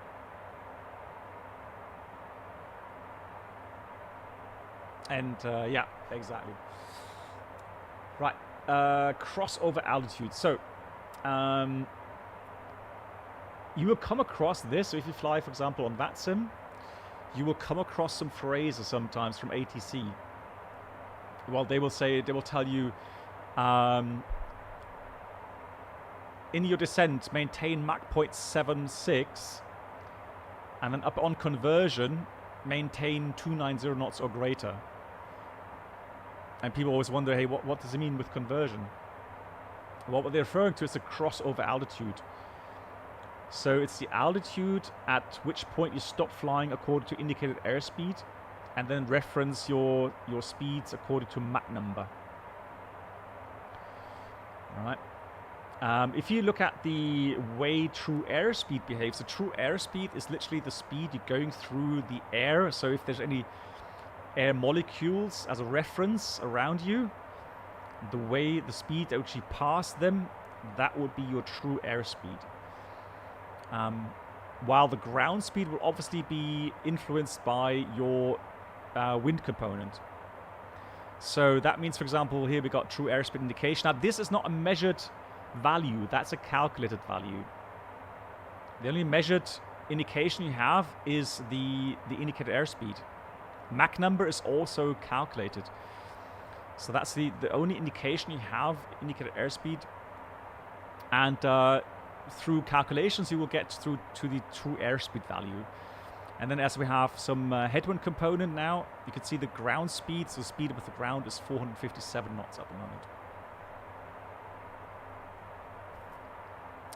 Little tip on the right MFD, go upper menu. Ryanair 4 Whiskey Romeo established. Oh yeah.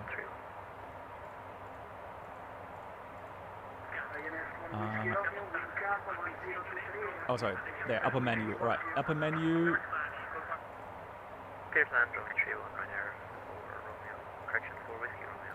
So upper menu and put that to off. Hold on, upper menu off.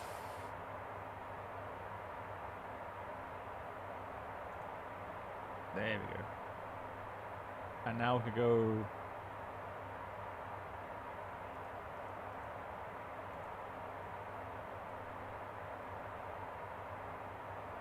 Oh, hang on. Then go map symbols and then enable geopole. Hang on. Let me try that again. So.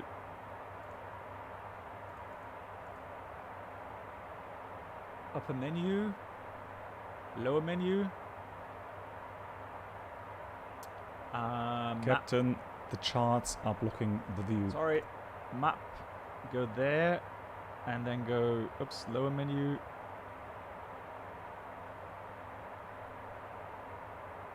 Map symbols.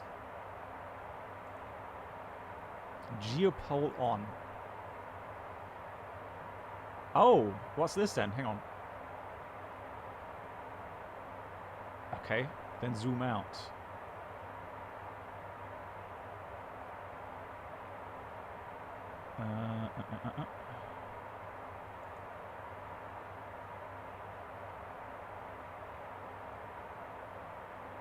Oh, okay. Look at that.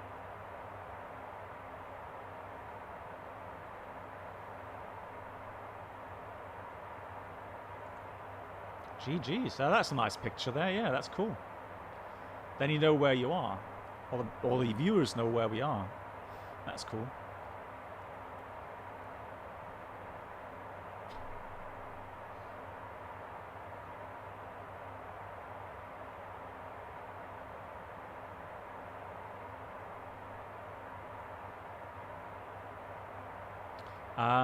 So look, plan mode.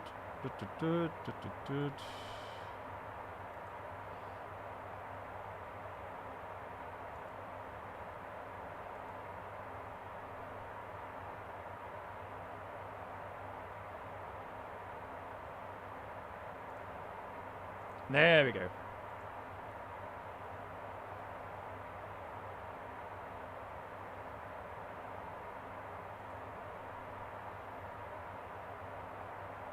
Geo position. All right, cool. Yeah, excellent.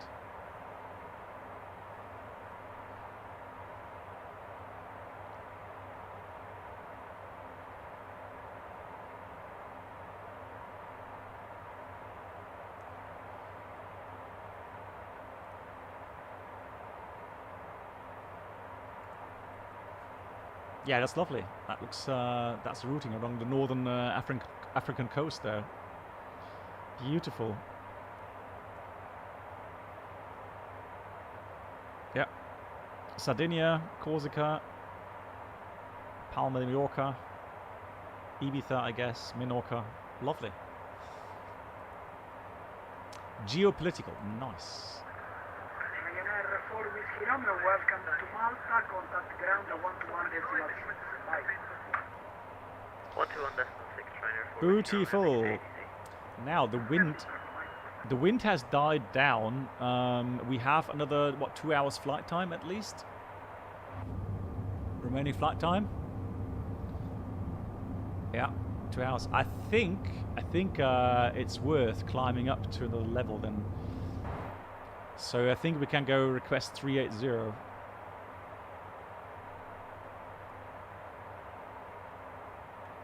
Windmill 711 request. 711, go ahead. Windmill 711 requesting climb flight level 380. 380.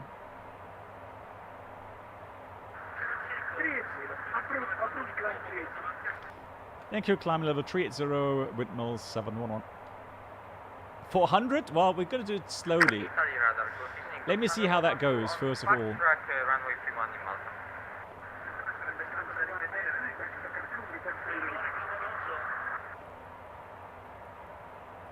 So that's typical Airbus flying it. I hate to use flight level change for these smaller climbs, but then it jumps into the climb speed, which I don't want to do it either. Lufthansa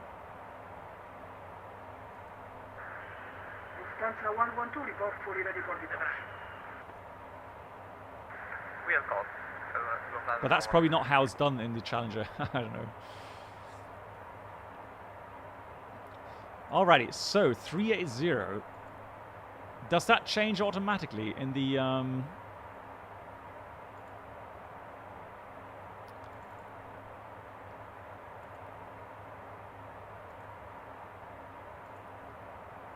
VNAV setup?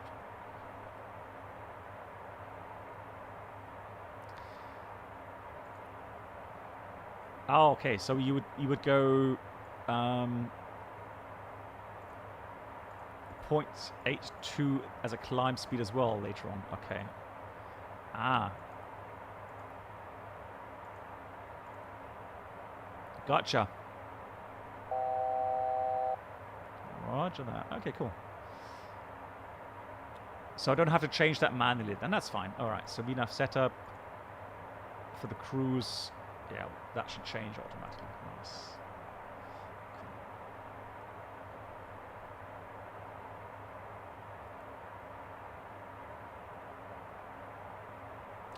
Yeah, Magus, I could. The question is, now Mach 0.82 is obviously a lot higher than I would normally fly.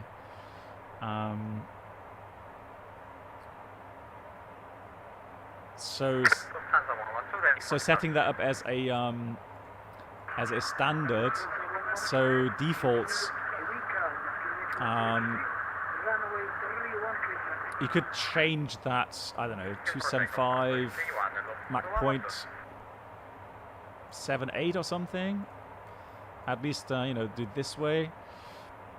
Leave that, and descent speed, I guess I would put in like 0.78 speed 290 or something. Yeah, as a standard. And transition out. Since we're flying Europe most of the time, let me put flight level 50. Oh, sorry, disregard. 060 and 5,000 feet as standard as well. Toto says 75% is good. Okay. And descent 0.8300 even. Okay. 0.8300. Roger. Okay. Yeah, MCK, enjoy, yeah. Yeah, Magus, it did, yeah. Is there a way... well, I guess it's not really favorable, is it, if you create a new airframe and then you have all the old data still in there?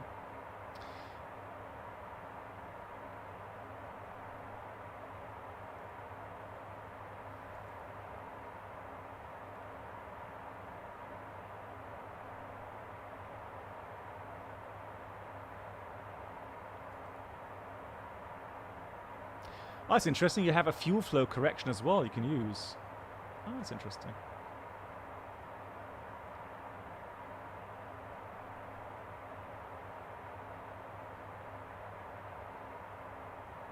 Yeah, so that's what we switched off the last time because I think VATSIM has an issue with it.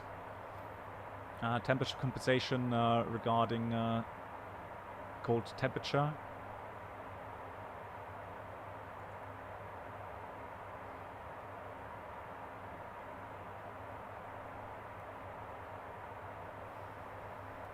No. Yeah, I'm going to leave the rest as is. Happy with that.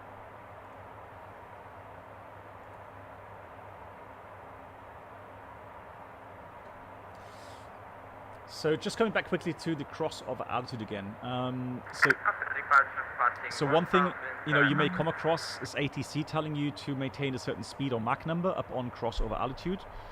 However, one thing you will notice, at least on the real aircraft, is that, for example, as you climb up, true airspeed will increase, and then at crossover altitude, thereafter, the true airspeed will slowly decrease again until you hit the throttle pause. Can you confirm flight level? So if you have a constant true airspeed you're flying or constant Mach number, what will happen is that your rate of climb will decrease over time as you climb up. And then at a crossover altitude, the rate of climb will remain constant. So there's still a rate of climb, but it doesn't decrease anymore. And then once you fly the constant Mach number, as you climb up, the rate of climb will decrease again. So that's a behavior in the aircraft you will notice on these crossover altitudes, where you may think, well, hang on, what's happening now? Why is the aircraft climbing so badly? Or why is it increasing speed or whatever? So that has to do with those things. Yeah,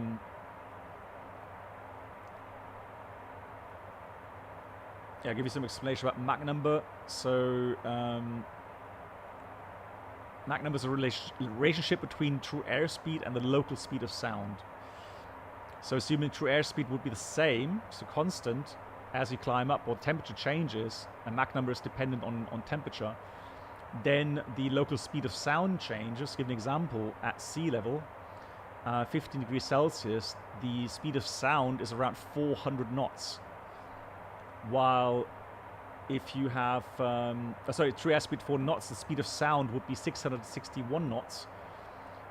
If you are at 35,000 feet flying at a temperature of minus 57 degrees and a true airspeed indicating still 84 knots, the speed of sound, however, would be 573 knots there because it's colder, and so the Mach number indicated would be higher. Right, so even though the true airspeed remains constant, the Mach number will change depending on the speed of sound, and that will depend again on the temperature value.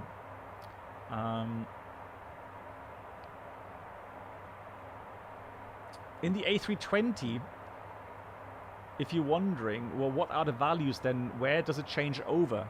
And you'll see that on the autopilot panel, where you'll have either Mach or speed indicating there.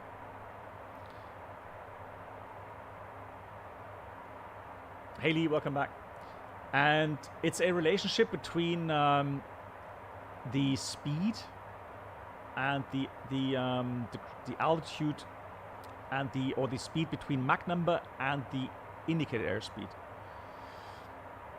So let's say you're flying below crossover altitude 300 knots and above you want to fly 0.78, then the FMS will have a crossover altitude of about 28,500 feet. If you are flying faster at Mach number, so let's say you're flying Mach 0.79, and then indicated below at 325, then your cross altitude will happen a lot lower.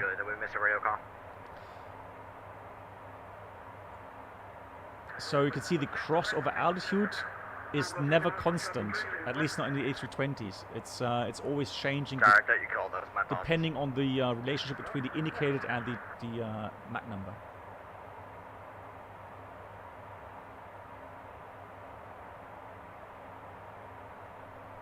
Oh yeah, and strategies. That's good. If you ever find yourself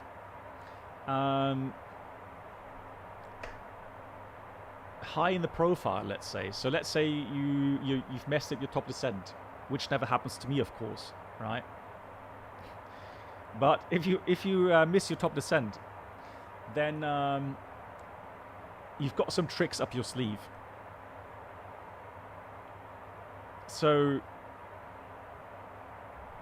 if you look at the descent profile, if you're flying green dot, right, so that's the best drag to lift ratio, you would have a very shallow descent, obviously, right? And you would reach that, let's say, 4,000 feet pretty late. Now, what you can do is go a bit faster. So 270 knots, steeper descent with more distance required for speed reduction, right? So again, you're flying faster. So here, if you're flying very slow, your speed reduction distance is very, very small. If you're flying a descent very fast, so 340 knots, meaning your drag, right, will increase. That means obviously the descent is less efficient, but it will help you to reach your cleared altitude faster, right? So, or sooner.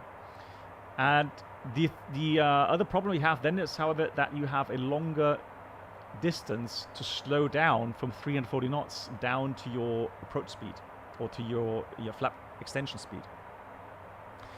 Victor, it's for members. It's on my Discord. So I made these for members, subscribers. Exactly. So that's a very good point, Toto. 3255. See you later. Alpha Charlie Juliet. So it's not a linear relationship. It's actually a exponential relationship, meaning that drag equals to velocity squared. So if you go twice the speed, you have 4 times the drag. So that's why, you know, if you're higher up or further away from the airport, that would be your strategy, right? Increase the speed, increase drag, and if you also have, you can use the speed brakes as well, depending on how high you are in the profile, or how far away you're above the optimum profile. So again, if you are far away from the airport, you can do this strategy. So descend with a higher speed, idle thrust, speed brakes if required. And then let's say you have intermittent level off at some point, well, then reduce the speed. We call it energy trading. So we reduce the speed in level flight, and then once we get another clearance down, we'll increase the speed again. That will help us with the high descent rates.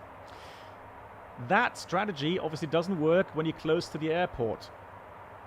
So when you're close to the airport, then the strategy changes, and the only real chance you have is to reduce the speed and get drag out. So that means increase drag with flaps, and if necessary with speed brakes, and or if necessary with gear down. And you saw that in one of my approaches into Helsinki, I think 2 streams ago, or last stream, when we flew to Helsinki, where I was kept high, about 8,000 feet. And my mental picture was obviously that I expected a sooner descent, because I saw no other aircraft ahead of me. And then, yeah, the controllers just said, all right, yeah, turn base, so left turn heading such and such, descend 2,000 or 3,000, and cleared for the approach. So that put me in a little bit of a pickle, because I had not enough track miles to do a idle power descent. I had to do something. And so what I did is I actually went to flaps 2, if I remember correctly, and I did gear down. Oh yeah, we'll do that in a minute, hang on. So then, obviously, initially, by reducing speed in level flight, you will get even higher, so even more above the optimum profile. But by reducing speed and increasing your drag, you have more time as you approach the airport. And so then you can do a very steep descent. You have a very nice steep descent over ground, and you can then reach the glide slope again. So these 2 options you have. So these are the 2 descent strategies you can consider. Yeah, we got some lights there in the background. So we're reaching Tunis. Do a fuel check in a second again.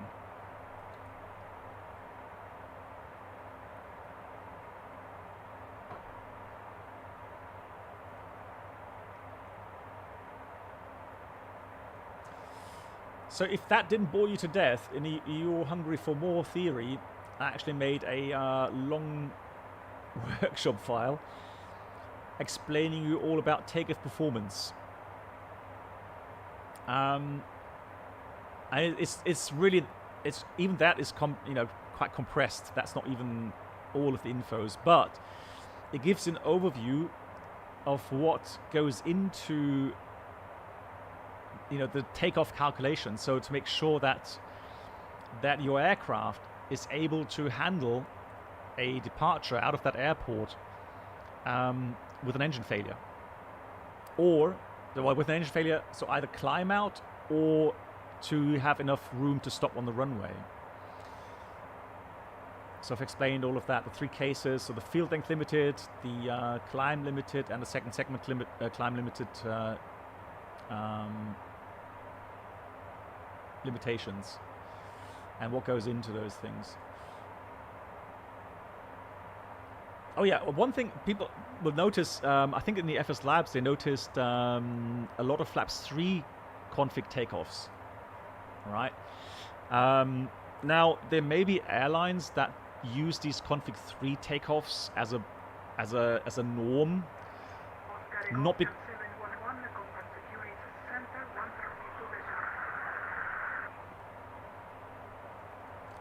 Oscar Echo Oscar 711 will contact Tunis on frequency 132.550. Thank you, goodbye. Thank you very much, sir. Bye-bye.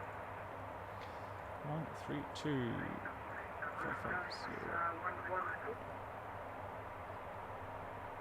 Tunis Control, very good evening from Oscar Echo Oscar 711. That's Windmill 711, flight level 380.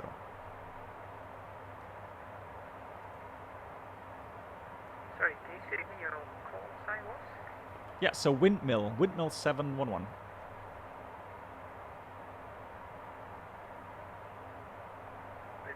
711. Tunis Control identified. Thank you. Yeah, so you will find a config 3 takeoff very often. Well, what does it mean? Well, we use config 3 in cases where you have a very short runway. And that means you're able to lift off sooner, because the more flaps you have out, the more lift you will create. So your V1, VR, and V2 speeds will be lower. However, the downside is that once you're airborne, since you have more drag because of those flaps, your climb rate is going to be worse. So we use these config 3 takeoffs very rarely, most often because either we have a short runway or we have an obstacle, high obstacle close to the airport. That's when we use a higher flap setting. So the lower flap setting, obviously, I mean, those curves a bit exaggerated, but you get the idea. You will have more time on the runway, right? Speeds, V1, VR, V2 will be higher. But that has the advantage that once you're airborne, and should you have an engine failure, you have less drag on the aircraft because you have a lower flap setting. And that means your climb out will be better.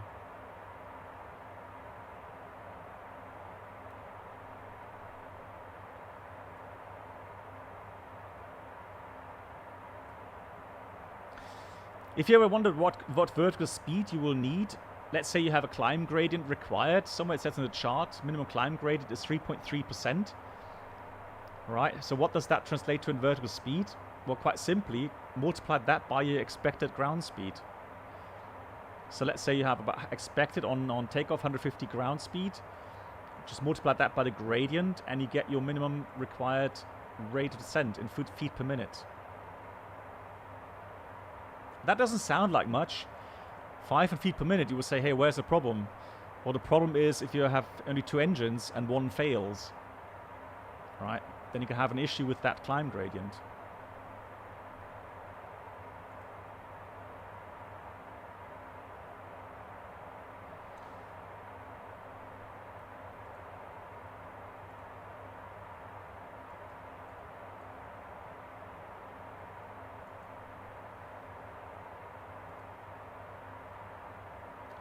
I'm trying to find a chart where it says you need a certain climb gradient. I know Frankfurt, for example, has one for 2.5 right.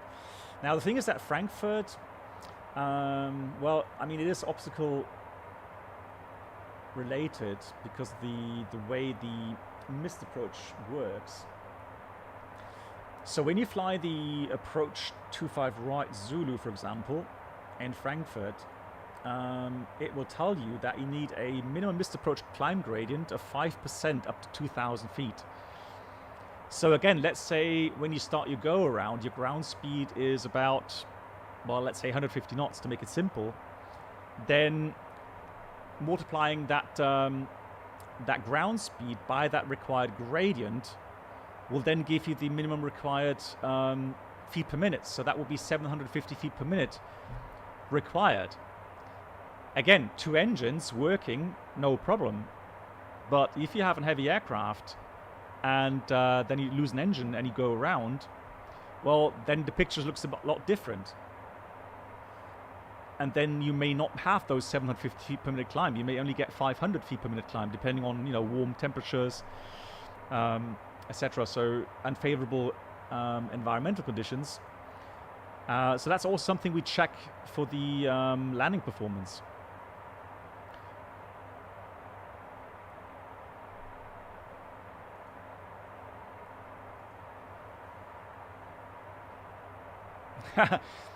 Yeah, steep descents. I tell you what, Toto, the steepest descent I've managed on the 737, I think we were about 5,500 feet per minute descent rate.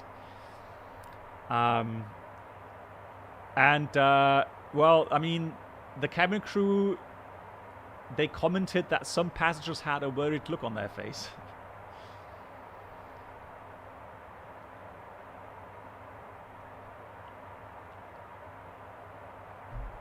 But that's also interesting. Interesting observation. If you descend with 5,000 feet per minute, you would say, that is, that's you know, a really high rate of descent. Well, I mean, if you have a light Challenger or light, you know, jet, has very high performance. Initially, you could see climb rates of 5,000 feet per minute. And I'm not worried about 5,000 feet per minute climb rates. That does not impress me as much as 5,000 feet per minute descent somehow. But when you put that into context, then you realize what that means in terms of climb performance if you actually have, you know, 5,000 feet per minute climb performance.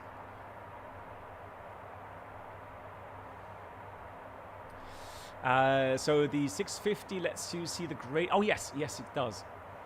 So let takeoff defaults between. Oh, nice.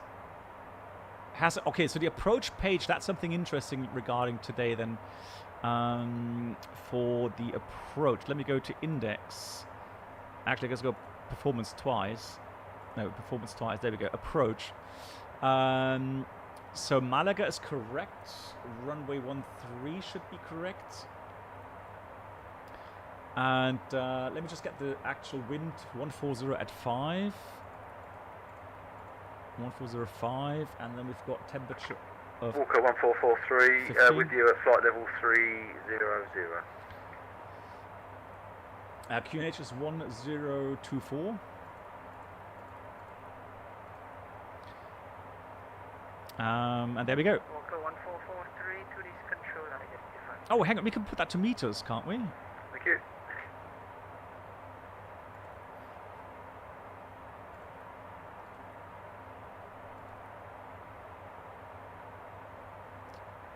Yeah, feet per minute. That's climb grade. Feet per minute. Landing available. Landing distance. Oh, put in meter. Okay, there, okay. So we go ahead and put M. There we go. Perfect. Alibaba, not yet. Not yet. We can't use data link just yet.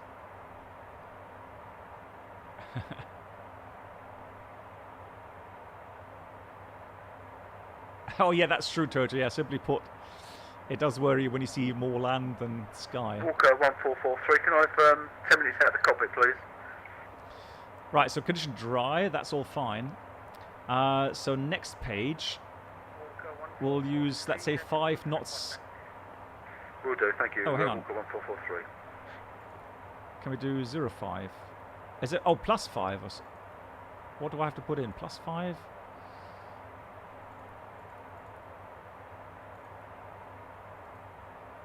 In that entry.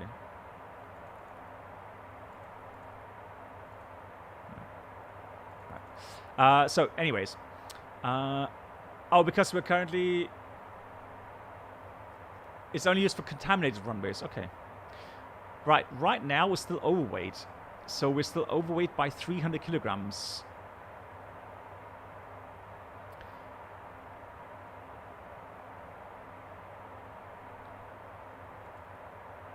So at the moment you would see the approach climb gradient, which would be an interesting case for us, of course, because that would be engine failed, gear up, and missed approach flap setting. That will give us 586 feet per minute. Sorry, feet per nautical mile.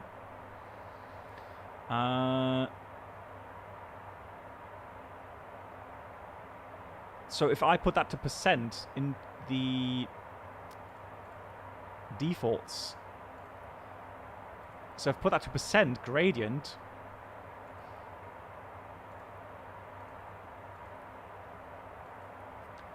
then we know that we get 9.6% for the approach climb gradient. And that's the maximum climb performance limit weight at the moment. Yeah, I mean, again, it's, you know, so this, you know, this aircraft obviously is has a lot of power with these weights. You won't have an issue with the minimum climb gradients.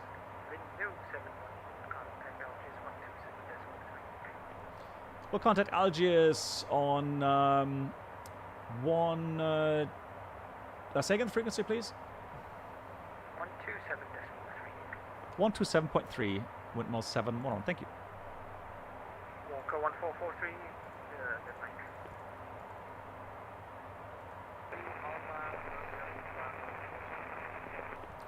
My apologies, direct carbo.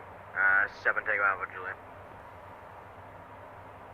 Algiers, good evening from Windmill. That's Oscar Echo Oscar 711, level 380.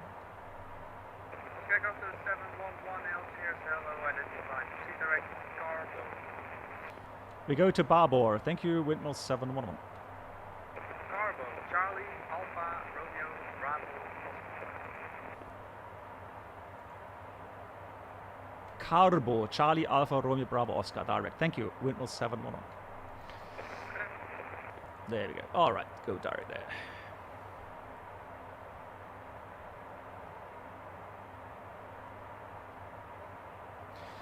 Yeah, so Toto's saying it's these climb gradients in the Challenger obviously is more a case like today when we took off from Amman and you don't have to do a return, single engine.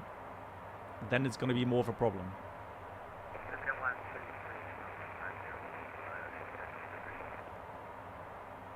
Oh yeah, fuel check time. Let's have a look. We are about 3 hours into the flight.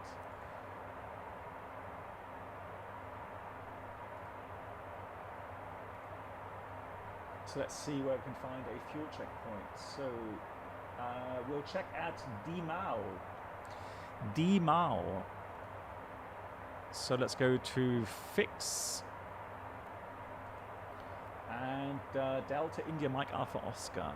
Delta India Mike Alpha Oscar. So we can draw that in. And there we have it. Oh, does it do a beam points? Oh, yes, we do. A beam reference. Ah, brilliant. People always ask, what's your beam prompt? Why does it say a beam? Exactly that.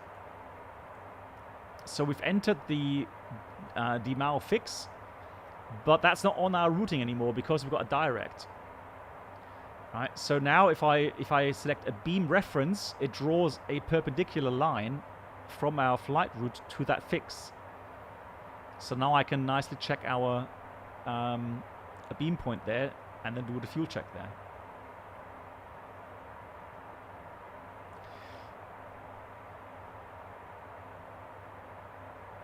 And actually, it gives us the value as well. So 4 tons, so 3,990 is what we expect with the time in 7 minutes. So that will be at 58. But that's with the FMS calculated fuel, not with this one. This is the FMS calculated. How cool is that? So 3 hours 12, we're supposed to be there then at 50. 1750 is what we're supposed to have at the miles. 1750. And we're supposed to have 3.0 plus 600. So 3.6 tons is what we're supposed to have at that next fuel checkpoint. Siberia 2204, contact Sevilla 133.350. See ya.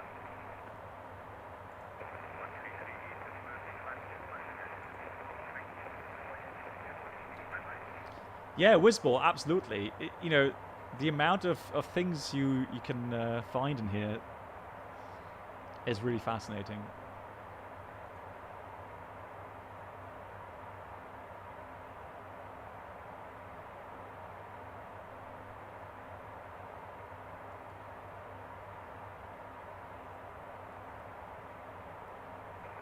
Kayak 9 Mike Alpha, Algiers. Go for 9 Mike Alpha. 9 Mike Alpha, contact Sevilla 133.350. See ya. Sevilla. 335 9 Mike Alpha. Our next sector, let's see. We're already at Algiers, aren't we? Yeah. So we're already at Algiers sector. And then next one for us is going to be, yeah, Sevilla, 33350. We're getting there. We're getting there.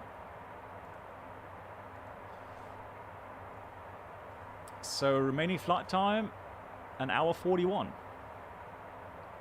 Hey Danny, welcome. How are you doing?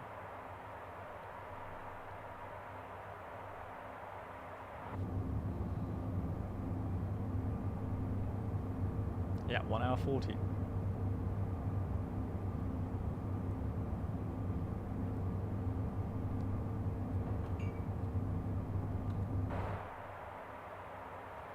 Yeah, that was like on a 737. I was wondering about that, Toto. So you can actually, hold on, fix info. Yeah, so you can click on that, go to your flight plan page,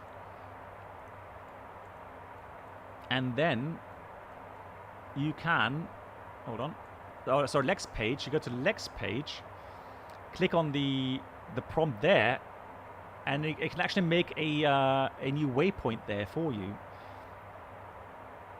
That works on a 737 as well. Yeah, cool. So now I have created that waypoint on our routing. So fix. Hey, I thought, what happened to Twitch? I left Twitch. That's what happened. I had my differences with Twitch, so we separated. So Twitch and me got a divorce. So that's cool. So you put your referenced fix in there. You press a beam reference. You get that that line. Let me just dial down the range a bit. All right, you get that blue dashed line, and then just click on on one left, and you get that reference. You take that reference on the Lex page, click it on the magenta line, and that's when you get those that abbreviated waypoint for that. That's really cool. Yeah, Danny, that's really cool. I'm glad you're enjoying it. Welcome. Sunday tomorrow. And Christian London. Hello to you. How are you doing? Yeah, in case you're just joining and wondering how we're doing really well. So, yeah, Challenger 650 from Hotstart. We took off almost 4 hours ago in Amman. No, not 4 hours, sorry. 3 hours 3 hours 15 minutes roundabout, so 3 hours 10 minutes. That was where we took off from Amman. Currently just past Tunis. Going to be crossing over Algiers and then to Malaga. Remaining flight time is about an hour and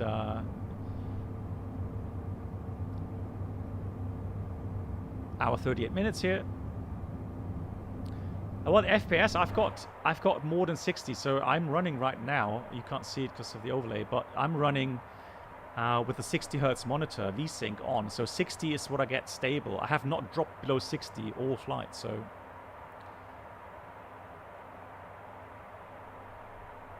Hey Peter, how are you doing?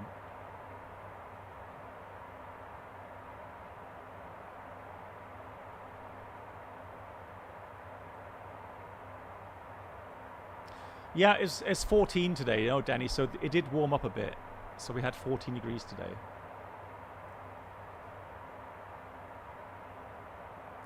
Before I forget, let me go back to the plan page here. So let's call up this. Oh wait, actually disregard. So we just checked the waypoint 18 past.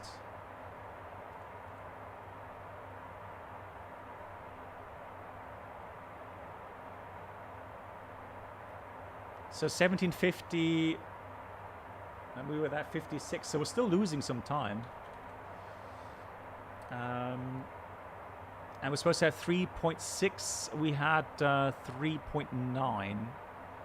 So, but we're doing good on the fuel, so that's the important thing. I mean, time is a nuisance, but I mean, that's 6 minutes, so what? But the fuel is important, so 3.9, and that means we have 900 kilograms extra right now. That's good. So the arrival routing, we're doing the Bolca to Quebec via Malaga, and that's where I went wrong earlier on. So let's go departure arrival. So Alice Zulu 13, then the Bolca to Quebec. It doesn't give us a transition here. Let me go put this to plan mode though. Yeah, but it does have that in. Look, if you go from... so if I put that in here... so I've selected Alice Zulu. Yeah, Peter, absolutely, right? Very nicely done. There's no required transition because it already has that in. So from Malaga, it's going to 19 DMEs Malaga. And then we proceed left to Tolsu. So let's execute that. Let me just the Lex page here. So we're going to have Bolca, Malaga. And then we're going to take this one up here. Execute. And there we go. So now we've got the arrival correctly inserted. And if I'm Tolsu, we go to track 259, 3.3. And then we go towards Nepur and then to the intercept. Yeah, so that's correct now. Cool.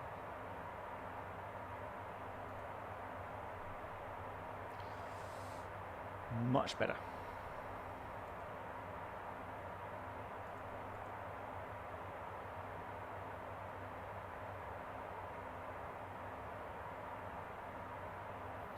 That reminds me, I need to take out the fixed page.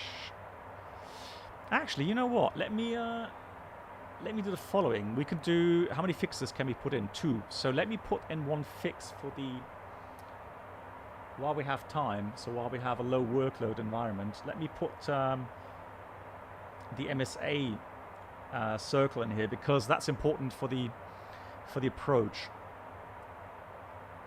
Index progress gives you... Oh, okay, there we go. There we go. So that's something you could do as well. Index progress... Ah, there we go. Yeah. Cool. All right, let's go again. Fix. So I'm going to put in Malaga VUR. MLG. That's where the MSA circle is based upon. So that's the VYDME 1355. Yeah, that's correct. MLG 1355. Oh, it does add pages. Ah, okay, interesting. So what we want to do then is a radius. So let's do 25. Oh, that's in the disregard. That's the radial. So the first radial one is 192. Opposite is going to be 12. So it should be 012.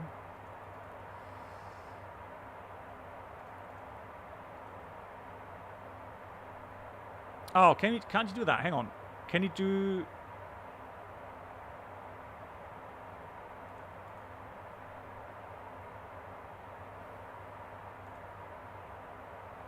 Yeah, that's a 25-mile range circle.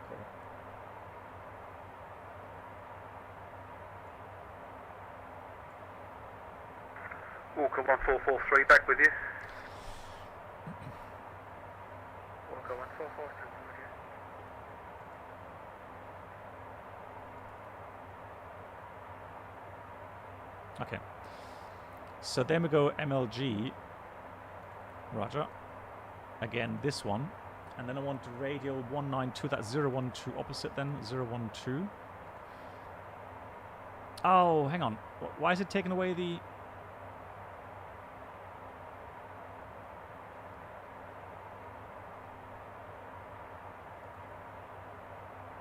Oh, hang on. There's 013. Can you do 25? There we go. Now we got it. Got it. Okay, so MLG 013. Cool. I can do a second radial then, I guess. If I go...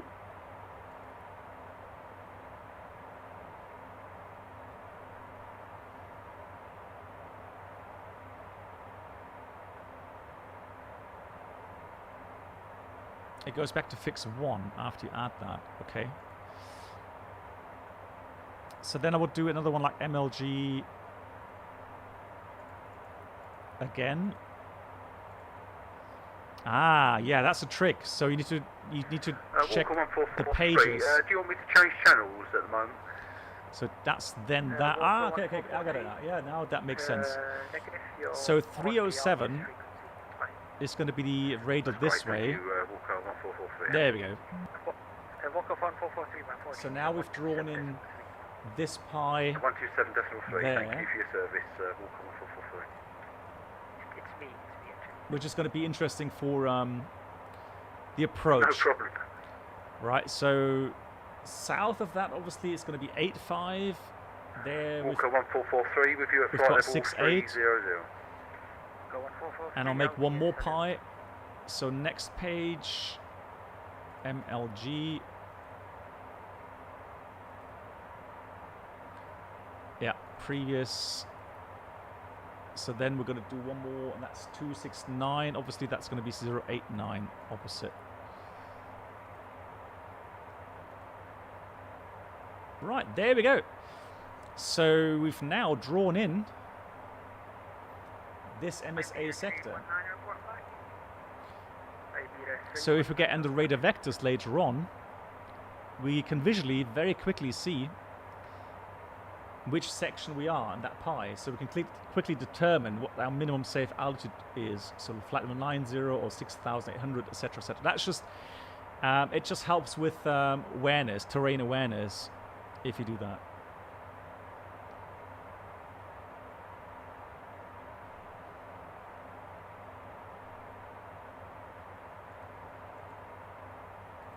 Hey B, how are you doing? Nice to see you. Welcome. How's your trip to Zagreb?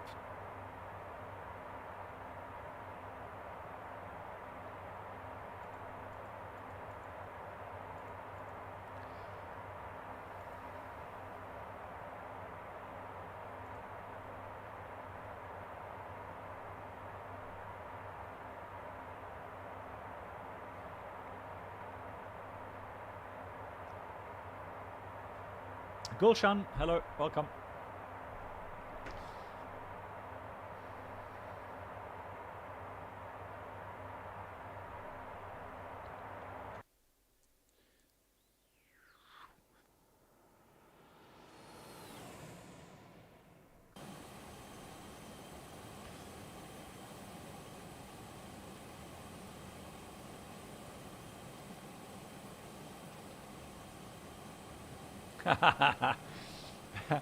You've been to a casino here and more than double my input. Oh, what you've actually you went out with more than when you went in. Well, that's a good thing, isn't it? For me it's always different. So I always normally go out with less than with what I've come in. So I need to work on that strategy.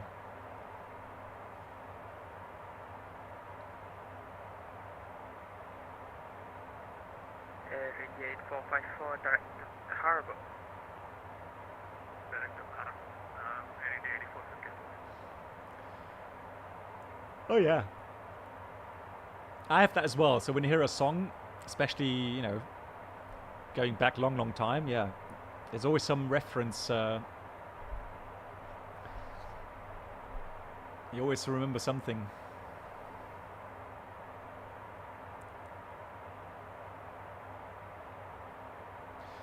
Gulshan, yes, I can definitely recommend this. This is a really nice add-on.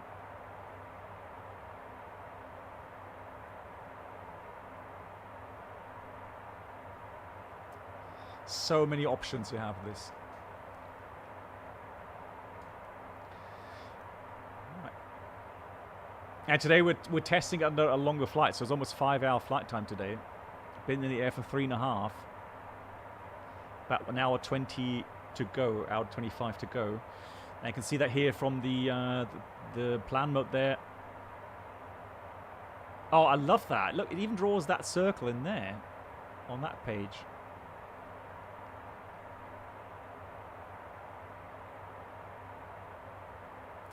Oh yeah, Gulshan, yeah. But again, if you want to save up for this, or you know, if you think about which add-on to get, well, this is one of those you should definitely consider. First day lost all I've allowed myself to lose. Then today I got back with a good extra. Oh, nice. GG.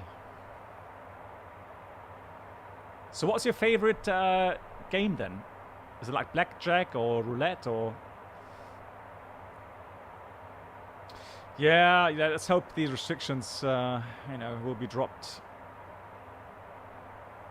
Nice, Gulshan. Yeah, you'll love this. Brilliant.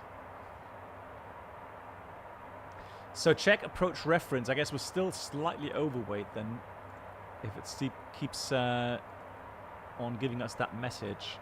Oh no! Now we just at this moment, we're no longer overweight. So max landing weight is 17.2. Now we've got 17.1 at this very moment.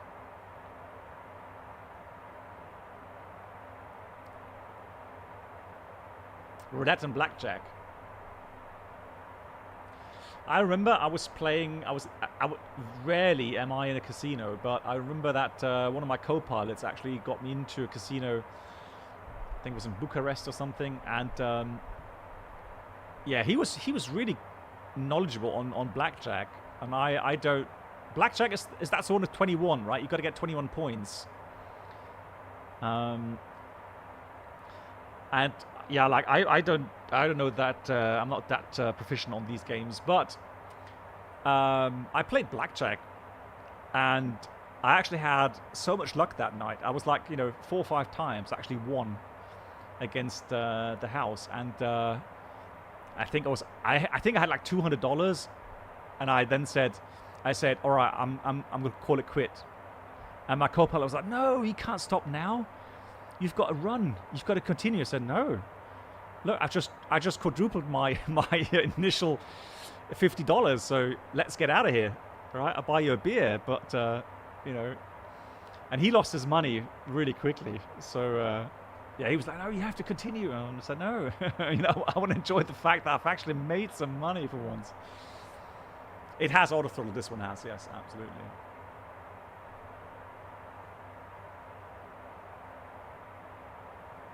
Yeah, Danny, I mean, you know, big thank you to Toto, who's actually listening in on the stream, and will chime in whenever he feels, you know, he can add something to his aircraft that he made.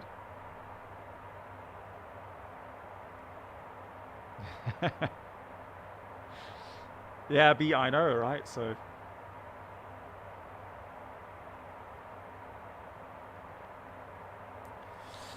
gonna be interesting to see now. I've been to Malaga in real life. It's gonna be interesting to see how that's gonna be happening today online. So see how the controllers are handling it. And if I saw that correct, we've got approach. Hang on, do we have approach? Yeah, we should have approach and tower. Yeah, so approach and tower we have at Malaga.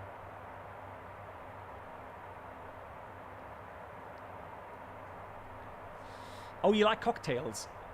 What's your favorite cocktail? I'm trying to think what my favorite... you know, Singapore Sling. I really like Singapore Sling. That's a cocktail I really like.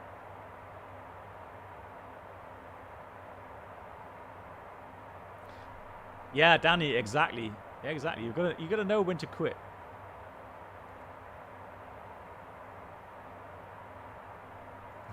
Old-fashioned, kind of. Old-fashioned. What else do I like? I like. Oh, actually, yeah, I do like.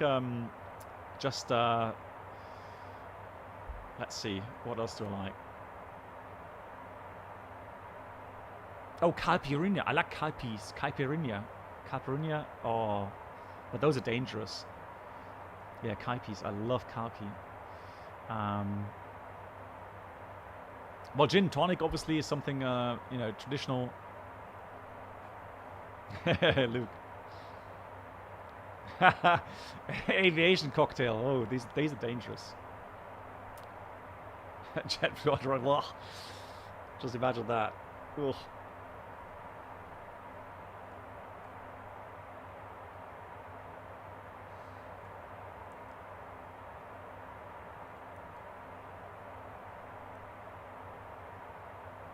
Lol, what's happening here? Is that, are these the what was it? XP? Is that alpaca? What are they doing? Formation flying, is that even allowed? What's EHAM, Danny? What's Echo Hotel Alpha Mike? I forgot. What airport was that?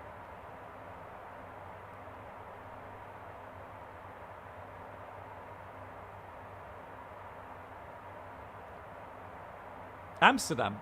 Oh, Amsterdam. Hang on, Amsterdam. Isn't that in Netherlands somewhere? Yeah, I think it's Netherlands, isn't it? Amsterdam. I don't know. Magus, I'm just checking if he's in. If he were, he would have had a go at me by now. Shots fired. Yeah, so Amsterdam. No, I've not been to Amsterdam for at least. Let me check my flight book actually. Let me give you a exact value about my last trip to Amsterdam.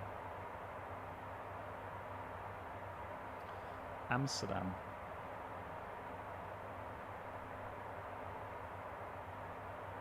Wow, that's a lot of returns on. I've been to Amsterdam so many times, but my last flight to Amsterdam. Now hold on to your hats. January 2020. I'm not joking. More than 2 years ago was the last time I was actually in Amsterdam. Danny, don't worry about it.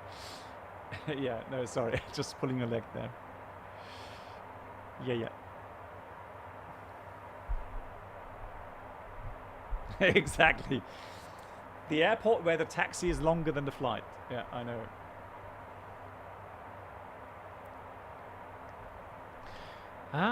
Yeah, it could be, Mark, yeah. Yeah, it could be that was the one where we had the really strong winds, yeah. Yeah, it could very well be.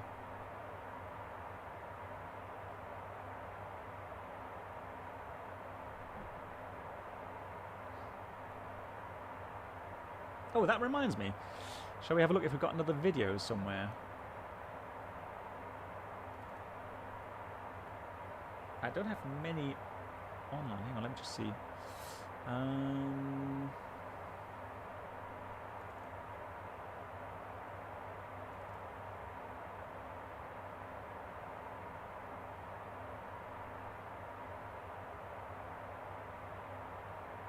Oh, I've got one. I've got a nice one for Magus. Magus will love this one. Hold on.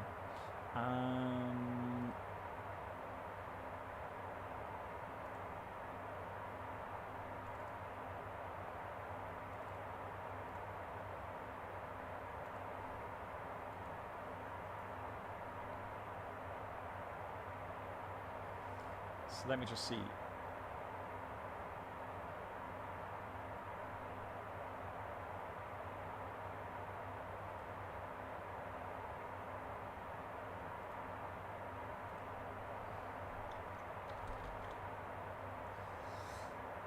So let me add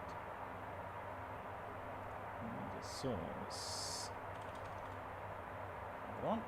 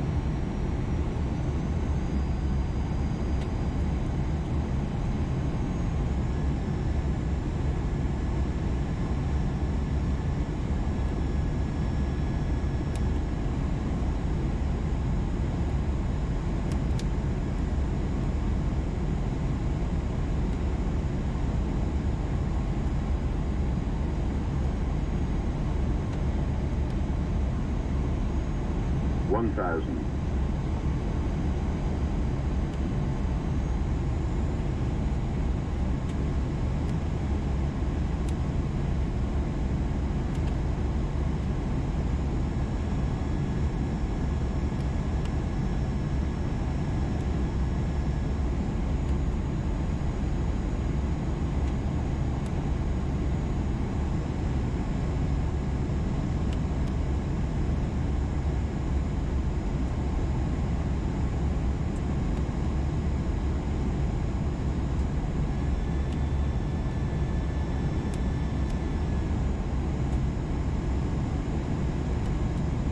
$100 above.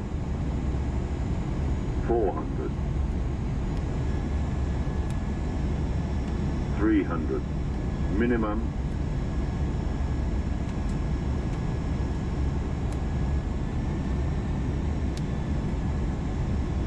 200.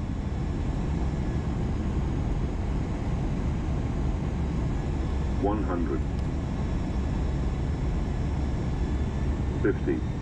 40, 30, 20, retard, retard, retard.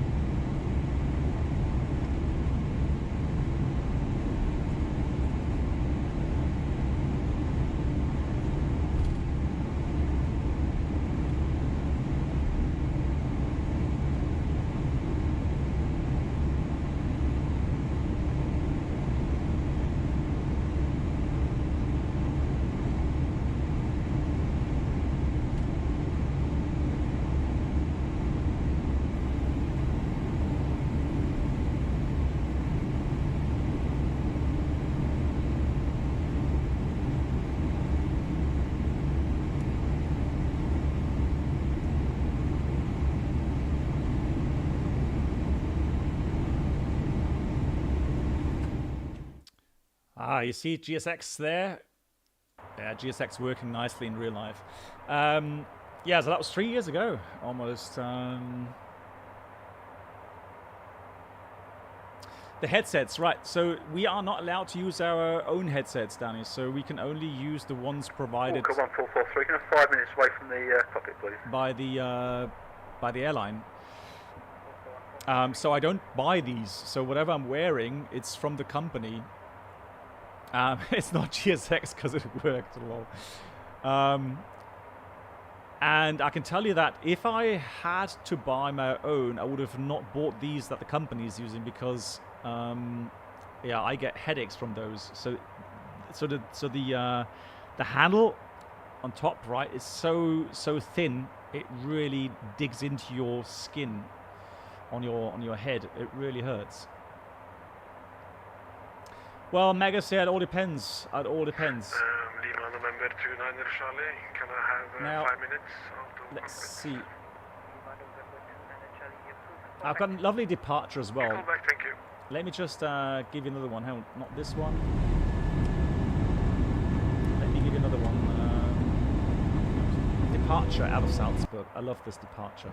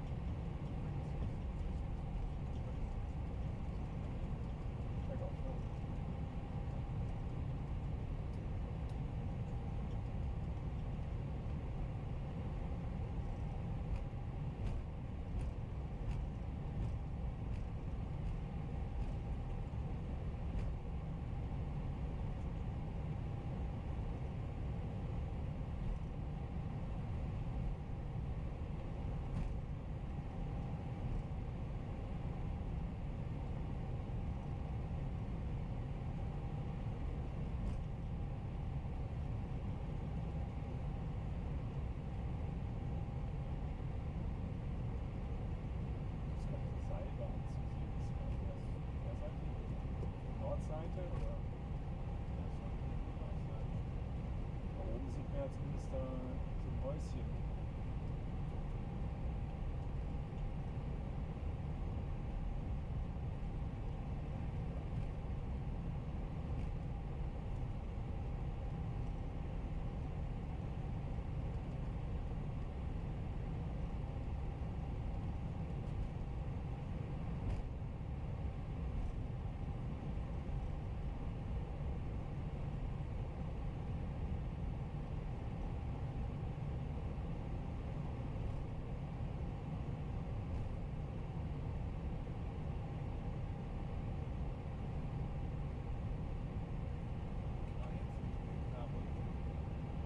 Ja, genau, ja, ja.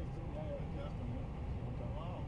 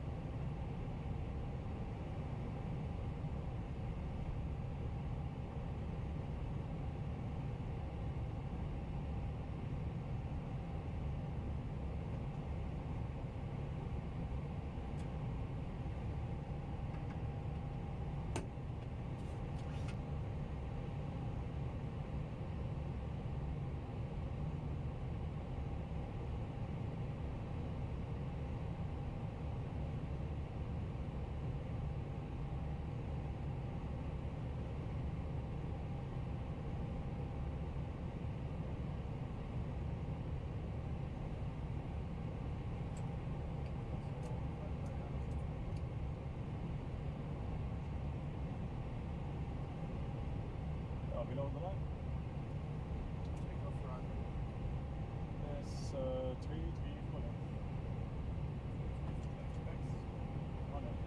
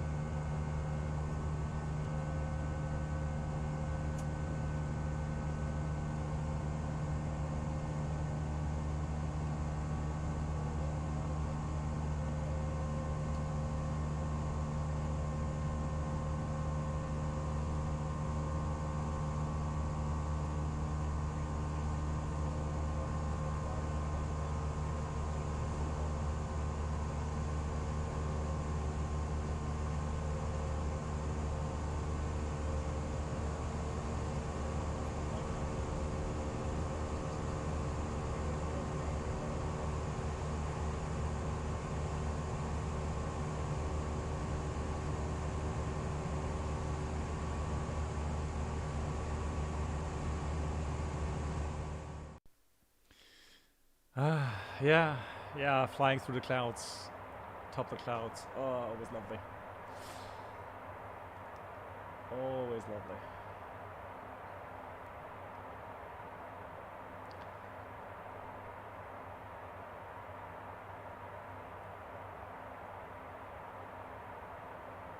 Yeah, I love that as well. So I do love, you know, kind of the cumulus nimbus clouds. Yeah. Hey, Kondotsugi, just arrived in Madeira from Munich. How was the landing? Me getting emotional? Yeah, you know, these things I do care about, so definitely. What was the video? Well, it's one of my videos that I've shot.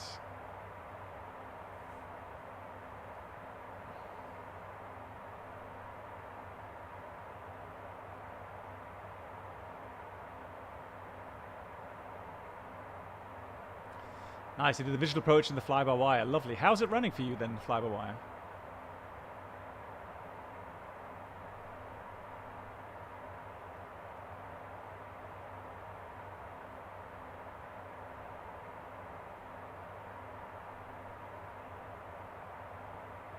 Yeah, so that was departing out of Salzburg, yeah.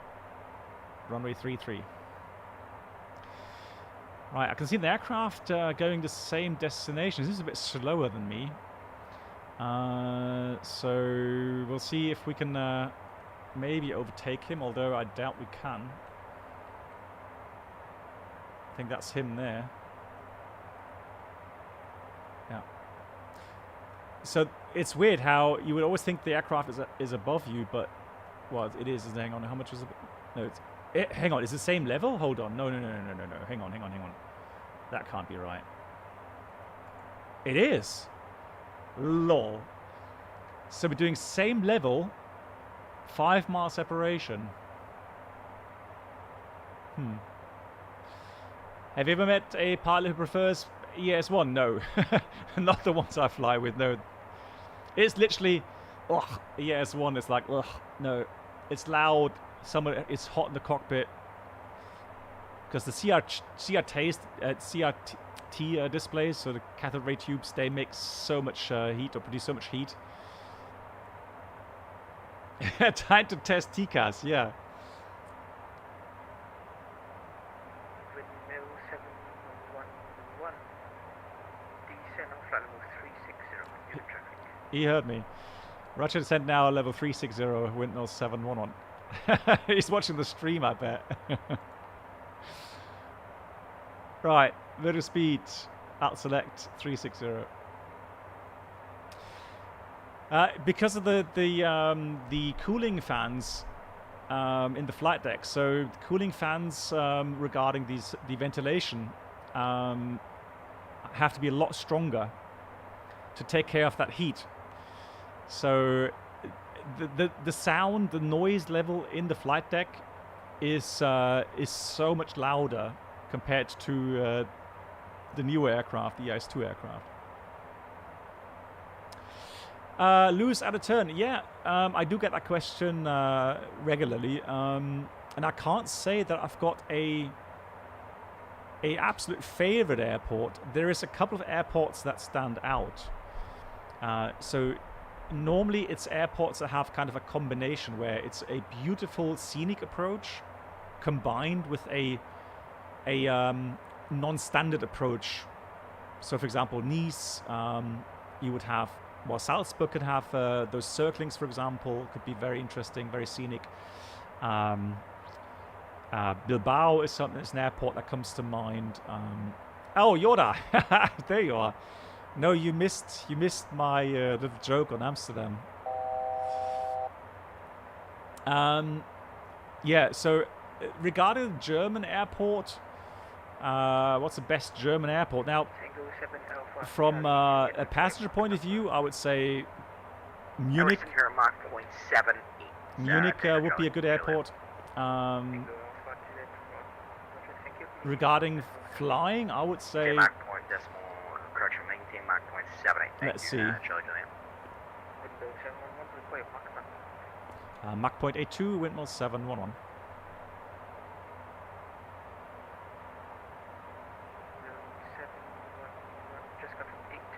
That is confirmed. 8-2.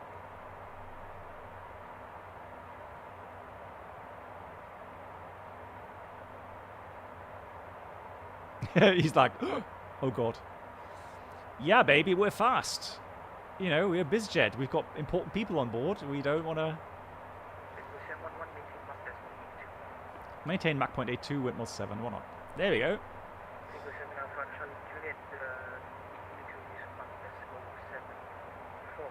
Oh, 7-4. Ouch. Alright, we'll go down to 0.74 for you. Charlie. Oh, he doesn't sound happy. See ya.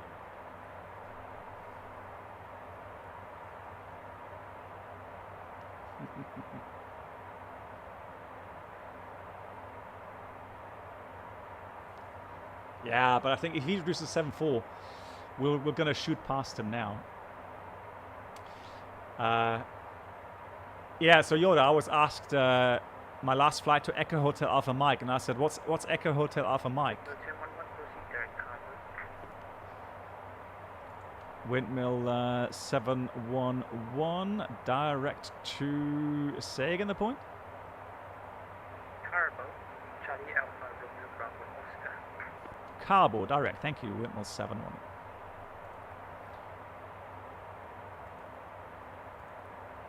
Well, yeah, that's where we're proceeding to. Lol.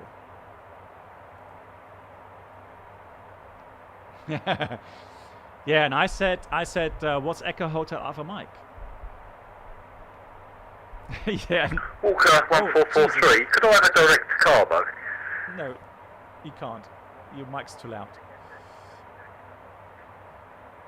Thank you, direct to Carbo, Walker 1443, thanks.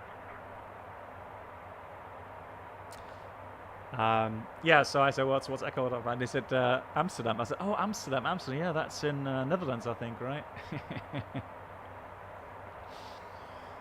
Yeah. Sorry. Not.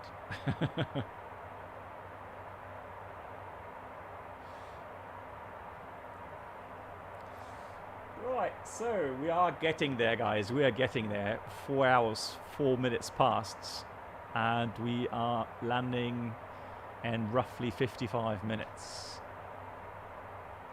Aaron, I keep, you know, the problem is the controller is very quiet, and that other guy is just so loud. It's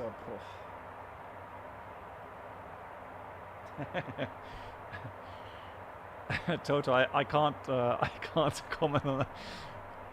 Yoda will hand his resignation to me regarding my moderator.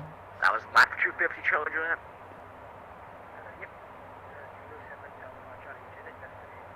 He's already gone out of my mind. Lap heading 250, Tango 7 Alpha, Charlie Juliet.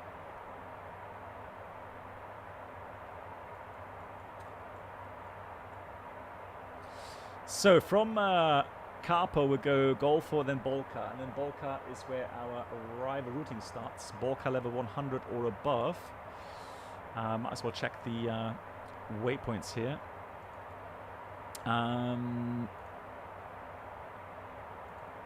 Oh, hang on. Clear.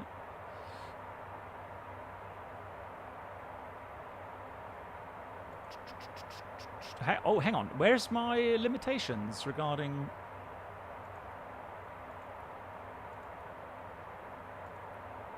Yeah, there's no limitation there.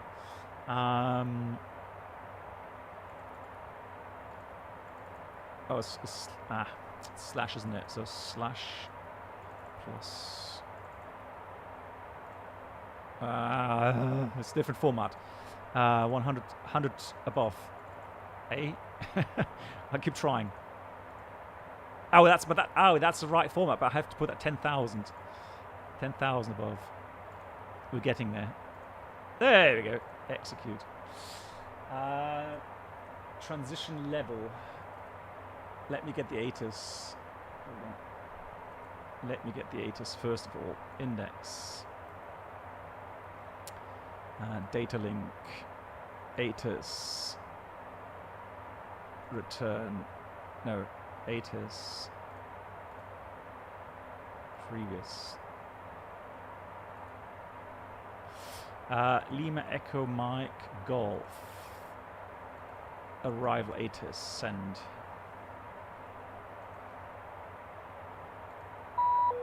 Jesus Christ, that's loud. Received. ATIS. This is Malaga. ATIS information echo. Times 18:30. Departure runway 13. Arrival. Oh. Oh, okay. 12. That's a new one.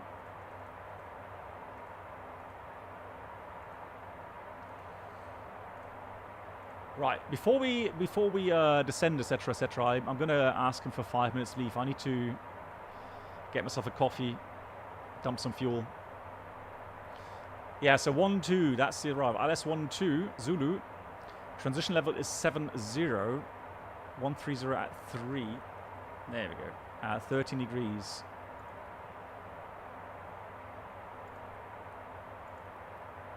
Yeah, we'll do that later. So, departure arrival. Zulu 12. Let's have a quick look at the plan page.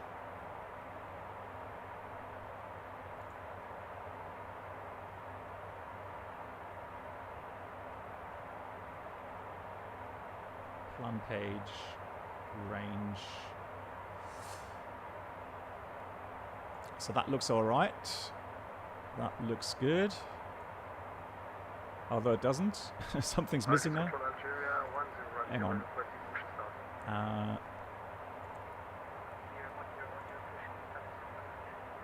Yeah, Tolsu. And then... Okay, no, I need to intercept the transition, it seems. So Zulu 12, Tolsu. Let's try that. There we go. Execute. So that's the arrival now via Tolsu. That looks better. Next page.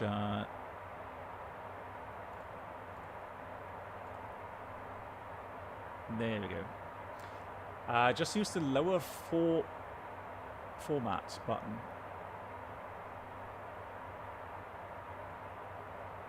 Lower format button. Hang on.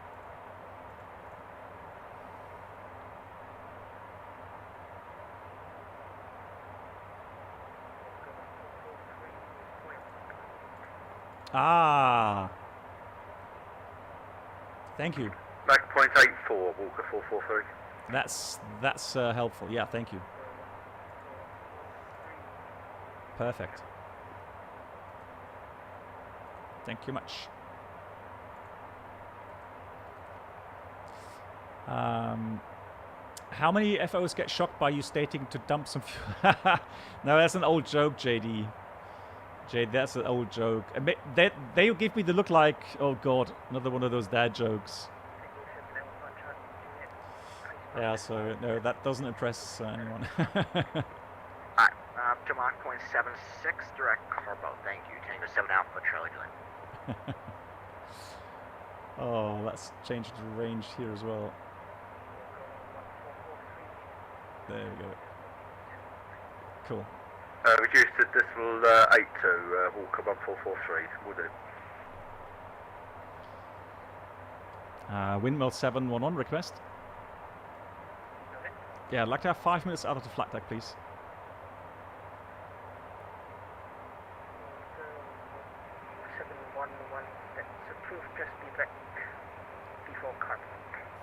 Yeah, we'll do. Thank you.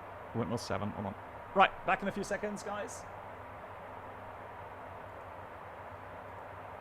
Yeah, that's 10 minutes, isn't it? 11. Yeah, that's fine.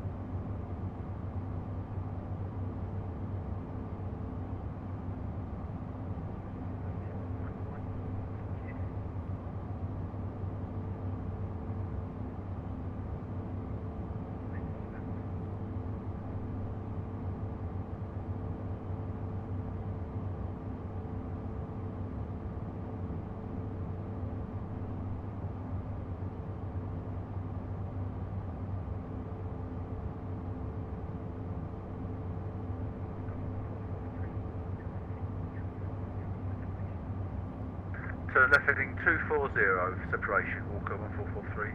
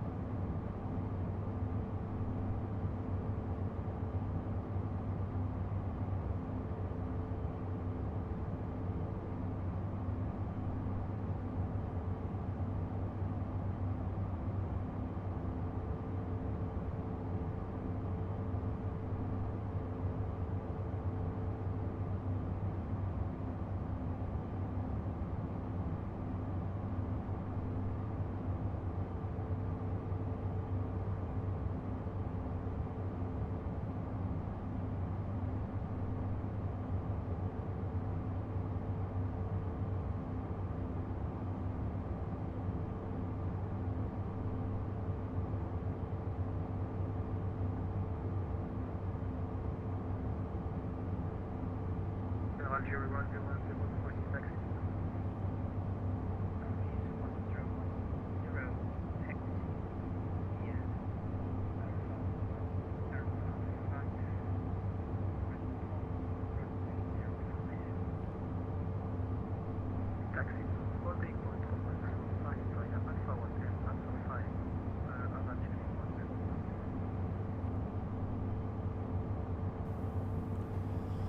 So there we are, back again. Windmill 711, back in the flight deck. Are you able to go above decimal 82? Yeah, I can give you 8.4. Increase to decimal 84. Mach 0.84, windmill 711.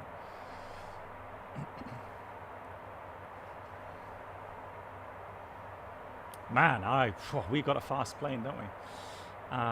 Let's go and do the following. I'm just going to pop that here. Let's go index, data link, ATIS. There we go.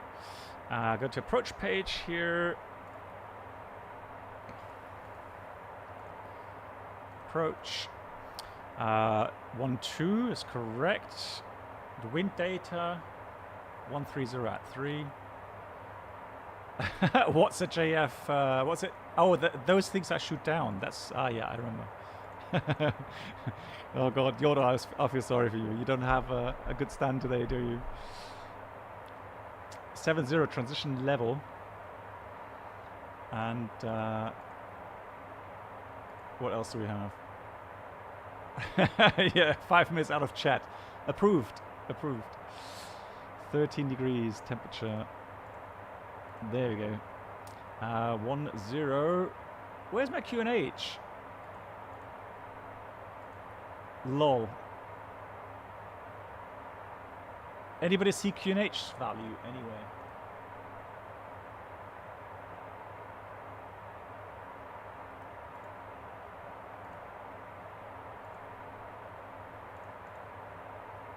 Should be 1024, yeah.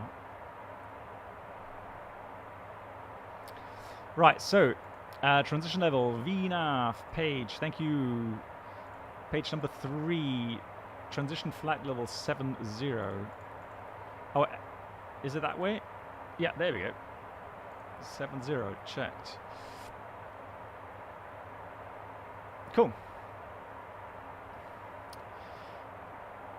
Now, target speed, no. So let's put 0.80. 300 knots.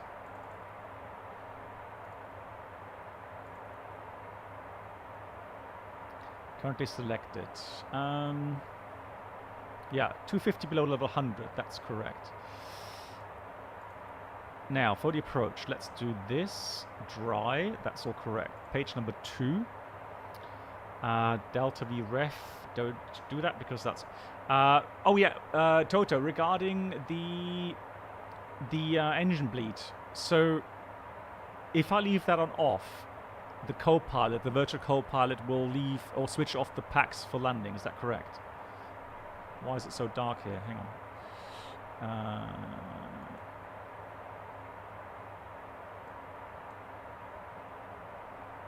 on. Look at that. Beautiful. Andre 1010 vertical departure. LGS 1010, this will be 080 degrees 3 knots. Runway 05, cleared for takeoff. What did I put in? Hang on. Cleared for takeoff, runway 05, Alger 1010. Oh. Thank you. Thank you. Correct it. So yeah, the FO would then start the APU for landing and have the packs run on APU then. Okay, cool.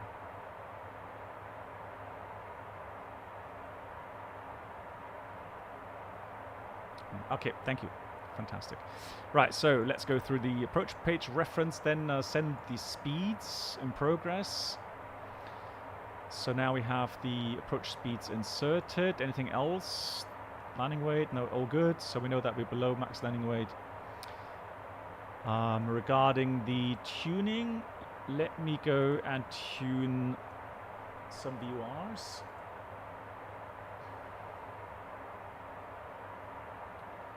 So ILS 112, I'm going to tune Malaga, Mike Lima Golf. 1443, proceed direct couple, reduce Mach 80.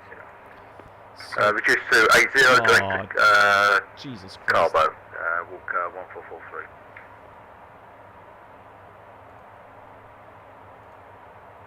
Right, Malaga. Now, again, I can show those values.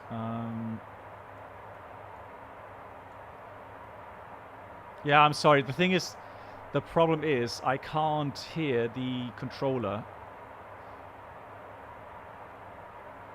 I know it's loud. It's, yeah, so I...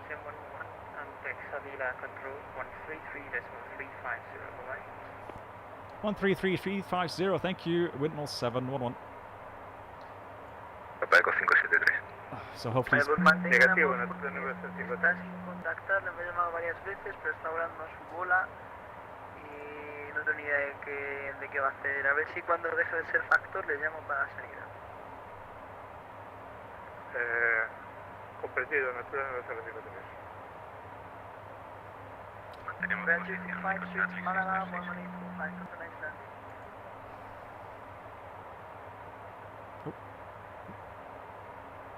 Vía 245 con Málaga 1845 hasta ahora. Málaga 1845, buenas tardes, hasta luego. Sevilla Centro, Ryanair 60 Tango Yankee solicitando descenso. 0 Tango Yankee, descenso nivel 160. Descenso nivel 160, Ryanair 60 Tango Yankee. Yeah, thank you. Right, so the radios are set. Number 2 set would be... I'm going to put Martin for the approach, Mike Alpha Romeo. I don't think, so Toto may correct me, but I don't think it matters if you put manual VORs in here. It's still going to tune the ILS later on, isn't it? Sphere Control, hello from Windmill 711, flight level 360. Windmill 711, proceed direct Volca 2 Quebec for runway 12, no speed restriction. Direct to Volca and 12 arrival, Volca 2 arrival, and we expect runway 12 and no speed restrictions, Windmill 711. Yeah, Volca 2 Quebec. Volca 2 Quebec, copy. So there's no more speed restrictions. I will go back to... 053 copiado. Por detrás del tráfico están autorizados a despegar. Resume 31.82. Autorizado a despegar Natura 904. Autorizado a despegar XR Papa Eco 573. En cuanto al tráfico... So there we go. The ILS will be tuned automatically 31 miles out. Fantastic. So 146 miles to go. Top descent at the moment is... Doesn't have that on there.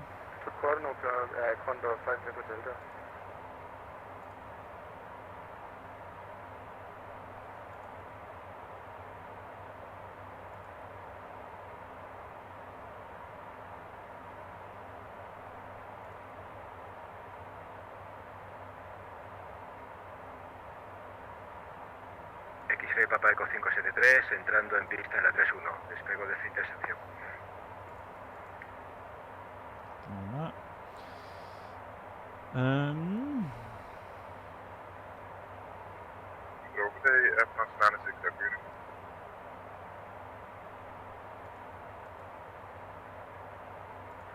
Charlie 636 seco en punto de espera de la 31. Toto, give me a hint. Where do I sit top descent? El compañero autorizado a despegar de la 31 con viento calma. Oh, there it is. I've seen it on the screen now. I can see it here. X-Ray Papa Eco 573 en el aire. 73 copiado. Pueden continuar, notifiquen whisky. Notifico en whisky, X-Ray Papa Eco 573. Natural número 053 en el aire.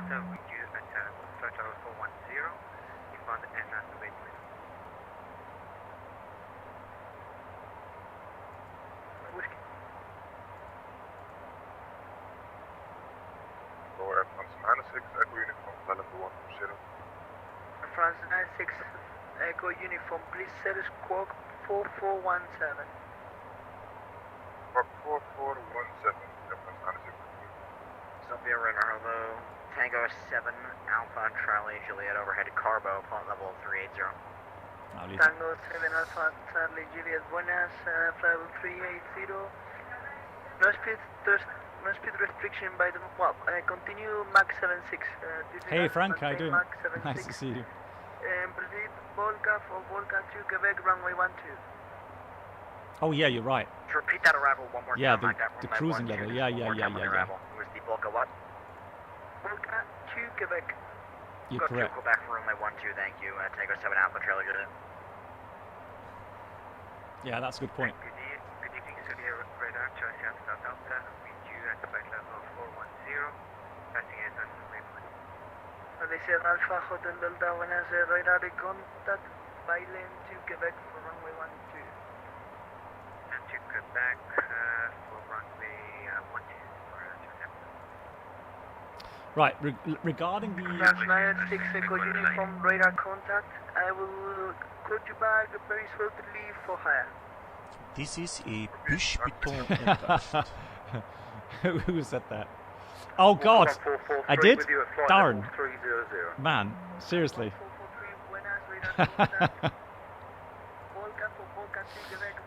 Oh no.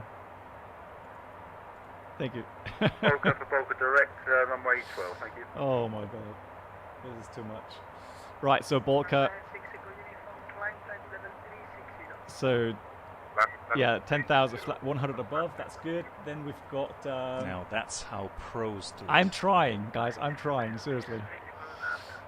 I'm trying very hard. A for effort, please, alright? A for effort, right.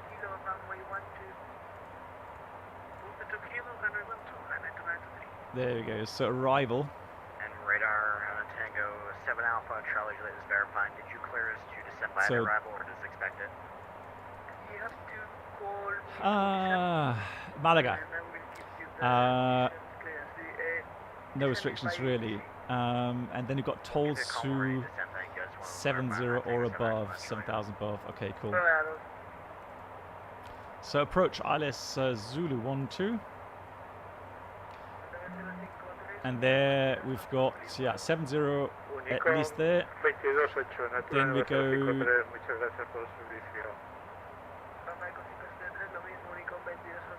to there, 70. Then we go descend 4,800. Nipur 4,008. And then this point there, 15.8. Down to 3,200. Intercept the final. And the final descend out of 2,500. Yeah, correct. Missed approach. Climb on runway heading 2.4. And then turn left, intercept radial 102. Took Sylvie and hold. Climb 2,200 feet. So that's all correctly programmed. Fantastic.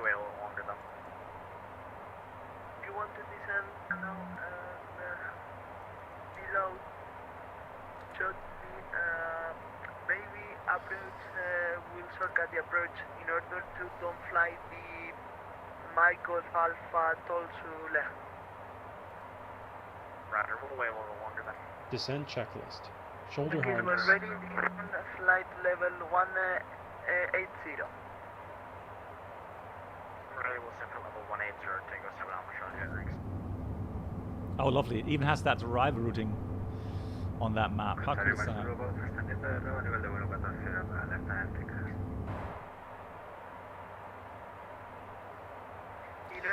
Good. I am happy with the setup. So regarding the landing distance available, let's check that as well.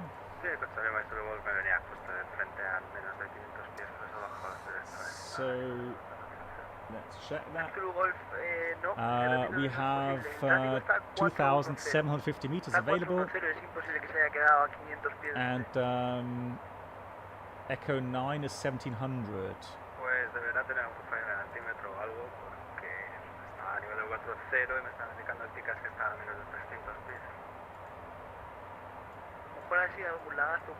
So that's this one here. So Echo 8 or Echo 9, any of those will do nicely. Civil apron, I guess we may be parking here. I don't know, since we are an executive jet. We may park here.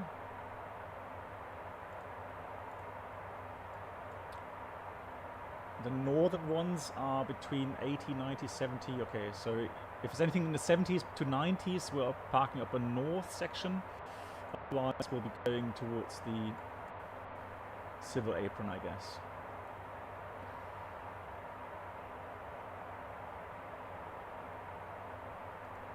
Cool.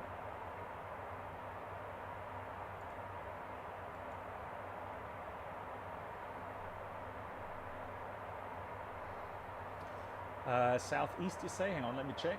Southeast. Oh, yeah. You're right. Yeah, that could be right there. Good lord. That's going to be long taxiing then. GG. Yeah, good point.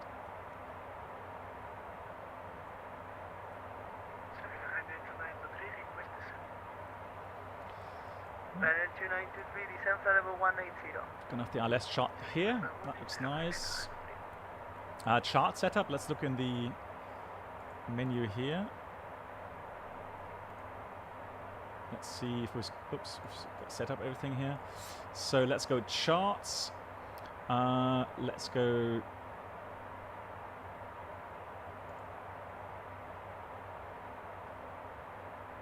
Hang on. There we go.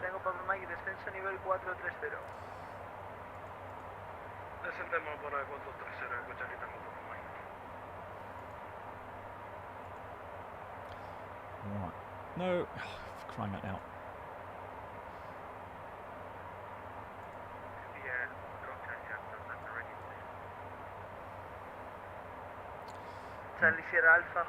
There we are on the arrival. 170. And that's the ILS Zulu. There we go. And then, yeah, taxi. All good. We're all set up with that. Fantastic.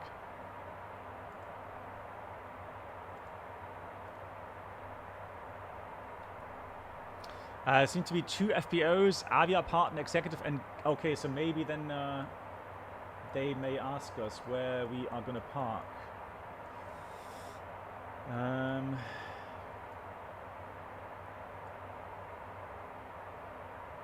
Let's check both of them then.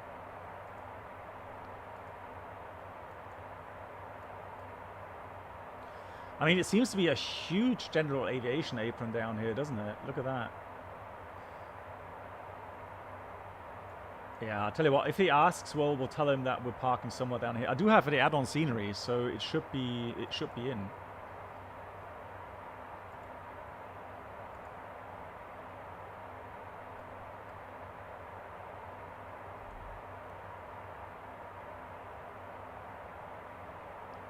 We shall see.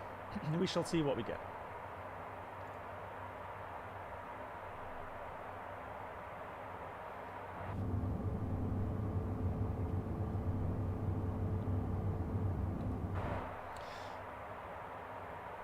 Actually, hang on.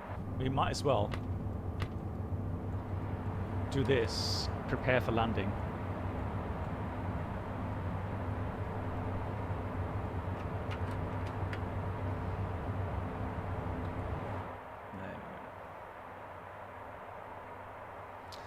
You usually get the FBO names and look them up via Google Maps. Nice. That's a good idea. Yeah.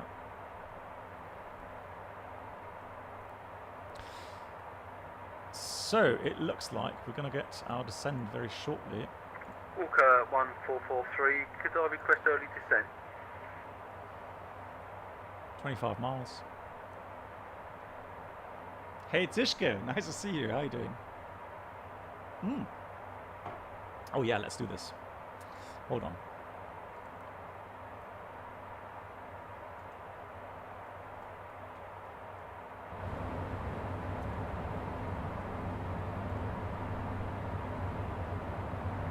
Walker 1443, request descent.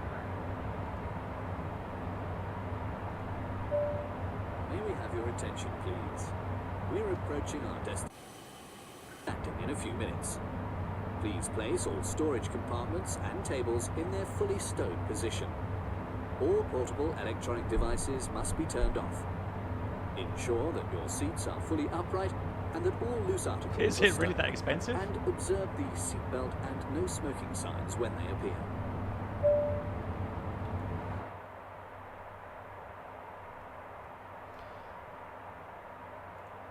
Windmill 711 request descent. 711, descent flight level 150. Descent level 150, Windmill 711. Walker 1443, request descent. Walker 1443, descent level 190. Descend flight level 190, Walker 1443, thank you. Right, so it's flashing. It's telling me commanded speed 0.80, so that's changed now for the descent. And there we go.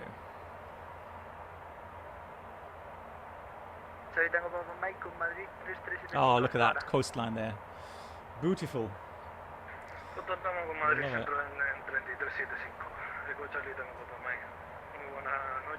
This is brilliant. Absolutely brilliant. Ryanair 60 Tango Yankee, Malaga 1845 hasta ahora. Malaga 1845 para Ryanair. So we've got 44 miles. Next one, Malaga approach 18.45.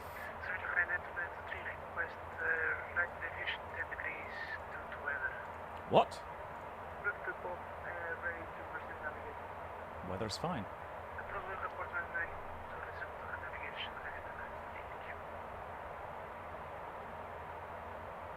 Oh, what? 190 euros per 24-hour parking for zeros. Wow. Ouch.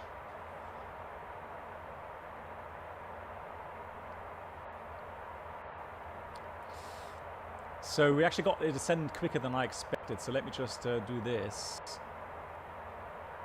Let's revert with speed. Let's just go down a little bit tamer. Buenas tardes, Torre. Iberia 245, con usted.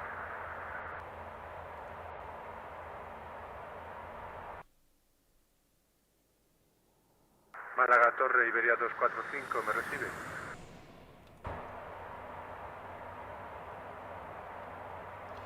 Good, so.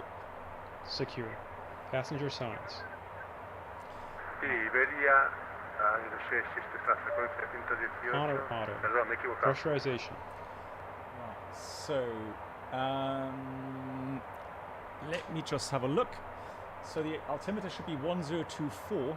So what I do is, let me just put 1024 to make sure I got the right inches mercury setting. So that should be 3025.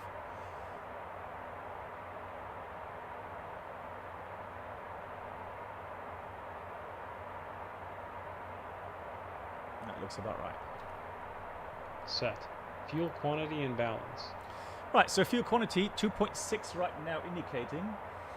Min diversion is 1.4. So we have at least half an hour extra fuel Good enough for holding. Checked. Imbalance. All good. Nicely balanced. Checked. FMS, landing data, charts. Right, so chart set. We've got the landing data, unless it's throw them out again, which I don't think so. It's all set. Programmed, set. Approach briefing. Yeah, completed. Reviewed. BNAV transition flight level. Checked. Set. Descent checklist complete. Nice. In range checklist next. So in range, that goes below 10,000 feet, I guess. And I think we've got our... Yeah, that's the airport there. What a gorgeous view tonight.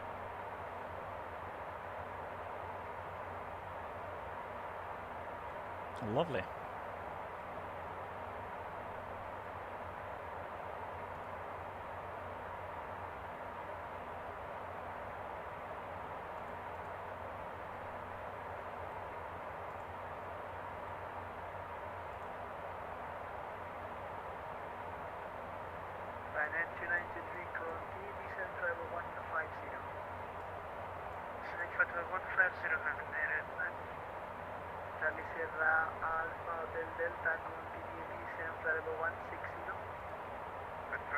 Alright, descend.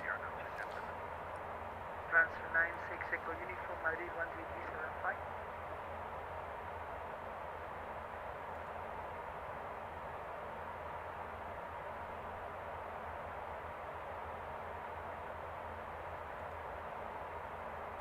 Good. Threats, obviously high terrain around the airport, sectors 90. We're going to be outside of the sector, so those contour layers. Let's see if I can find them somewhere. Yeah. So 4,000 for that shading and 6 for this. 711 is feedback 250 knots or less. 250 or less, windmill 7, hold on. Good, so 250 selected. And Air 3923, contact Malaga 1945. Malaga 119. Yeah, so I wanted to do that regarding our approach, but that's going to be pretty much regulated by ATC anyways.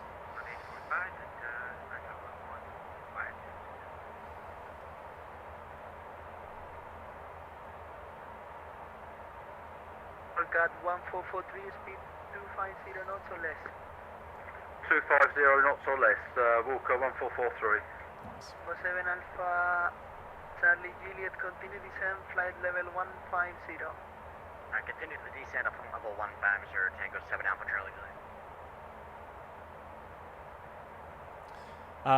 It's best to deselect VNAV like this. Okay, so flight level change.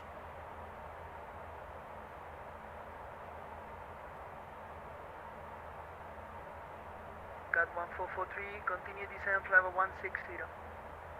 Flight level 160, Walker 1443, thank you.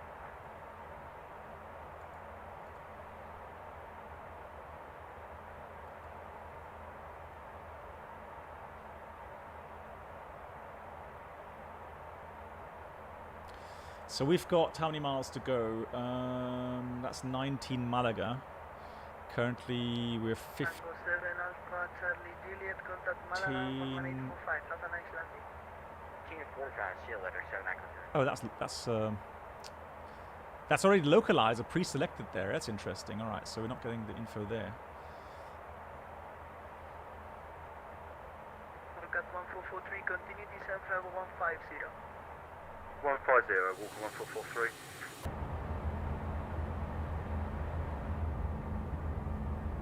Oh, not much to see at night. Some beautiful lights there.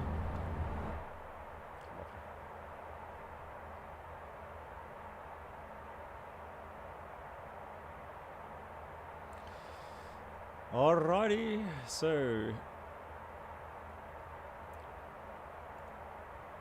that will be the setup then for the landing. Looking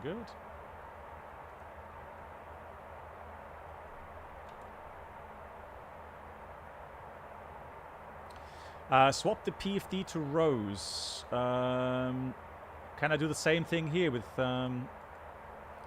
is there a quick menu like format? Like this?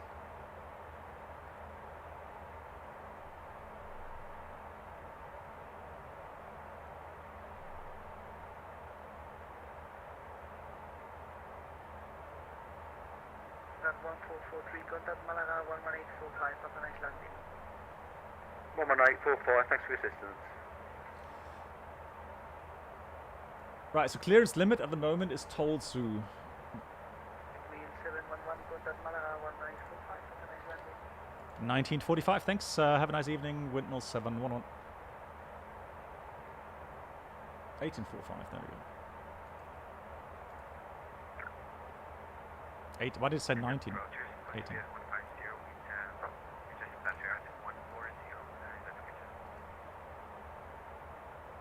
Sorry, Hotel Delta, say again. You were assigned to flight level 150, but then we have dropped to Amman 140. Just wanted to report to you. Hotel Delta, you are clear down flight level 100, and you are also instructed to fly to Nepal. Going to 100 and direct Nipur. Malaga approach, good evening. Windmill 711, passing 185, descending 150.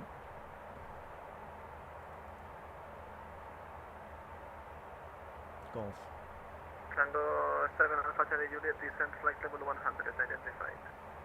Descent flight level 100, Tango 7 Alpha Charlie Juliet. Walker 1443, descending to flight level 150 for 162, towards Baku. What? Marker 1443, identified, maintain flight level 150, call you back. Maintain 150, Walker 1443, thank you. Approach, good evening. Oscar Echo Oscar 711, 170, descending 150, information golf. Oscar Echo Oscar 711, identified, continue present heading, descent flight level 120. On present heading, descent level 120, Oscar Echo Oscar 711. Right, 120 is safe, we can do that. Maintain present heading. So we've got heading. Good. I know Hugh, yeah. He's been with us all flight, so.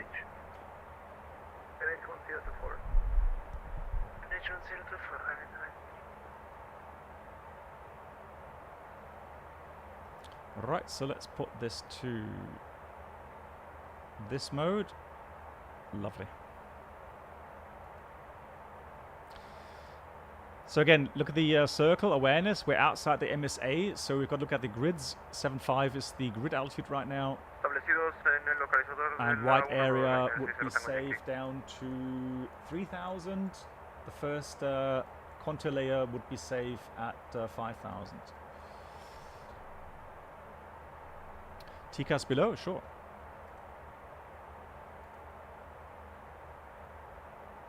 Aproximación, Ryanair 60 Tango Yankee, ¿me copia? Standby. Yeah, so he's 5,000 below. Track miles to the field, we've got 26 miles direct distance. We've got another, let's see, another 15 miles at least. That puts us to about 10,000, and then the arrival. Yeah, that's no problem whatsoever. Descent flight level 100, left turn 300 degrees, Tango 7 Alpha Charlie Juliet. Ryanair 60 Tango Yankee, runway 12, clear to land, wind 140 at 3 knots. Clear to land, runway 12, Ryanair 60 Tango Yankee. So we're going to get ready for the in-range checklist.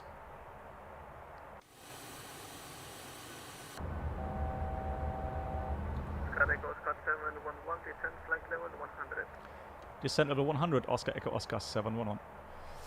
Right, 100 or 10,000. So. Charlie Sierra Alpha Hotel Delta, descent flight, descent 5,500 feet, KNH 1024. Well, to be honest, at the moment we're in descent. I don't need any information regarding aircraft that are above me. So.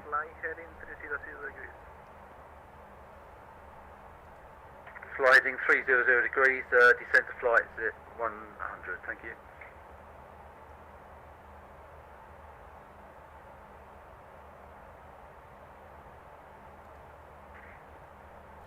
Right, pre-selecting. Oh, that's not tower anymore. Lol.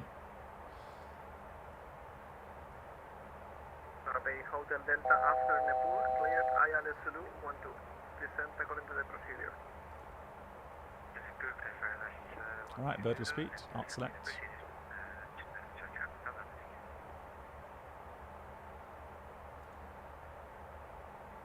Oscar Echo Oscar 711, descent flight level 90, turn left, direct Nepal.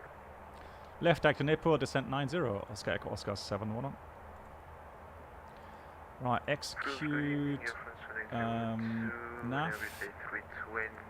Requesting you for clearance to Paris Charles to go information and descending 90. Yeah, Yeah, we can accept that, that's safe. Then we're going to go to...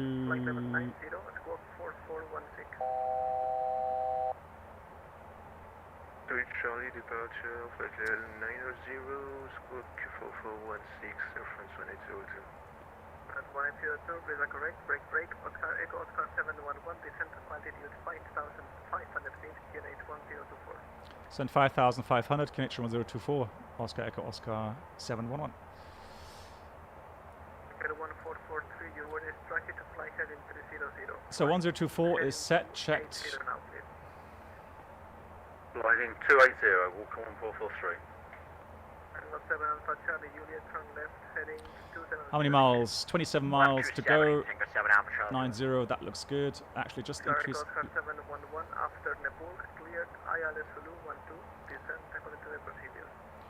After Nepal, clear the ILS Zulu 12 and descend with the procedure with Oscar Echo Oscar 711.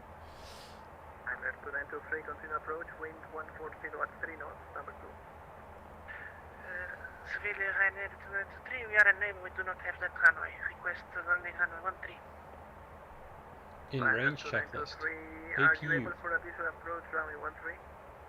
Started. Altimeters. 1024. Reset, cross-checked. Avionics. Climb altitude 6,000 feet, continue Set. heading. External lights. Climbing for 6,000 feet and present On. heading. N1 set. Oh, N1, no disregard. We want to go around on that, don't we? Tango 7 Alpha Charlie Juliet, descend So, to flight there we level go. 80. 7.80 Tango 7 Alpha Charlie Juliet. APU PAX transition.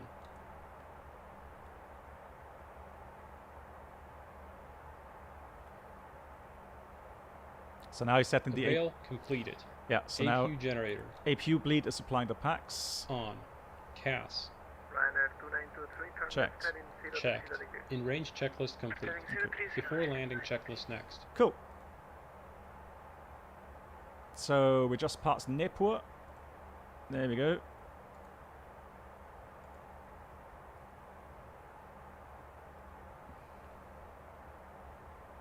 Just a tad high Ryanair still. 2923, just to confirm, you don't have, I mean, you only have runway 13. Affirmative, we only have runway 13 because we have the default scenery, Ryanair 2923.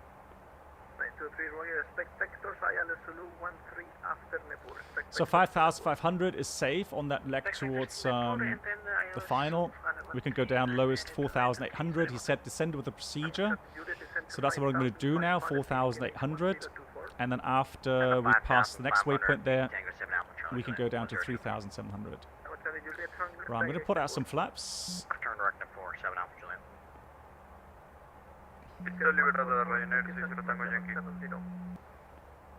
Going to continue slowing down.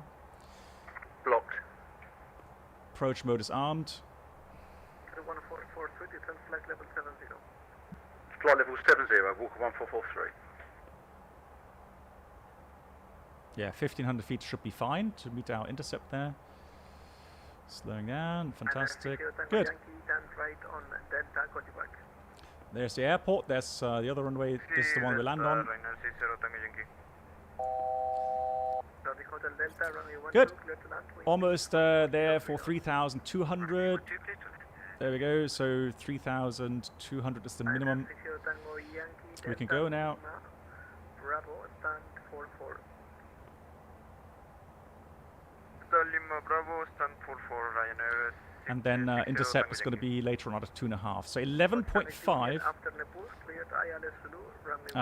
from the ILS localizer, maybe Afternoon 4 cleared ILS 12 Zulu approach. We'll send down to 2,500. 7 Alpha Charlie Julian. Walker 1443, turn left heading 260 degrees. Left 260 degrees, walk 1443. It's just incredible. I'm just so flashed by all the detail here. What a fantastic visual here. Look at that. Malaga approach, Oscar Alfa Romeo 1 November Golf, reaching Papa Echo. Alpha Oscar Romeo 1 November So yeah, that was not to scale. That's why we didn't have an aircraft position there. So now we have the position again back. Cool. So we should be approaching. There comes the localizer, and look at that. It captured. Now they turn green. And we've got the glide slope captured as well. Fantastic. Absolutely cool. There's the runway. Love it. Echo Alpha, I think.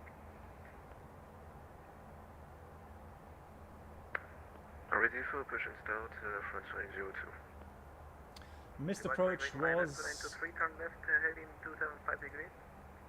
2500. 2,200 later on.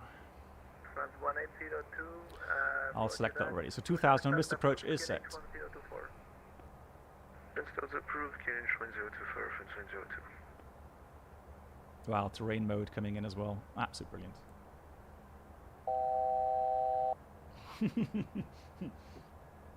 Pilsner, you got to tell you, I would actually think about it.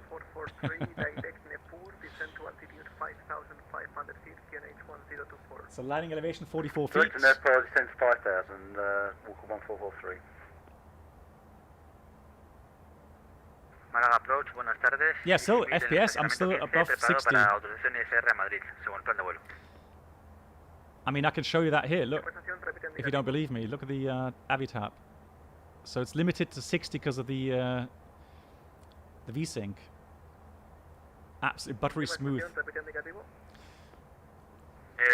Easy 1000 en el estacionamiento 15 para IFR a Madrid. Easy 1000, muy buenas notas en el plan de vuelo. Voy a revisar a ver, un momento. Easy 1000. Walker 1443, after report clear, ILS Zulu 12, descend according to the procedure. QNH 1024.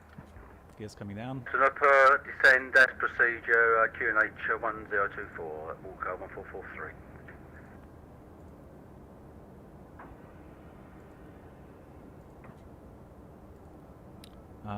So 134. Here comes flaps 30. 134 is set.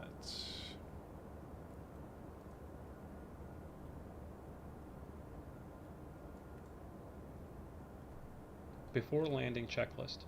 Landing gear lever. Down indicating. No steer. Arm centered clear. Anti-skid. Para Madrid, según plan de vuelo. Armed tested. Passenger signs. On.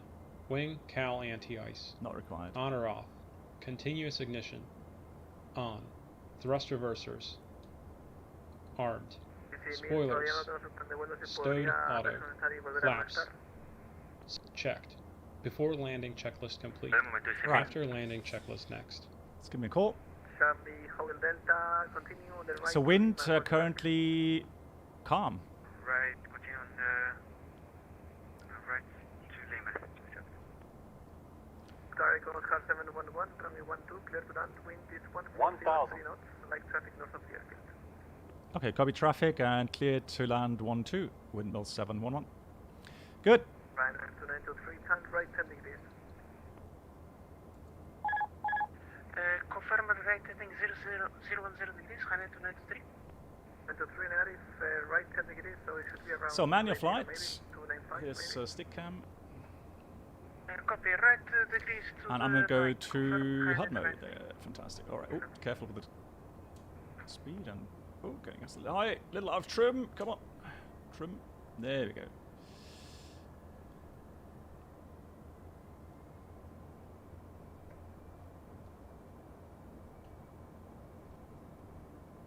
Charlie Hotel Delta, taxi via Lima, Golf 10, then is 500. Golf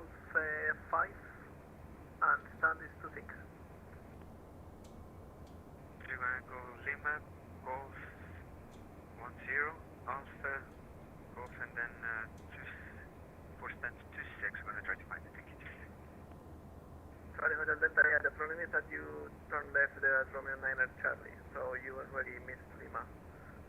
Can you do a 100. 50, 40, 30, 20, 10. Come on. Oh, come on. Oh, yes, please. That was a nice one. Right. Reverse. Close again. We're gonna go when you're back to Lima, then go for 10. Ah, yeah, that was a nice one. I'll send hold go for 5. Love that one. Manual brakes, 70 knots. France 1802, which direction are you facing? Ah, what a flight. We're facing west.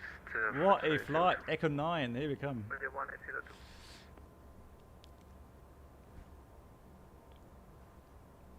Yeah, I want to see that replay as well. GG, wow. Totally hyped now. Correct, Oscar 711, right on Delta, left on Lima, call you back. Right, Delta, left Lima, Oscar Echo Oscar 711. Right, that's easy enough. 293, descent to altitude 5,500 feet, direct Nepal, clear dial left Zulu, runway 13, QNH 1024. So that's Delta, and then the next one, Lima. So, after landing checklist. Landing pulse recog lights. Off. Anti-collision lights. Off. Continuous ignition. Off. Windshield heat. Off. Pros. Thank you. Off. Wing anti-ice. Off. Cow anti-ice. Ready to taxi or France 102. On or off. Spoilers. Stowed. Flaps. 0. ATC TCAS. Alt on. Radar mode. Standby. After landing checklist complete. Engine shutdown checklist next.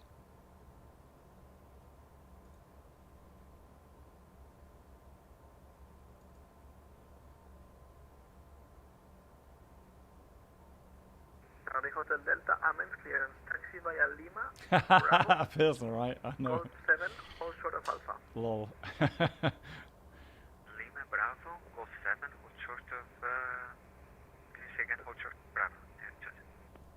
Hotel Delta, hold short of Alpha. Bravo, Golf 7, short of Alpha. Short of, cool, that co-pilot already done. Oh! And 180 to continue, taxi Golf 6 Alpha, holding point 13. So we're on Lima. Walker 1443, report established ILS, runway 12. France 1802, taxi Golf 6 Alpha, holding point 13. Golf 6 Alpha, holding point, Echo 3, France 102. From holding point at runway 13. Apologize, holding point 13, France 102. As another Oscar 711, continue taxi via Bravo Golf 7, hold short of Alpha. Bravo Golf 7, hold short Alpha, Windmill 711. So, Bravo. Está Oscar Romeo 1, November Golf, es usted número 3, detrás de hold short, so Golf 7, hold short Alpha, so all the way down there. Wow, that's, yeah, okay, that's a long taxi then. As number 3, notify when traffic on site. Oscar Alfa Romeo 1 November Golf. Thank you.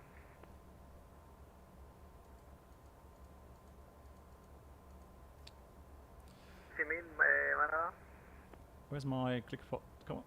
There we go. Sí, Simil, ¿tienes ya el plan de vuelo a Madrid, IFR? It seems lost. I would like to have...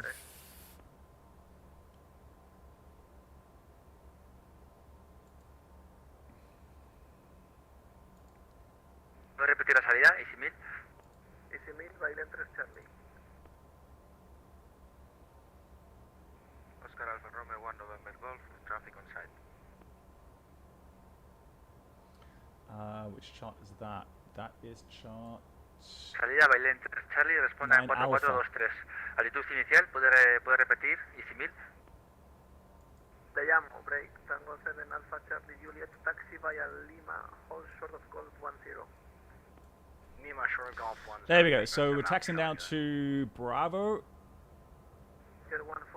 Bravo, and then Golf 7, hold short of Alpha. So we can go in there, but hold short there.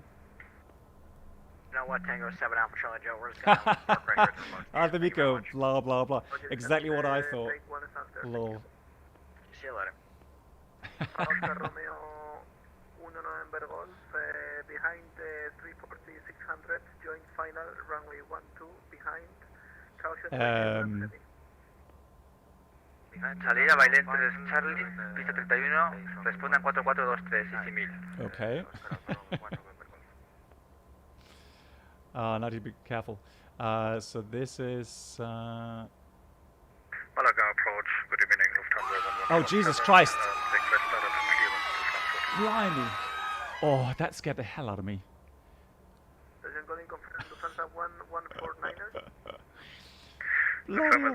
He seems lost as well. Lufthansa 1149, standing by. Come on, you can continue.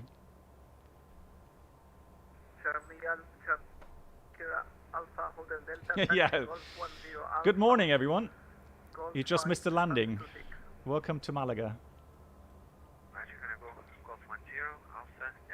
I'm not sure where he's going. That would be joining Alpha at Golf 10. Yeah, so he's bugging off this way. All right, so I'm going to continue all the way down to Golf 7. Oscar 711, follow the traffic Oh. via Golf 10 and Alpha, then you will go Golf 4, stand 14. Okay, we'll follow Learjet ahead of us, Golf 10, and later on Golf 4, stand 14, windmill 711. Yeah, so Golf 4 and then 14 is down there in this corner. 1443, clear the active runway.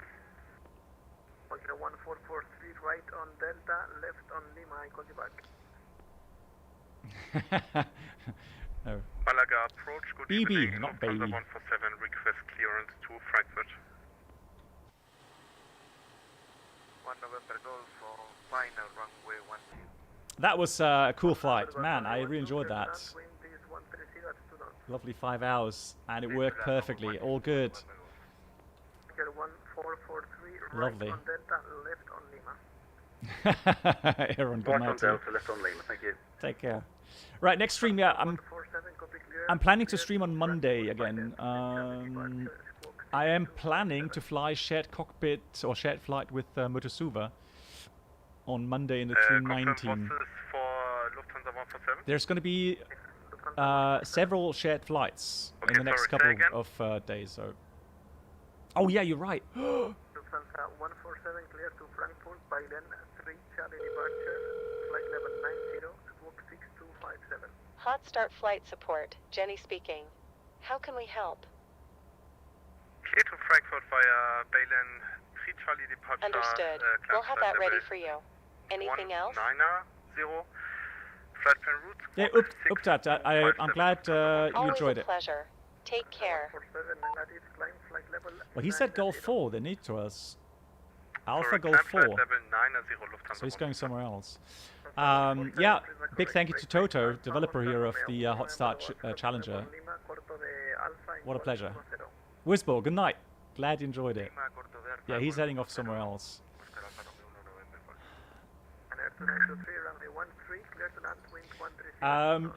Shall we do the following, guys? Shall we log off and go actually to the... Because 14 would be a stand. That would be like a with a gate position and so on. Yeah, I don't think he realizes that we're actually a Learjet or a Challenger. So yeah, let's log off and then there we go. So let's see if we can find our parking spot somewhere. So let's go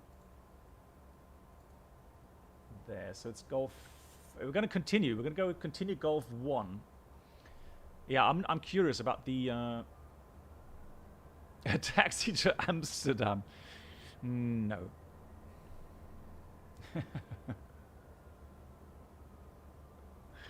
No. Yeah, big applause to Toto creating this masterpiece. Absolutely. I mean, this is such a beauty.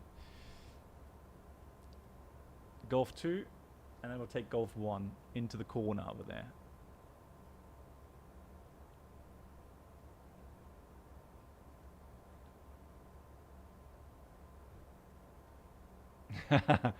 Federico, don't worry. I'll get you. Don't worry. So here comes Golf 1. Empty cross. Thank you. Yeah, Toto, I do wish you a lovely weekend. I hope you'll enjoy it. I know you've got lots of stuff on your plate still to do.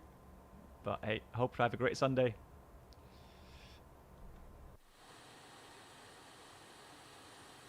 So max wingspan 12 meters. I think that's fine, isn't it?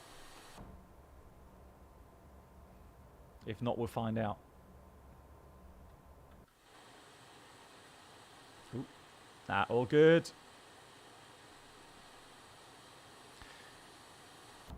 It will be a bit closer if we had some of those cars there.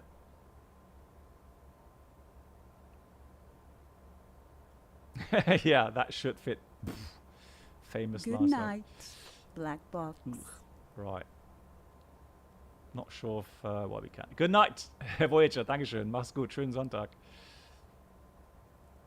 Yeah, I want to find a nice VIP. Oh, look at that. Oh, yeah. Yeah. Caramba. That's where we want to park, over there. That looks like some VIP aircraft right there. Caramba.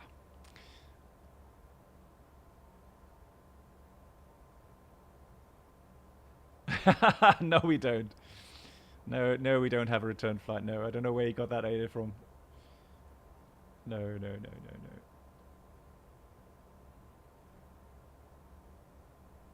Right, we're gonna park. We finally got the caramba. Arthur, I feel that when I fly shared cockpit with you, then you'll hear that a lot more often. Engine shutdown checklist. Right. Taxi lights. Off. Parking brake. Set. Reverse thrust. Stowed. Generators 1 and 2. Right.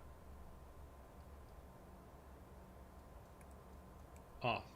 Engine 2 shut down. Hold on.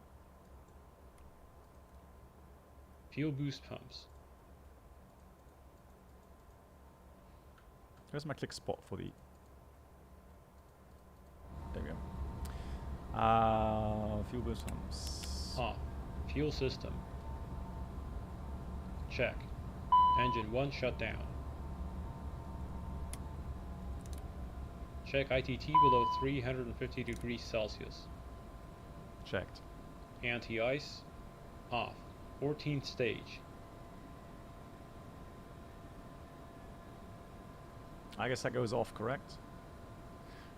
Do we have dome light here? Hold on. Dome light. Nobody goes away.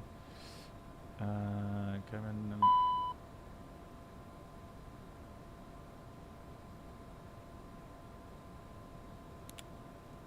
Off. Beacon. Off. No steer. Off. ATC TCAS. You see, that's the thing. So even though I haven't flown it that often... Standby 0. Parking brake if chocked. Right, let's go hand signals, chocks in. So even though I've not flown it that often, I do know exactly where the switches are now, which is cool. Oh no, your sim crashed. Map light is all you get for the dome lights. Okay, so we got the chocks in, parking brake off. Off. Passenger signs. Off. Cabin differential. 0 PSI. Engine shutdown checklist complete. Nice. Securing checklist next. Nope. Let me get... oh, the door opens, so next camera disable. Welcome to Malaga, folks. That's closed. Where's my switch? There it is.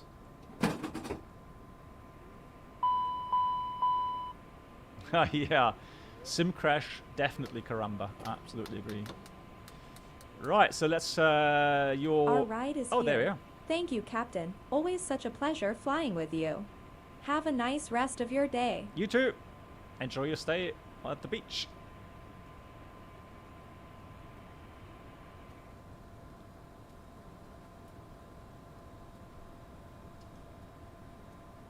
Secure and checklist. Emergency lights. Yeah, right. Oi. What do you mean? Off. AC DC utility switch. Megas, always. Always. Off 3 minutes. Headsets. Off. Thrust reversers.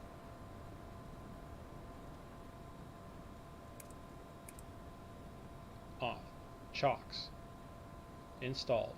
Parking brake. Off. Hydraulic pumps. Actually, if we want to secure the aircraft, I want to go outside now, I guess, to open the nose gear doors, don't I?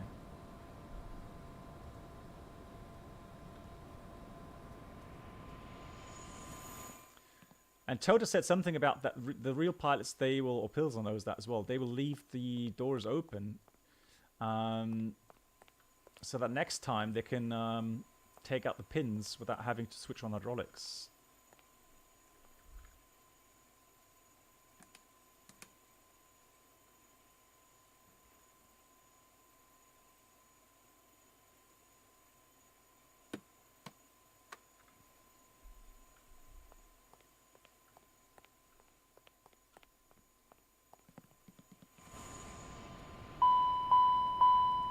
Nose door. Yeah, I know. Nose door. All good. So that goes off now. Off. Nav lights, logo light. Nav light, logo light. Off. APU generator. Right, so now when I switch off the APU generator, I'm going to go to the paper checklist. APU start stop is going to be stop.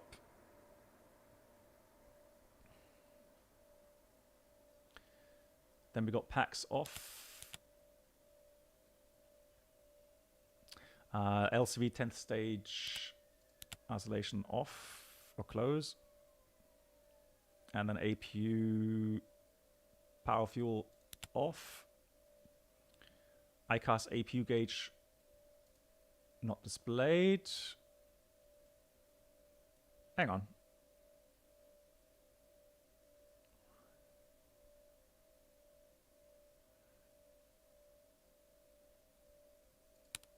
No. Right, so that's not okay. That's not displaying anymore EGT. All right, so that's the maximum we're gonna get. Battery master off.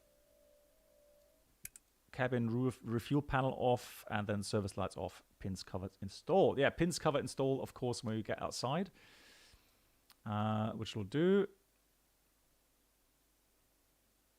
Yeah, I did press power fuel. Yeah, I did. I checked. So when I checked it, you can see the indication come on again with regards to that panel's off. EGT.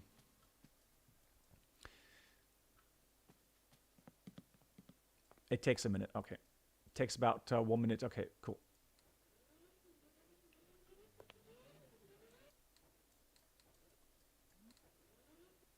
Go on. Oof, it's a heavy door. It's so heavy. Oh. Workout here. Right, so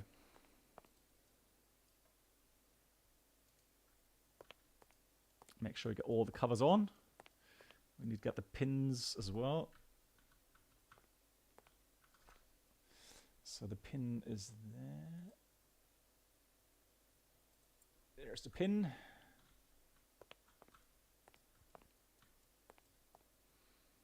Got one cover there. Got another cover there. Another cover there. And is another one there? No. That one doesn't cover. So that's that. That's that. There we got one more. Yeah, I think we've got all the covers. Now we need to get a buy a larger mouse. What do you mean?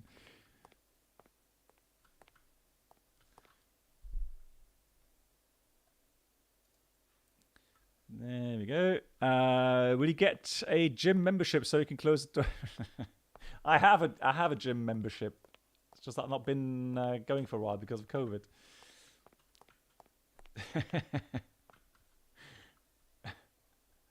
Right. Good. I think we're good to go. Nice flight. Look at that. What a beauty. I'm a little proud. I am seriously a little bit proud. And of course, I got lots of help from Toto and all the knowledgeable friends here. But I mean, we did fly this from Amman with VATSIM ATC control. We did a good approach. Yeah. Thank you. Yeah, so I think we did well. We did good approach, nice and stable, nice landing. Yeah, very nice indeed. That really gives you, at least me, it gives me a lot of satisfaction. Yeah, Luke, thank you for watching. Even though it was a long stream today. Yeah, thank you so much.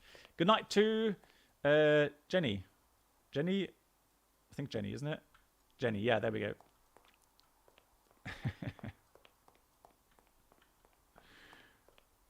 It's almost as if I'm a pro pilot. I try as hard as I can. Right, there we go. My dear friends, thank you so much. Next stream is on Monday. Thanks for joining today. Big thank you again to Toto, Pilsner, and my dear moderators. Thank you so much to everyone. Thanks for supporting. A big shout out to new members today from Juan Villa, from Team Jordan. Good night. Herr Fred, thank you so much. Welcome everyone to the channel. All right, guys. I'll see you soon. Take care, everyone. No, that was a perfect landing. There's no need for replay. Keep. Thank you so much. Take care, everyone. Okay. Good night.